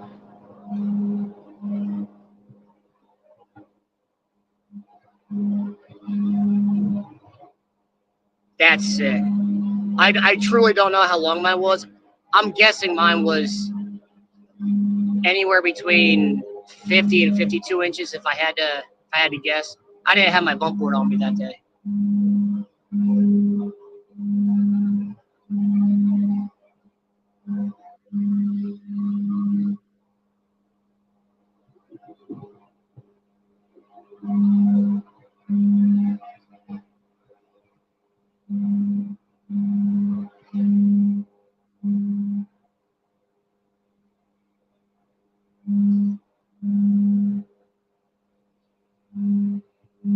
Oh, Boris said that fish was 50 pounds. What's really funny about that is when I first caught it, I posted it in a couple places. Finally got my first short 50 pounder out of the Ohio River. Some people genuinely were saying like it's 30, 40 pounds. I'm like, you need not fish anymore.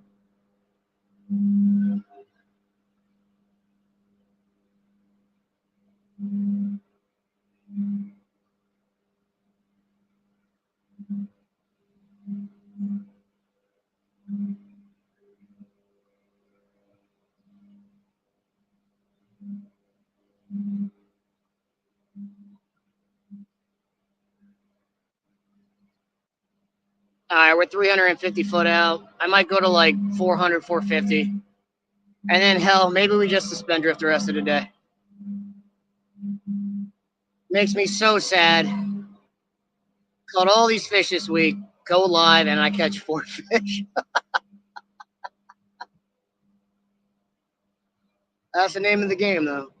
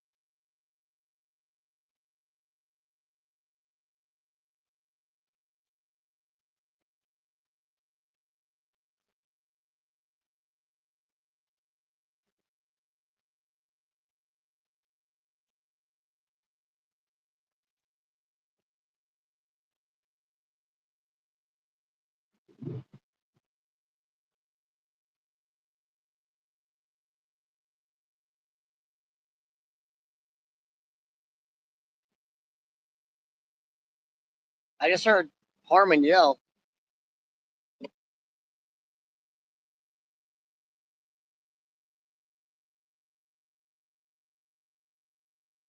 Unless that's Blaine.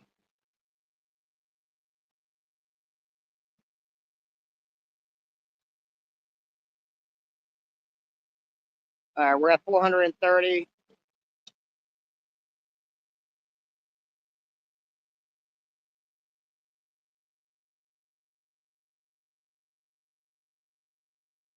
I just want one. Just rip the rod out of my hands. Come on, bud.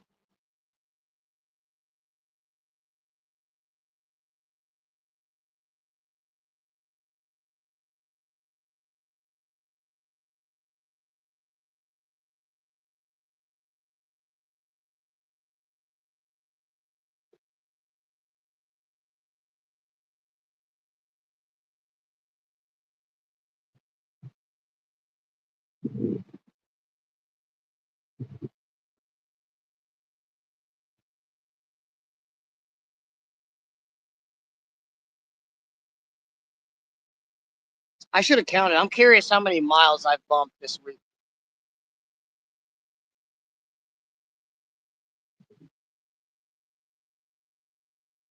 And I'm not talking about the distance the kayaks moved. I'm talking about the amount of line I've let out.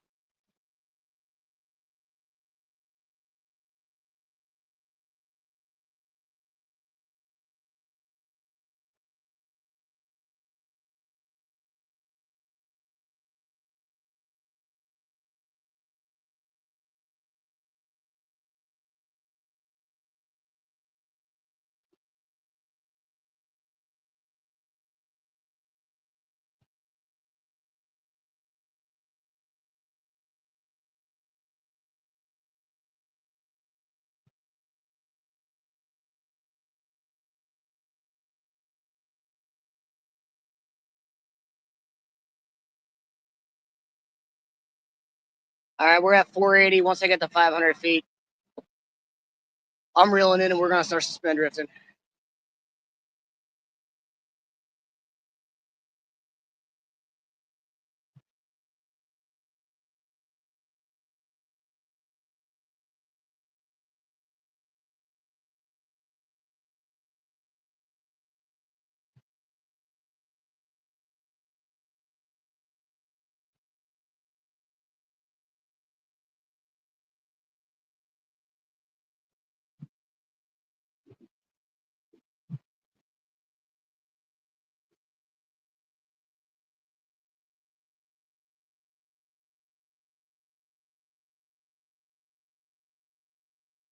All right, 500 feet. Oh boy.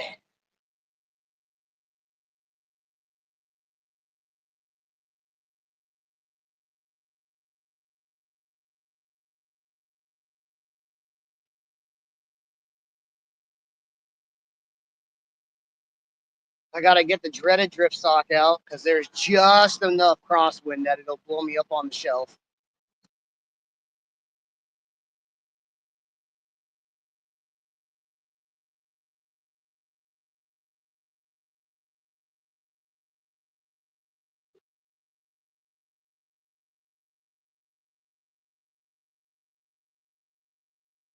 Sports, if you're still watching, I suspend drifting yesterday.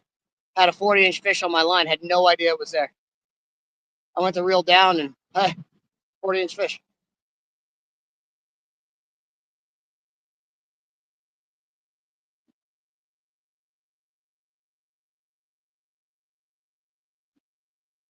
All right.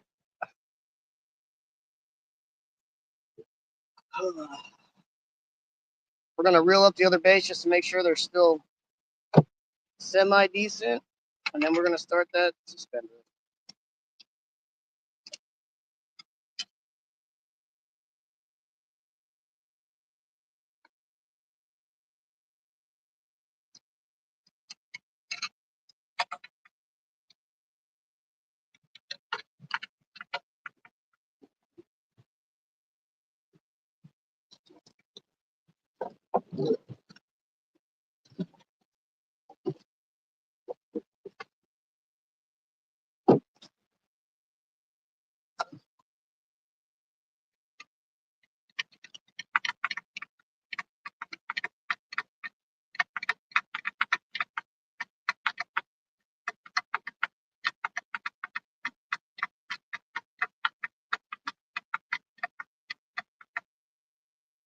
There's a few snags I'm gonna have to get by on this pass in the first quarter mile. But there's also I've caught a lot of really good fish bumping and suspend drifting through here, so it's a give and take. So.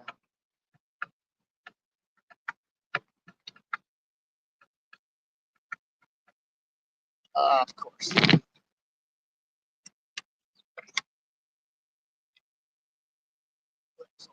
Glad I checked this line's all tangled.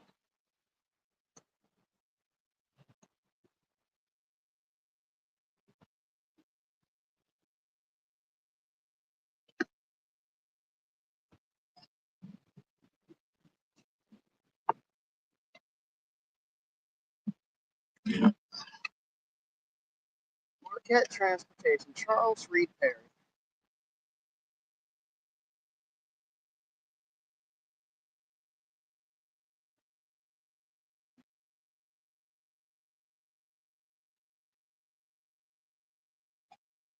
That bait's good as well. All right.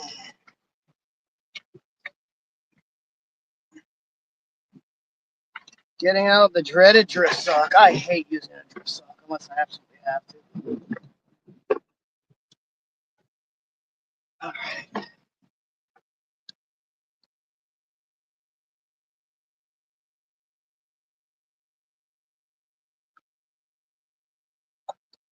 All right, drift socks out.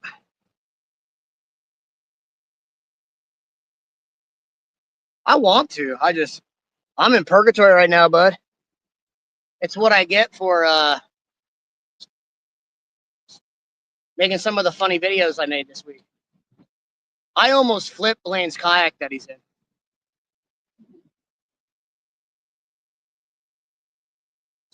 We had water legit coming over the side of it.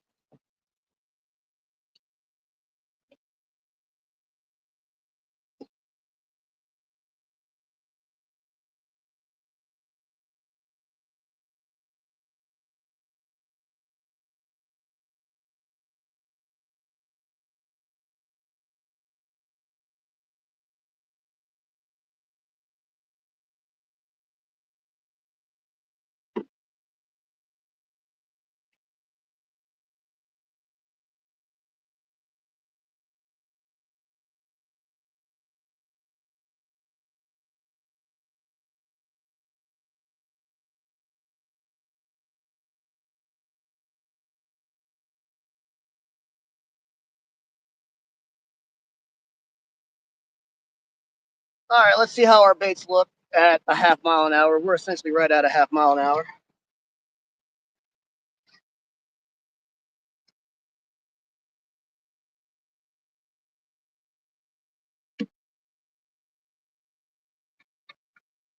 My drift sock lost its float, so I might get tangled in my drift sock because I can't see it.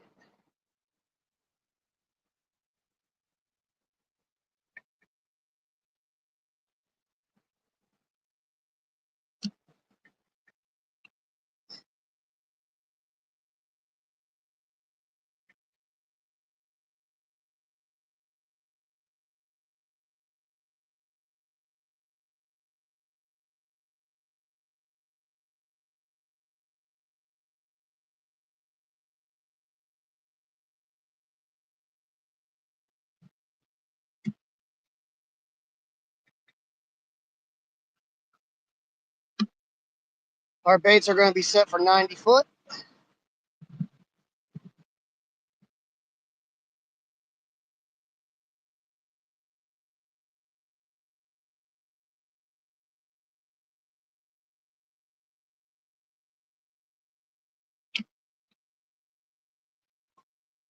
All right, all of our baits are set for 90 foot. I'm anywhere between 5 and 10 feet off the bottom. And now we do the thing I hate most about catfishing is weight. Put them hand-sized baits back. I wish. I think I only got, an hour and 10? Oh, missed call. Hold on. Farman called me.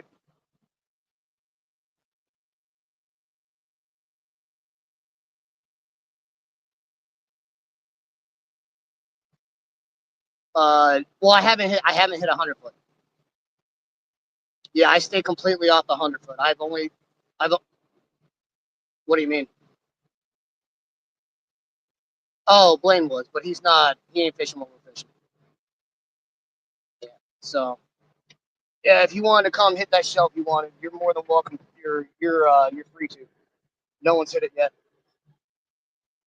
How you doing? Are you still back up in your original spot? Oh, you moved.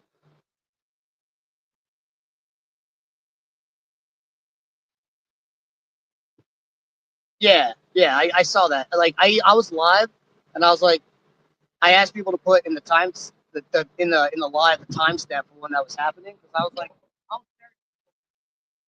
what are you guys weren't in the channel at all. It was just that one guy with a hair up his butt.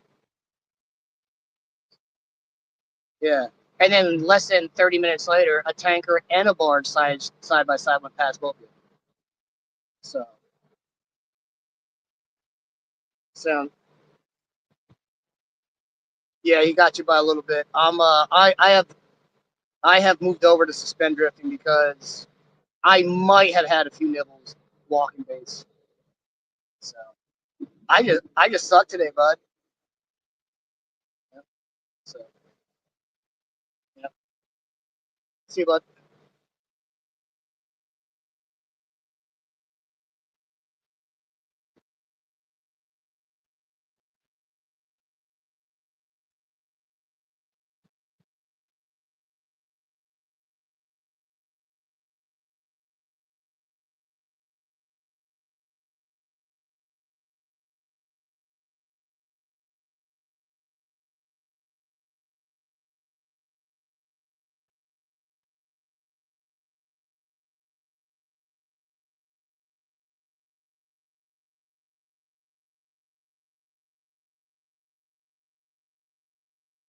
All right.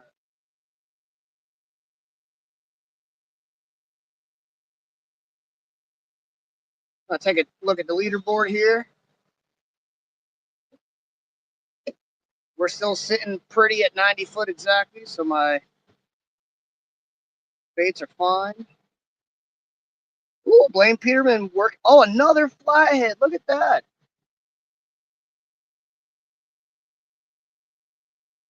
Good for you, bud. 39-inch flathead by Blaine.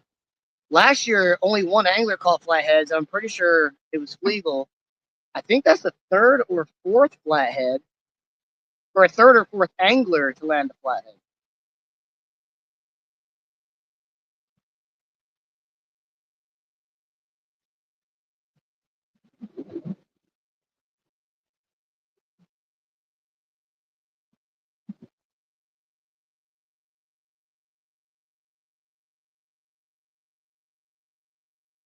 Come on, all it takes is just one to go down.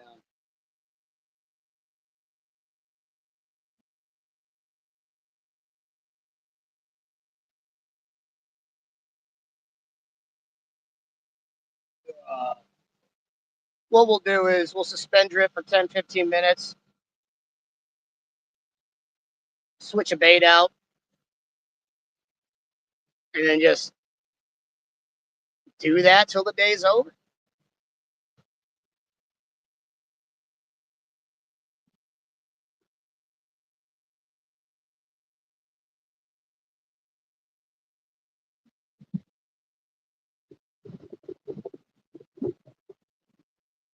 All right. I'm outside of that tanker now. There's a slight cross breeze.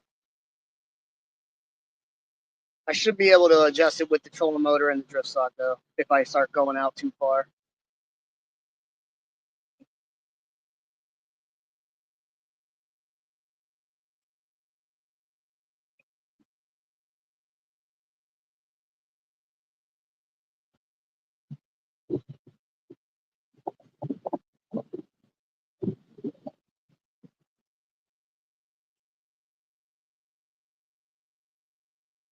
Oh, boy.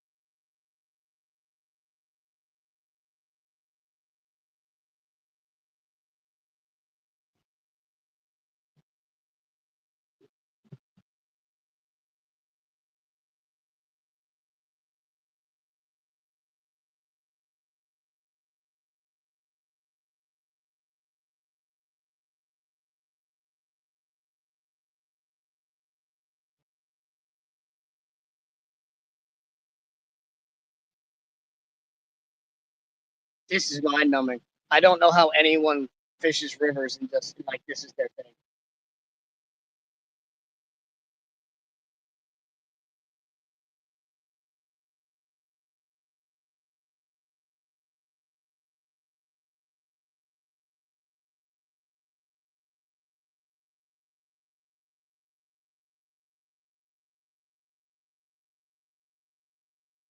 I'm gonna find my other charger and throw my main phone on the charger.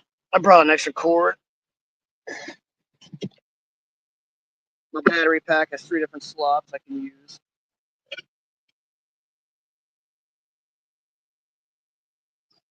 I just got to remember not to throw my phone if I get a hit.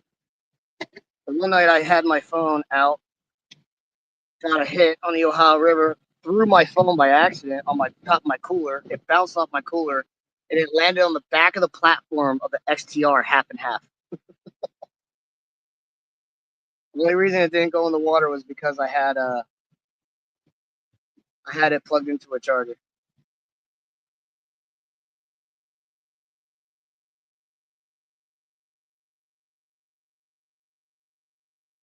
Uh, the main phone is charging now.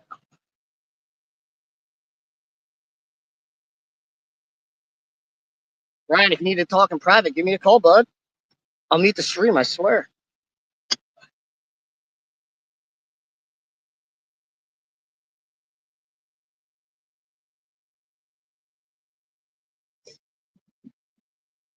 Well, bud, the good bait's the only thing that hasn't been hit. The good bait's been bleh. I tried using good bait for like 2, 3 hours straight and didn't even get tapped.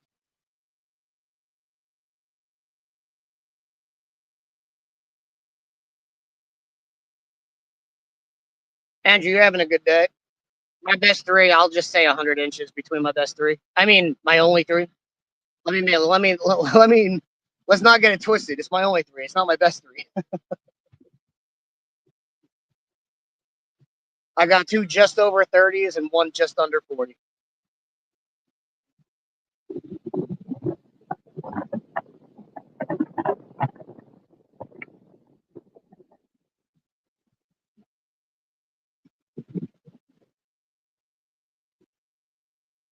Of course, my GoPro's off. Why wouldn't it be on? Because GoPros are awesome.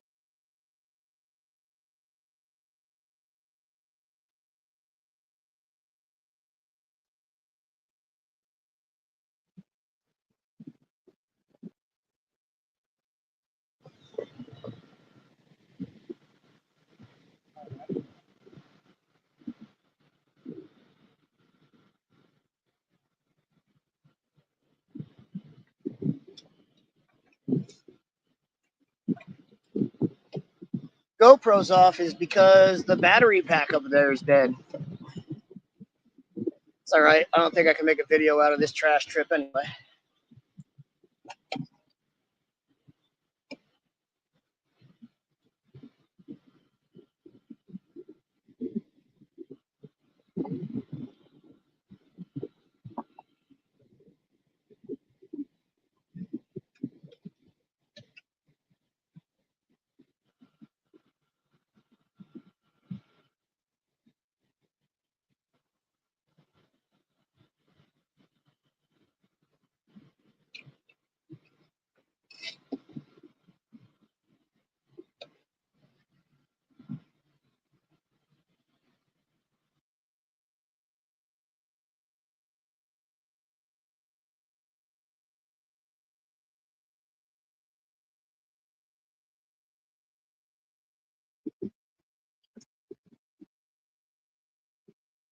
Yeah, I have to get a DJI. I've just been putting it off. Everyone I know who has a DJI says it's 1,000 times better. Knock on wood, I don't believe any of my good fish have missed being on camera down here, but in Texas, the first 2 hours of my tournament gone. At some point in time after I turned my GoPro on, the GoPro froze. Caught a couple small fish. I normally turn my GoPro off and on when I do something that I want to actually put in the video because that'll change the time of the clip. Makes it easier to find when you're reviewing your footage when you run a nonstop camera. I go to turn on and off after I caught one fish worth a damn, and I look up and it was frozen at like 40 seconds. And I was like, well, this is great. The first five fish that I caught, I have no footage of.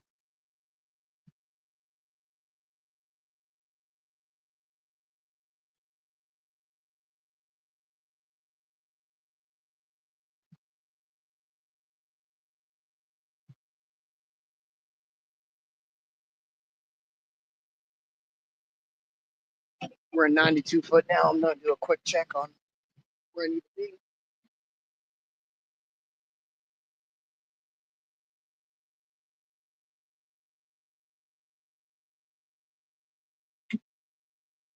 That don't make no sense.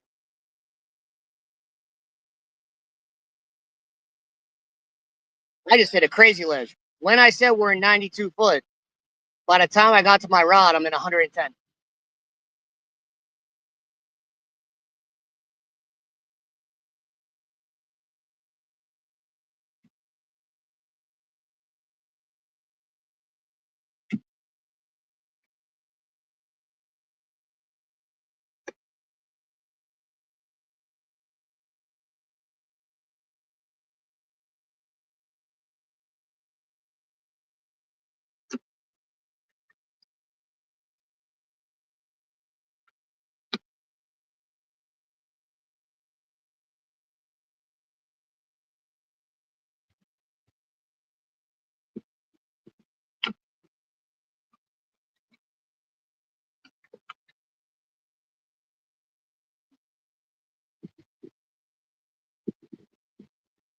right, we're in 112 now.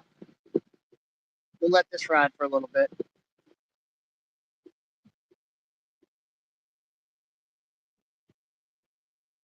And then if we don't catch any fish in 5-10 minutes being out this deep, we'll just run back in on top of the shelves and just because the wind's pushing you into the middle of the river, even with the drift sock, we'll just let this ride. We'll go back up to like, I don't know, 70, 80 foot and then restart it and have it just gradually push us over the shelves.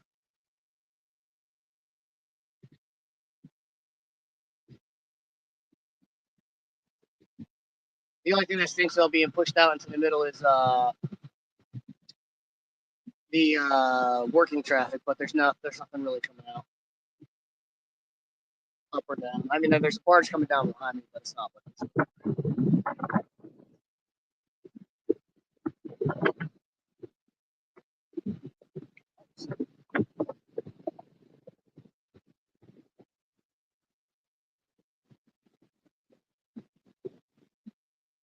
Oh, there we go. We're in 120 foot. Just got a hit. He's still on. He's still on. He's coming up with the bait. He's coming up with the bait. Come on, stay on. Stay on. I don't want to reel down too early. I've lost a lot of fish. Oh, there he's off. Oh, no, he's still there. Oh, there we go. I've lost a lot of fish this week reeling down too early on suspended baits. We're in 120 foot of water right now. All right, come on, bud. Come on. Seems decent. Keep that pressure on. 120 foot of water. It looks like it's pretty consistent. Oh, okay. Ooh. Just pulling some drag. All right, my lines are good. I don't have to worry about getting hung up. My other lines. All right. He's pulling drag about 100 pounds. Hopefully he's decent. Maybe the trick was fish 120 foot.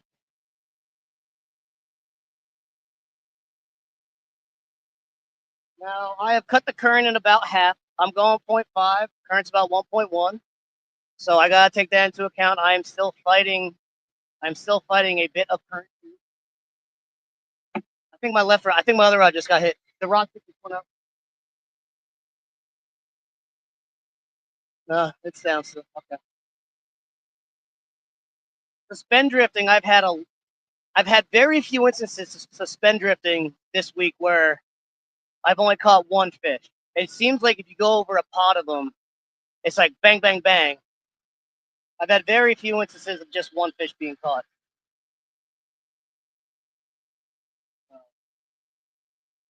We got a 40-incher, 30, and 30. That's what we're saying we got so far. It's really like a 39, 31, 31. And I'm only keeping track because I like to compare myself to my peers. And yes, Ryan, I put them on the board. No, Ryan, I did not take pictures.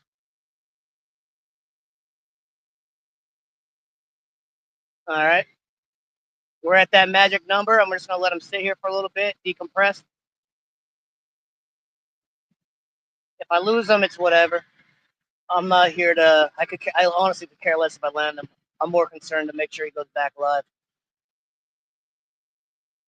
I don't know if you guys heard the bloop. That was air bubbles coming up.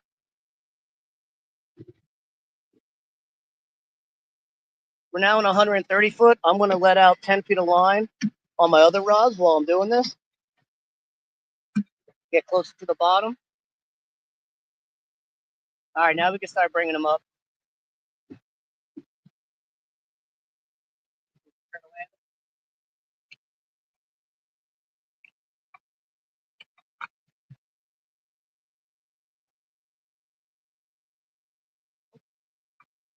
He's gotten a lot smaller since he's gotten up. Oh, maybe not.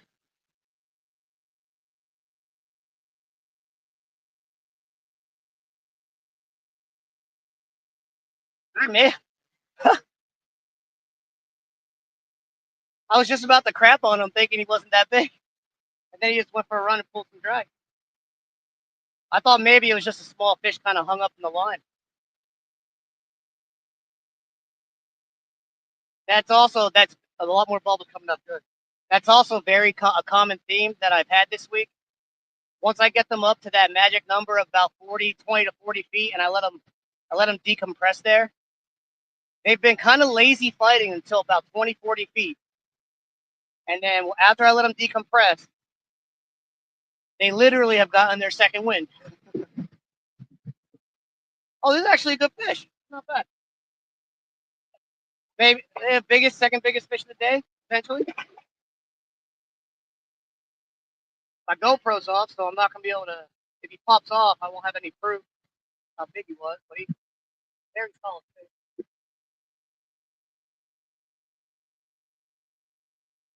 Come on, bud.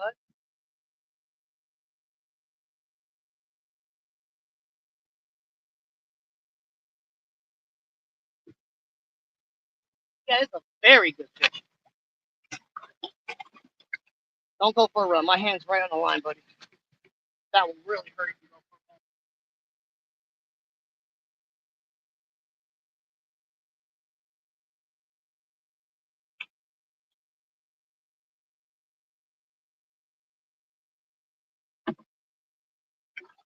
Got him. Got him. There we go. So he's gonna be pretty close, if not right at that 40. Maybe a little longer actually. So I'm at 128. My depth 128. So my other rods that are out are good still. Barge check. No barge. No barge. No tanker. I'm good there. While he settles down, I'm going to double check my lines. Make sure to get them 10 feet off the bottom. Oh, I had that perfect, baby. That guy was 10 foot off the bottom. That guy was also 10 foot off the bottom. That feels like it lost its bait, so that might have had a hit. I'm gonna have to check. I'm gonna have to check these when I'm done. All right.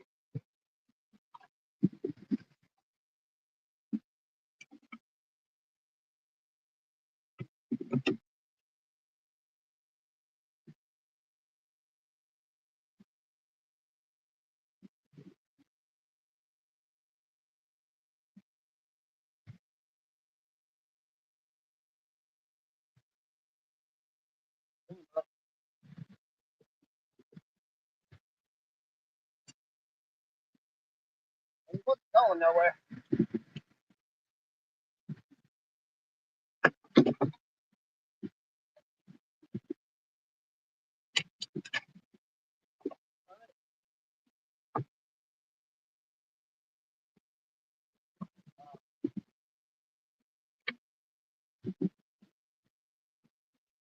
Make, makeshift club.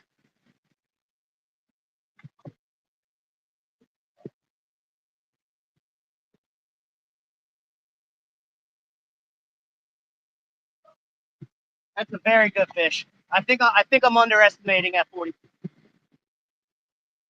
So we put him on the board. Whoa, whoa, whoa, whoa, whoa, whoa, whoa, whoa, whoa.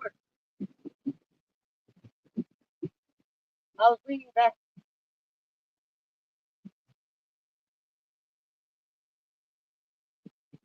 I was leaning back on my motor. My motor got. Huh, I got it. Yeah, I think I'm underestimating at 40.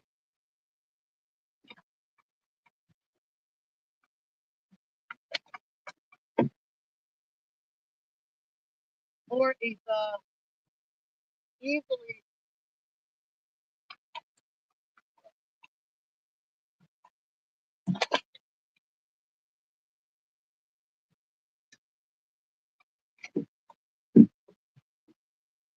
That was easily a 42-inch fish.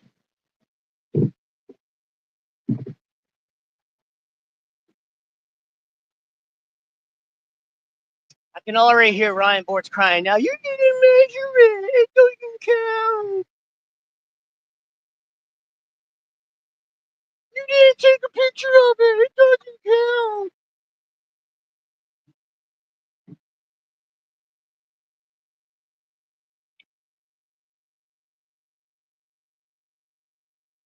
All right, we'll use this time to reel up, rebait, and we'll just go up on a Go up on the shelf. You would ask, like, why are you changing your tactic? You just caught a fish there. Problem is, I'm now getting too close to the potential workers and their traffic lanes.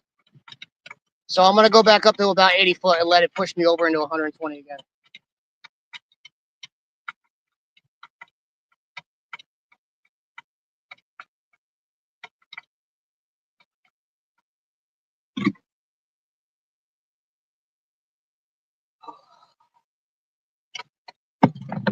I think this rod got hit. I'm 99% sure this rod got hit while I was throwing that fish.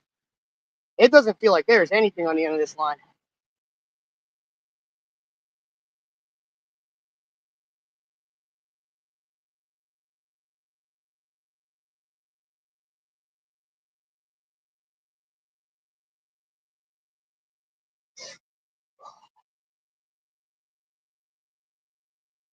No, it's still there.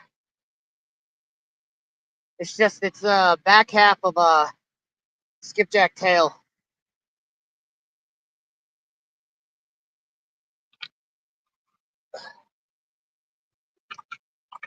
I'll catch up with the chat once I get all my baits back down. So in theory, 42, 39, that's 81, and a 30. I got 111.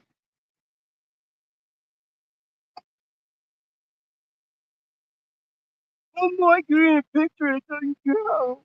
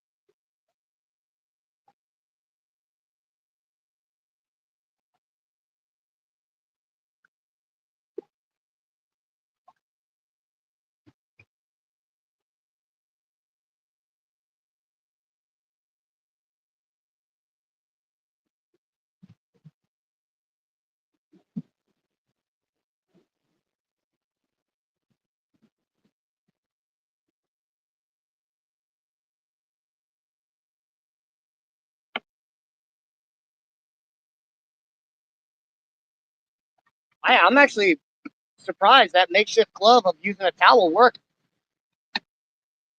I wish I thought of that all week. Because I'm not going to be able to bowl on Monday with how bad my hands are. All right, let's get more bait down. That was on. Oh, do I have? I don't think I have any left. That was on a shad side section. I think I have one used shad side section left. Is that shad or is that, I can't tell at this point. Yeah, that's shad.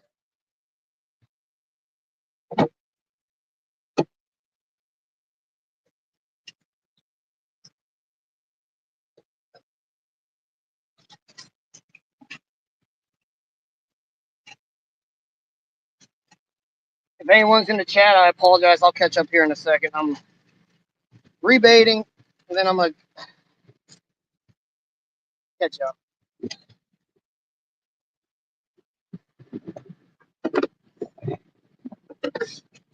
I have not caught a single fish on a headpiece today.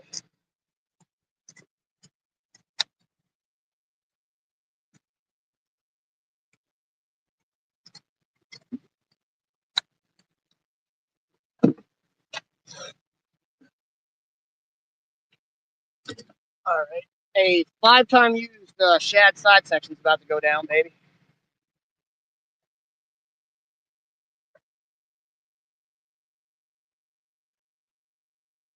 8-month-old, 5-time used.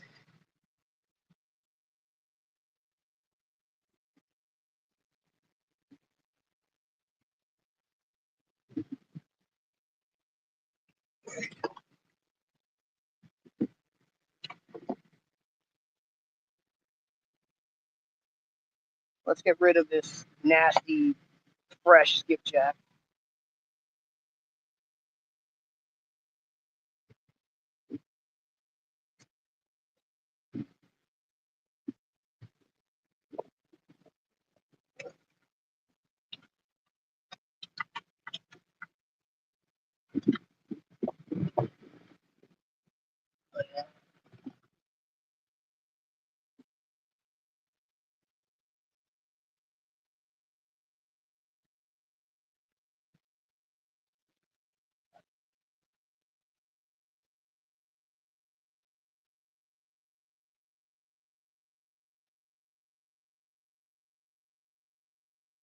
Of course, I am no longer being blown off the shelf. Now I got to reposition myself back in there. Give me 1 second, guys. Hey, this is fishing, bud. But I've noticed the difference between a lot of people who go out and get frustrated and say, oh, they weren't hitting that day, and the people who are constantly changing, not changing things up, but adjusting to what the conditions are giving. So, like, I'm not about my goal right now is to fish 100 plus feet. I came in to let the wind blow me out because that's what it just did. Well, it ain't blowing me out. So instead of hoping it's going to, I'm going to actively get myself out there. I can't tell you how many times I've been fishing with people and that, like, something along those lines will be the plan. And they're like, oh, let's just drop our baits anyway. No, like, don't be lazy.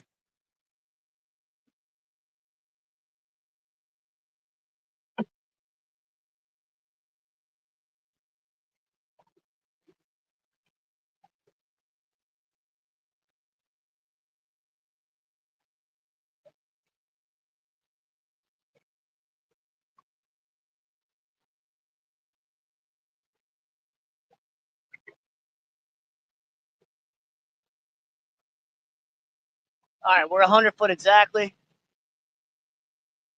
And then if I have to, I'll just bump my motor out strategically deeper.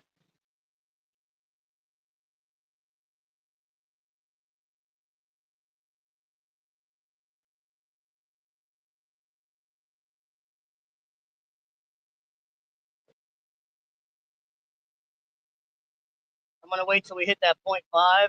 You don't want to ever go setting your baits up before you have everything established.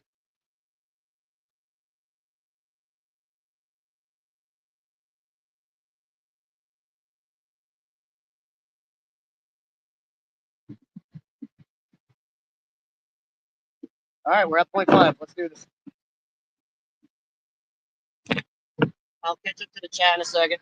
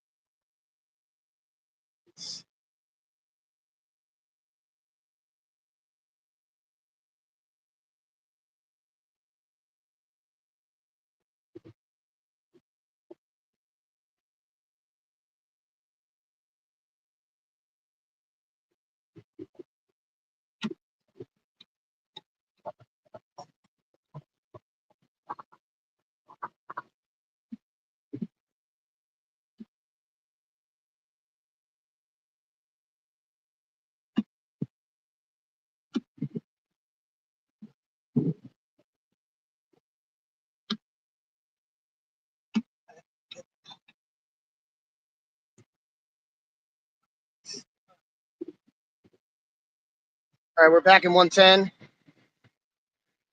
All right. Fish on. I want to kayak, but I'm scared. Oh, loose Lestine 9930. The kayak's not going to flip before you fall out, depending on which kayak you get. Like the kayaks that we're using out here, the majority of us, I think all of us actually, we're in kayaks that we're going to fall out of this way before it flips. Like you would have to physically try and flip it to flip it. There we go. I'm going to check the leaderboard. What did we say? Oh, actually, no, I'm not going to check the leaderboard. My phone's charging in my pouch.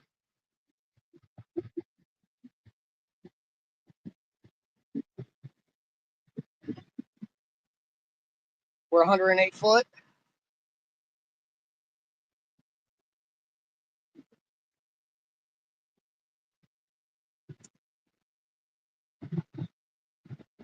We got that stanky 8-month-old bait on.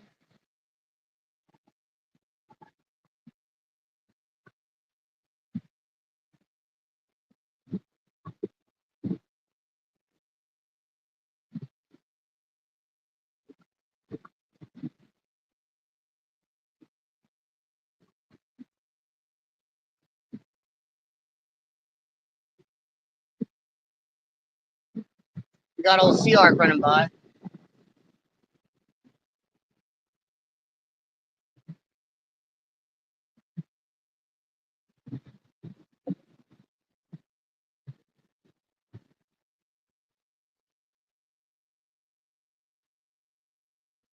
Yeah, that fish was that was a solid fish. I got no complaints. 111 isn't great, but it's not terrible.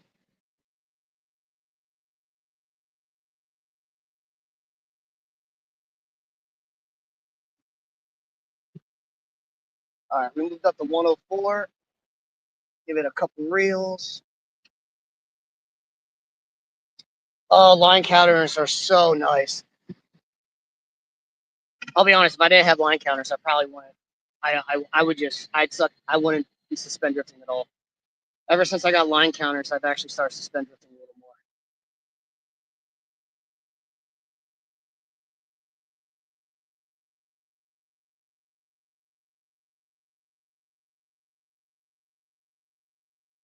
Braxton Beats, 25. What was that 25 in reference to, bud?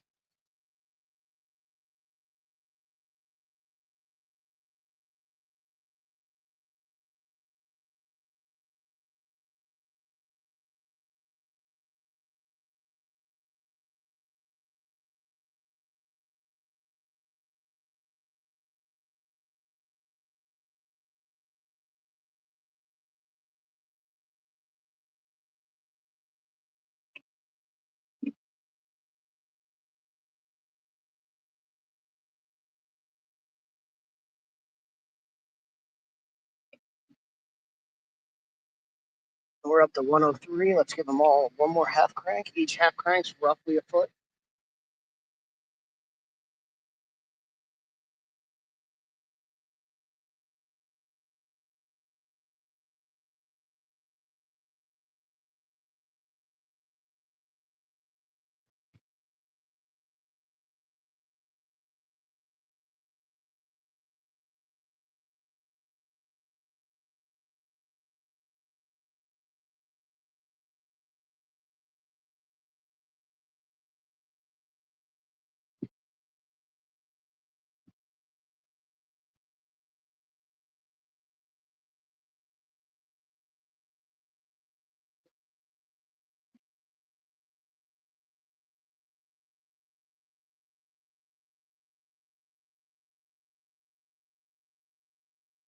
Up to 102. Gonna bring it up a little bit more.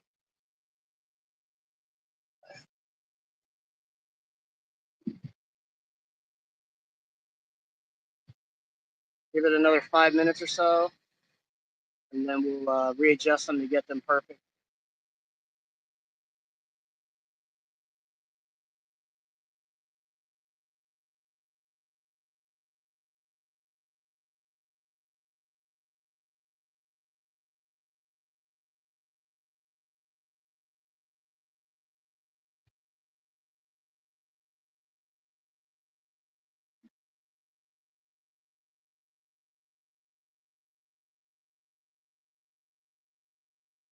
I might be deep enough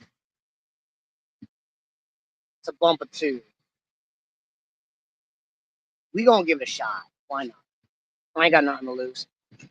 Uh,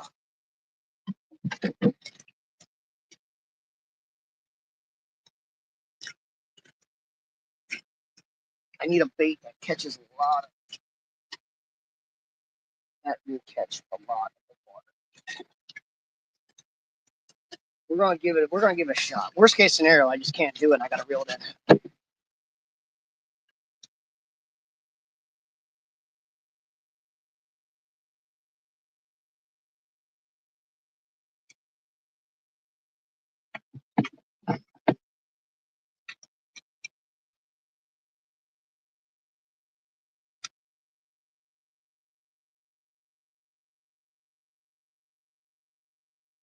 Yeah, I'm not gonna be able to do this. I could probably do it with a 1 ounce, but I don't I don't feel like messing with a 1 ounce or in 100 water.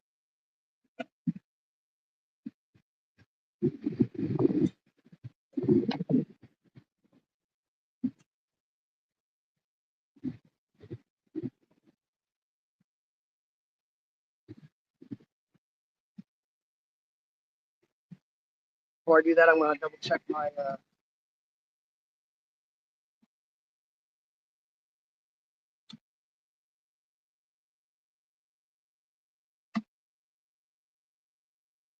Yep, I was exactly where I wanted to be. All of them. Yep. I never even had a mess.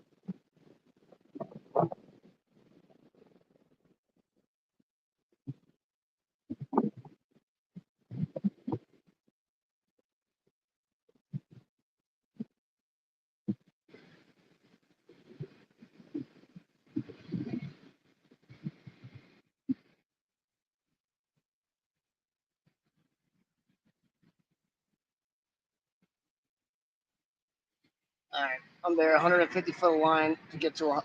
That's not enough line. I'm not gonna be able to bump. I might be able to thump eggs though. Not exactly the safest thing to do, but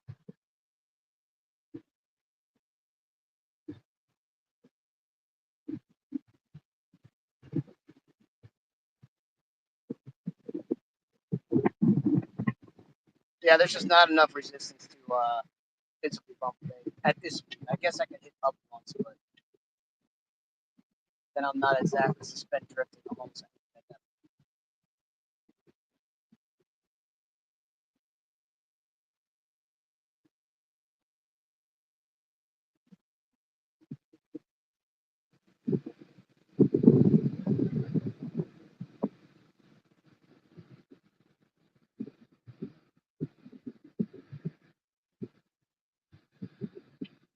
230.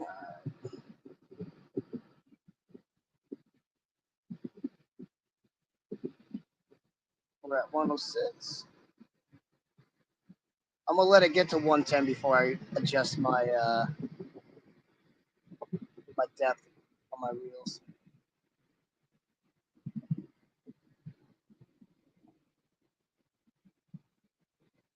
No sooner did I say that, did I hit 110.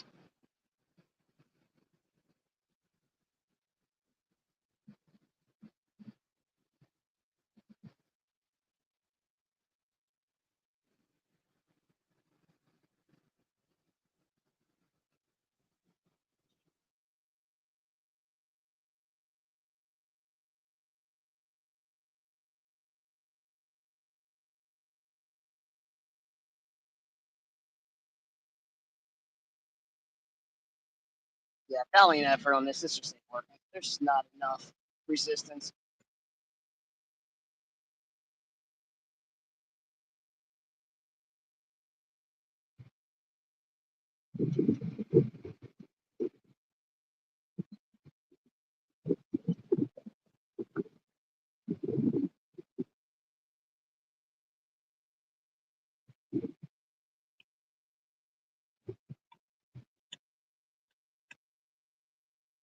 Yeah, yeah. Why am I not?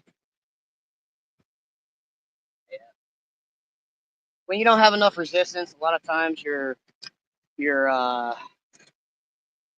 line will go over top. It'll go over top of your main line will bow over top of your bait, and this happens. So I probably wasn't bumping that for 2 months.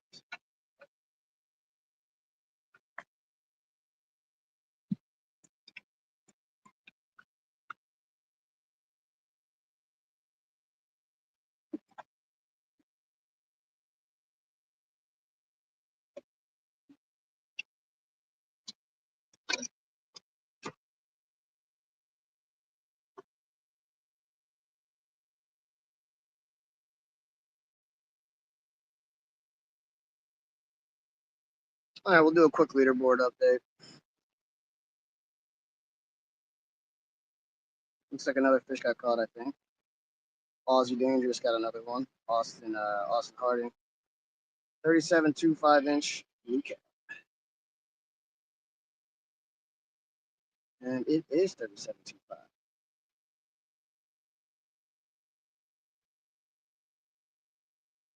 Gonna do a final update before we get to the end here. 31.75. 31.7. It's hitting that line for sure. All right, guys, I'll leave you on the final update live. See if I get a fish before then. If not, I'm gonna hop off here. So if we'll say I got 110. So if this is the end of my if this is my last, no, I'll fish till 3. Why not? I'll still. It doesn't hurt to stay live till 3.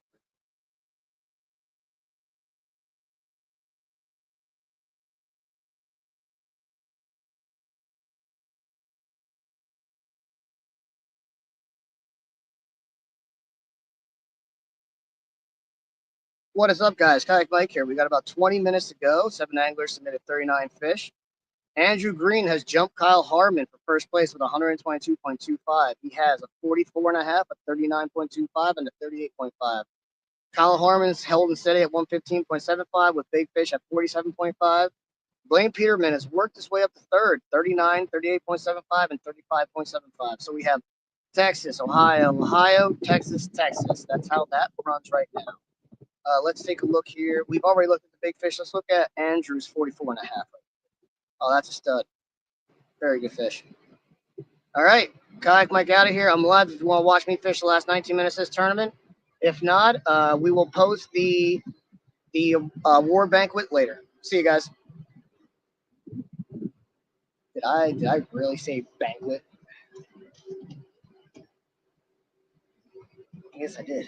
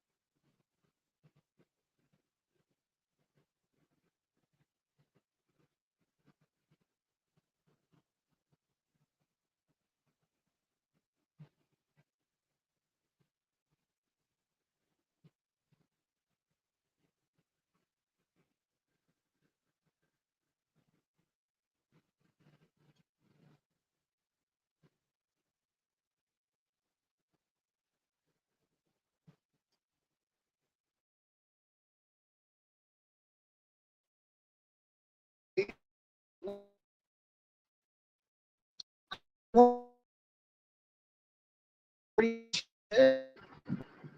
42-inch fish is not unreasonable. I caught my big one right where we're at yesterday.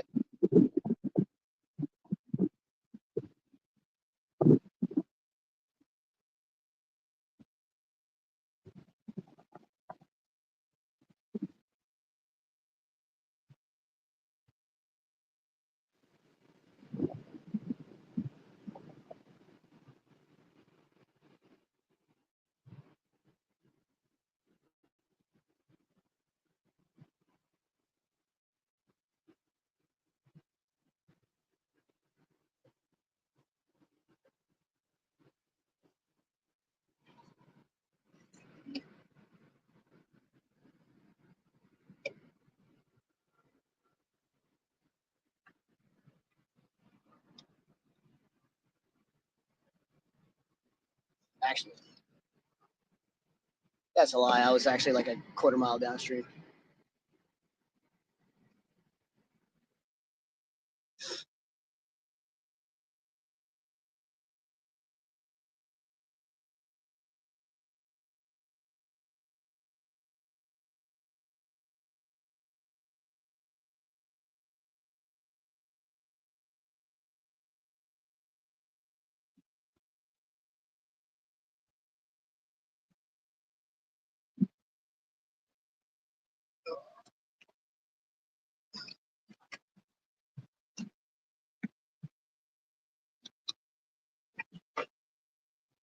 coming up on good old Plain Peterman.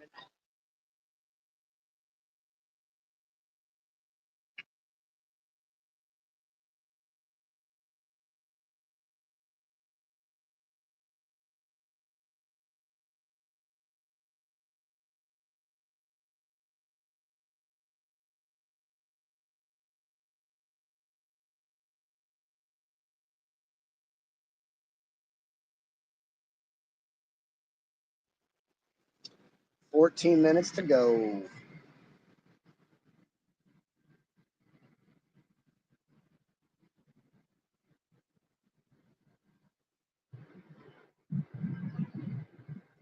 I'm gonna fish till that official time ends.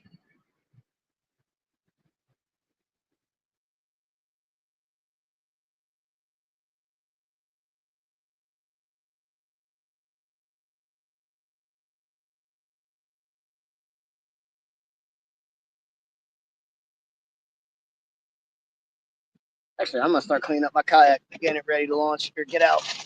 I ain't bringing none of this bait back. Its 8-month-old streak ends here.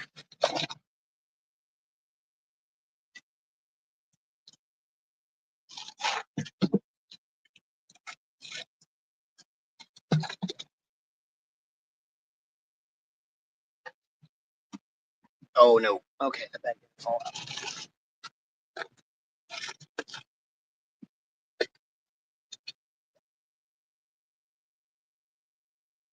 I'm so bummed. The bag that I brought down with me had a 16-inch largemouth in it, but I couldn't use it as bait today. I was so bummed.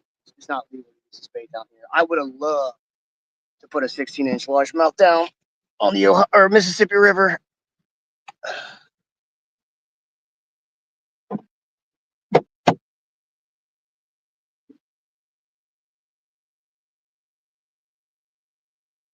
Get something else I can really get cleaned up before it's over.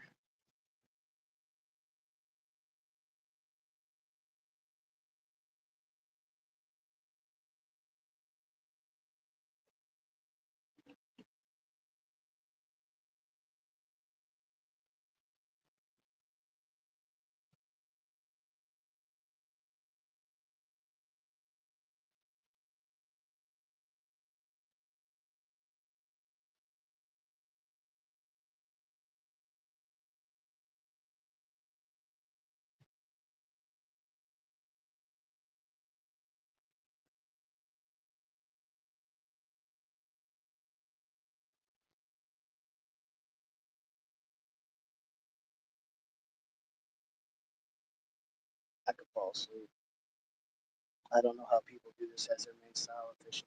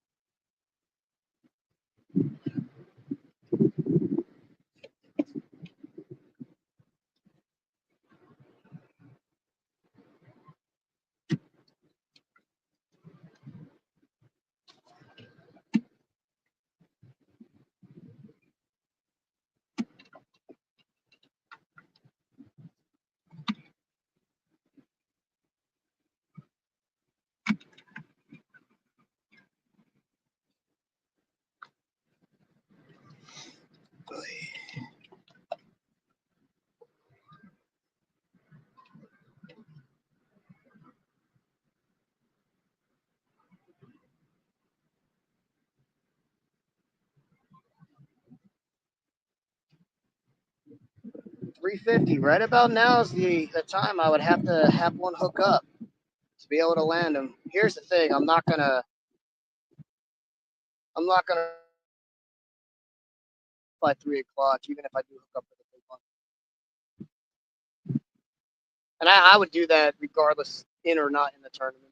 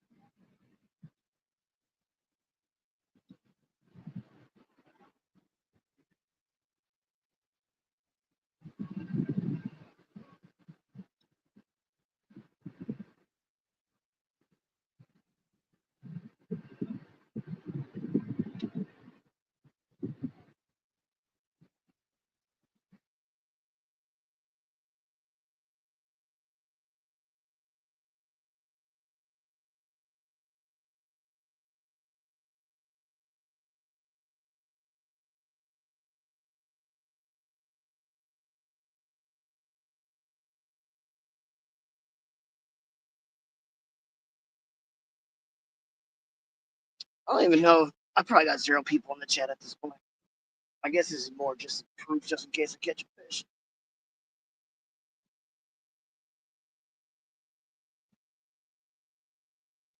I wonder, can I see it from this phone? I don't even know how. If I could.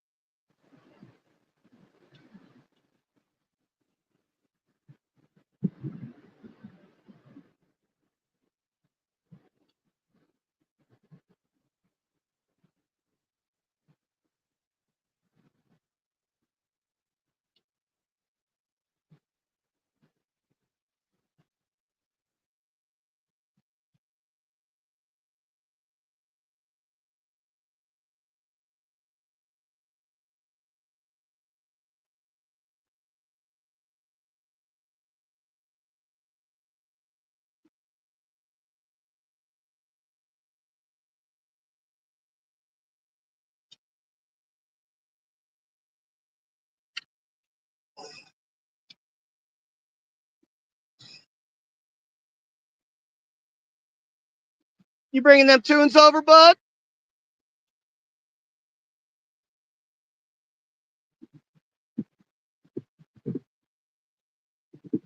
Oh, he's playing Creed.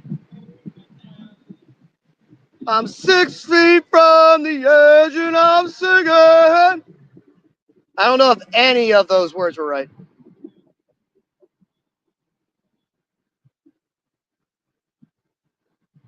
There's so much weight in the front of that kayak. That is so insane. I got 110, 111. I got between 110 and 111. Yep. Big shout out to you. I was walking base, dude, and that's how I got picked. Really? Walking base. That's awesome. I was trying to bump it. There's not enough current to bump. There really isn't. No. I was able to do it a little bit, but walking base. Yeah, well, yeah. It would be different. Yeah. Even up in the spillway, I was only able to, like, I could bump for a little bit, but once I got far away from that spillway, I couldn't bump at all. Dude, I had to walk baits. dude, today was completely different. If I was quote unquote, and I said this multiple times in the beginning of the stream, so I'm not just saying this. If I was quote unquote in the tournament, I would have, first hour of bumping, I would have switched right to suspend drifting the whole day. Yeah. I just couldn't get it to work. Dude, I could not get anything. I could only get walking baits. Really? You had the opposite problem than me. I literally walked baits, caught that, and I actually cast it. Dude, I got. I cast it out. That's why I got that flathead. Dude, I was like, I saw, dude, a bunch of people caught flatties today. dude, I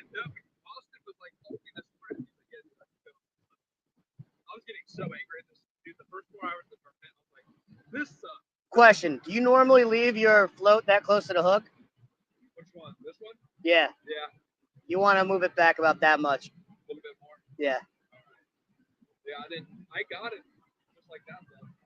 No, it can happen, but what also can happen if they overtake the bait and hit the float, Yeah. there's a chance they slide off.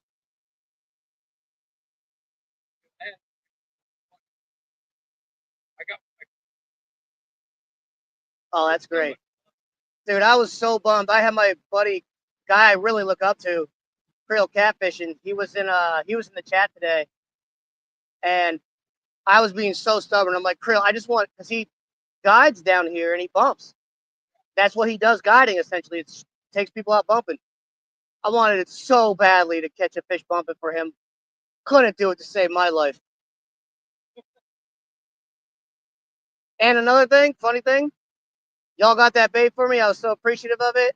I had fresh skipjack that I saved for today. First 3-4 hours, I used like nothing but fresh bait. Nothing. I switched over to it, immediately got a triple. I switched over to the 8-month-old bait. I caught one immediately, and then I doubled up. And then the last two fish or one fish?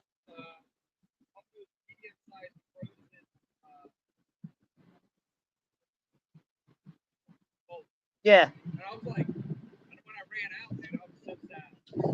Oh, I'm lucky on my snag.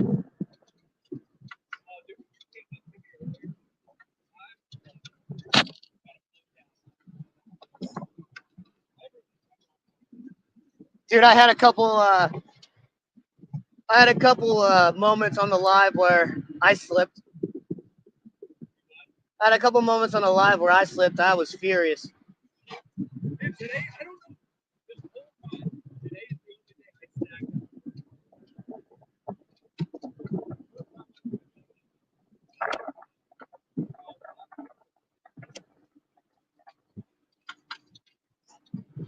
I think I'm still going to fish for like 20, 30 minutes. I said, I think I'm still going to fish for like 20 or 30 minutes. You can still legally fish. Yeah, I gotta fix all my shit, and Austin's heading my way right now. But Oh, is Austin above us? yeah, and I might come back out. You're thinking about coming back out? Oh, man. I wish I asked you that before. Dude, I dumped every piece of bait I have. How much you got? Because if you come out after, because I'll just take like 6 pieces of bait and just run that till it goes. I mean, well, here's the thing. Maybe I don't need 6. Well, this is all bait that I've used a lot of. I'll use that. Yeah, I mean, it'll work. All right, anyone in the chat, it's 4 o'clock. Anything I caught after, or 3 o'clock, anything I caught after right now wouldn't count for the tournament anyway. Hell, caught 4 fish. I think, maybe 5. No, I'm pretty sure it was 4. 42-ish, 40-ish, and a 30, 31-ish. We'll say my score. We'll underestimate at 110. So, I mean, just, duh. I'm so bummed. It happens. It happens. That's fishing, though, bud. Sometimes you kill it all week, and then you just lay a well, at least I didn't lay a goose egg, but sometimes you kill it all week, and then come tournament day, you just eat crap. And that's what happened to me today. I just did not do well. So it happens. Lots of things I'm thinking about changing. Where I really screwed up was people came back last night with good bait, and I had fresh skipjack that I was saving for today. And all week long, the 8-month-old bait was catching all the fish. And I started the day off with fresh bait, good bait, and that didn't do anything. So, not saying fresh good bait would have not worked for anyone else, but it didn't work for me. And then during the live, the moment I switched over to all the 8-month-old bait, caught a fish suspended, then I doubled up, and then a few hours later, suspend drifting, caught that fish on 8-month-old Chad. So It is what it is. Kayak Mike out of here for the 0 people watching.